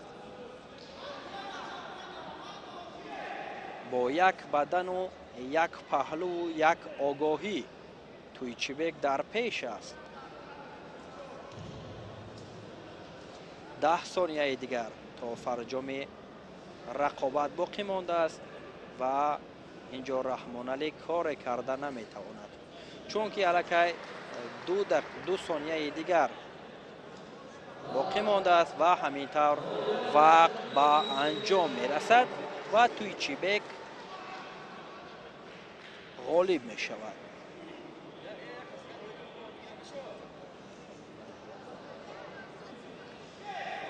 همینطور شریف تویچبک به مرحله بعدی می رود و رحمان علی از ادامه صفقت ها بی نصیب می شود.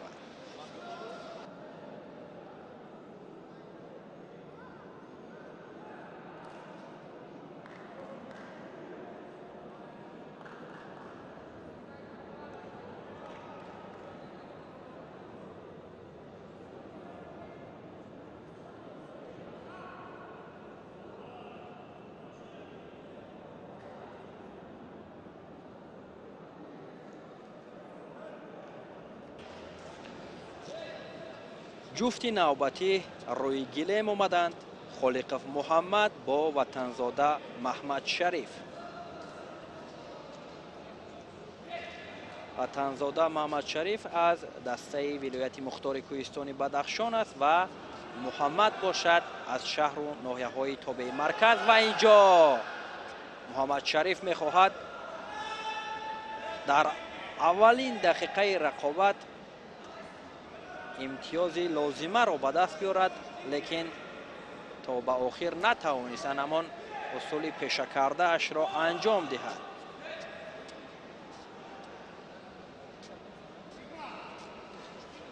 و باید قید نماییم که هر دوی پهلوانان در رقابت اولین، یعنی در رقابت های اولینشان آزاد بودند و هر دو با نفس تازه روی گلیم آمدند. تلاش بهر پیروزی است و به خاطر از مرکز میدان بیرون شدن داور به خالقов اینجا آگاهی اول را نشان می‌دهد.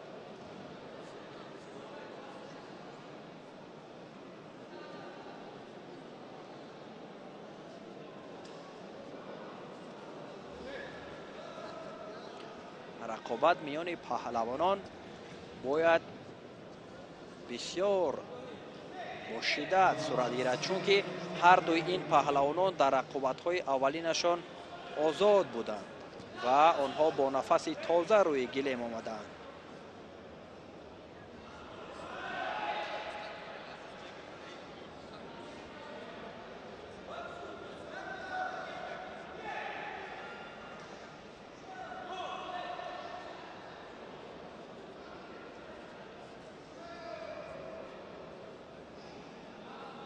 رقابت ادامه می‌یابد.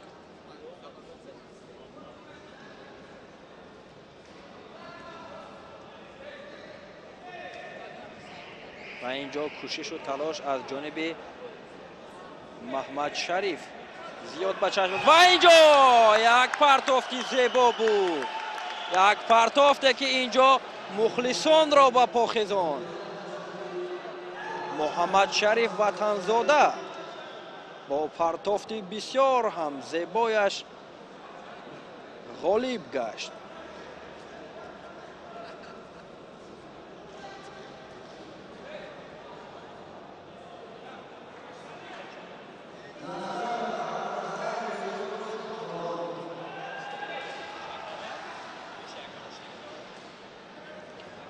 اینجا ببینید تماشابینان گرامی که چگونه یک پرتافت زیبا را نشان داد محمد شریف از دسته ولایت مختار کوهستان بدخشان.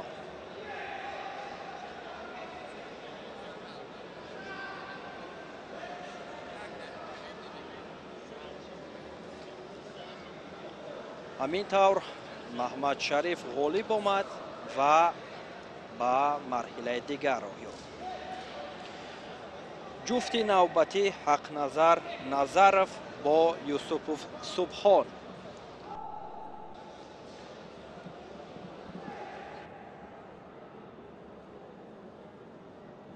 هر دوی پهلوانان در رقابت‌های اولینشان آزاد بودند. حق نظر شهر و ناحیه‌های تابع مرکز را نمایندگی می‌کند و سبحان یوسفوف باشد از دسته خطلونیک روی گلیم آمدند و تلاش بهر پیروزی است. حق نظر با لباس‌های سفید روی اکران است و رقیب او سبحان باشد با لباس‌های سبز رقابت دارند. و اینجا حق نظر کوشش میکند تا که وصول را انجام دهد.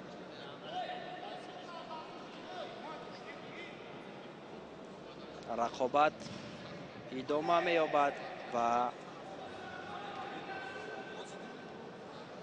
کوشش ها از جانب حق نظر اینجا به چشم می‌رسد.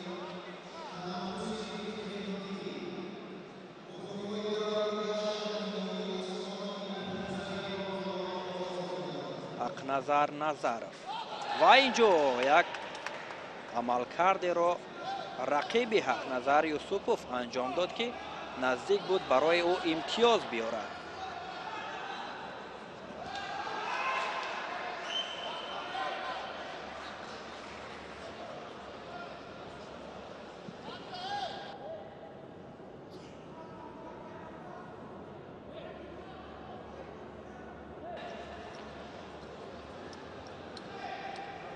زیاده از 1 دقیقه رقابت پشت سر می شود و همانا رقابت پهلوانان به نتیجه است.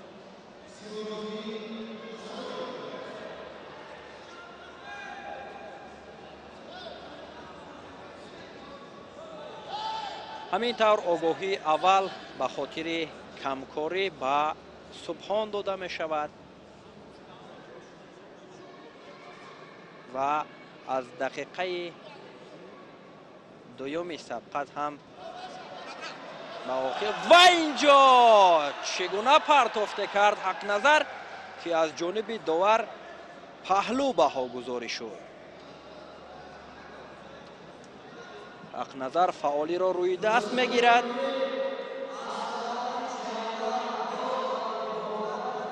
و همینطور او پیش صف می شود.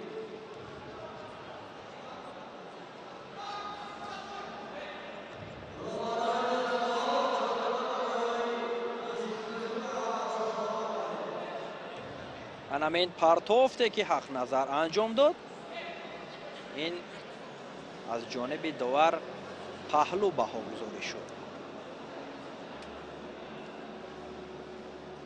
бо як паҳлӯ ва як огоҳӣ рақобат миёни ҳақназар ва субҳон бо маром идома дорад.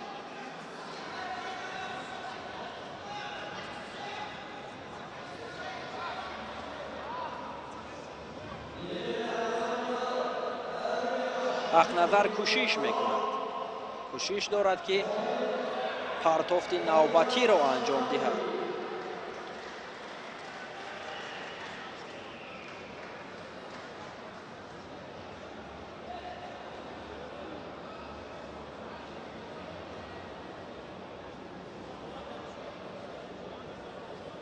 ва инҷо бадан баҳогузорӣ шуд. он лаҳзае ки субҳон мехост анҷоми усул кунад, лекин ҳақназар фаъолиро ба даст гирифт ва баданро барои худ кор кард. ва як партофти зебо ки паҳлӯ баҳогузорӣ шуд ва ҳамин тавр бо ду паҳлӯ ҳақназар ғолиб гардид.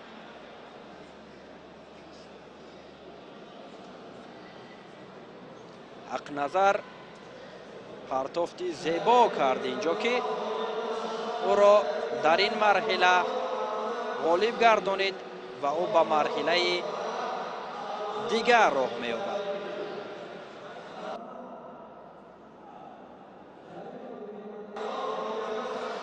тамошобинони гиромӣ, баъди анамин наворҳои такрорӣ мо бо шумо хайру хуш мекунем инҷо ва баъди чанд лаҳза дигарбора боз аз ҷараёни сабқатҳо мо шуморо бохабар месозем.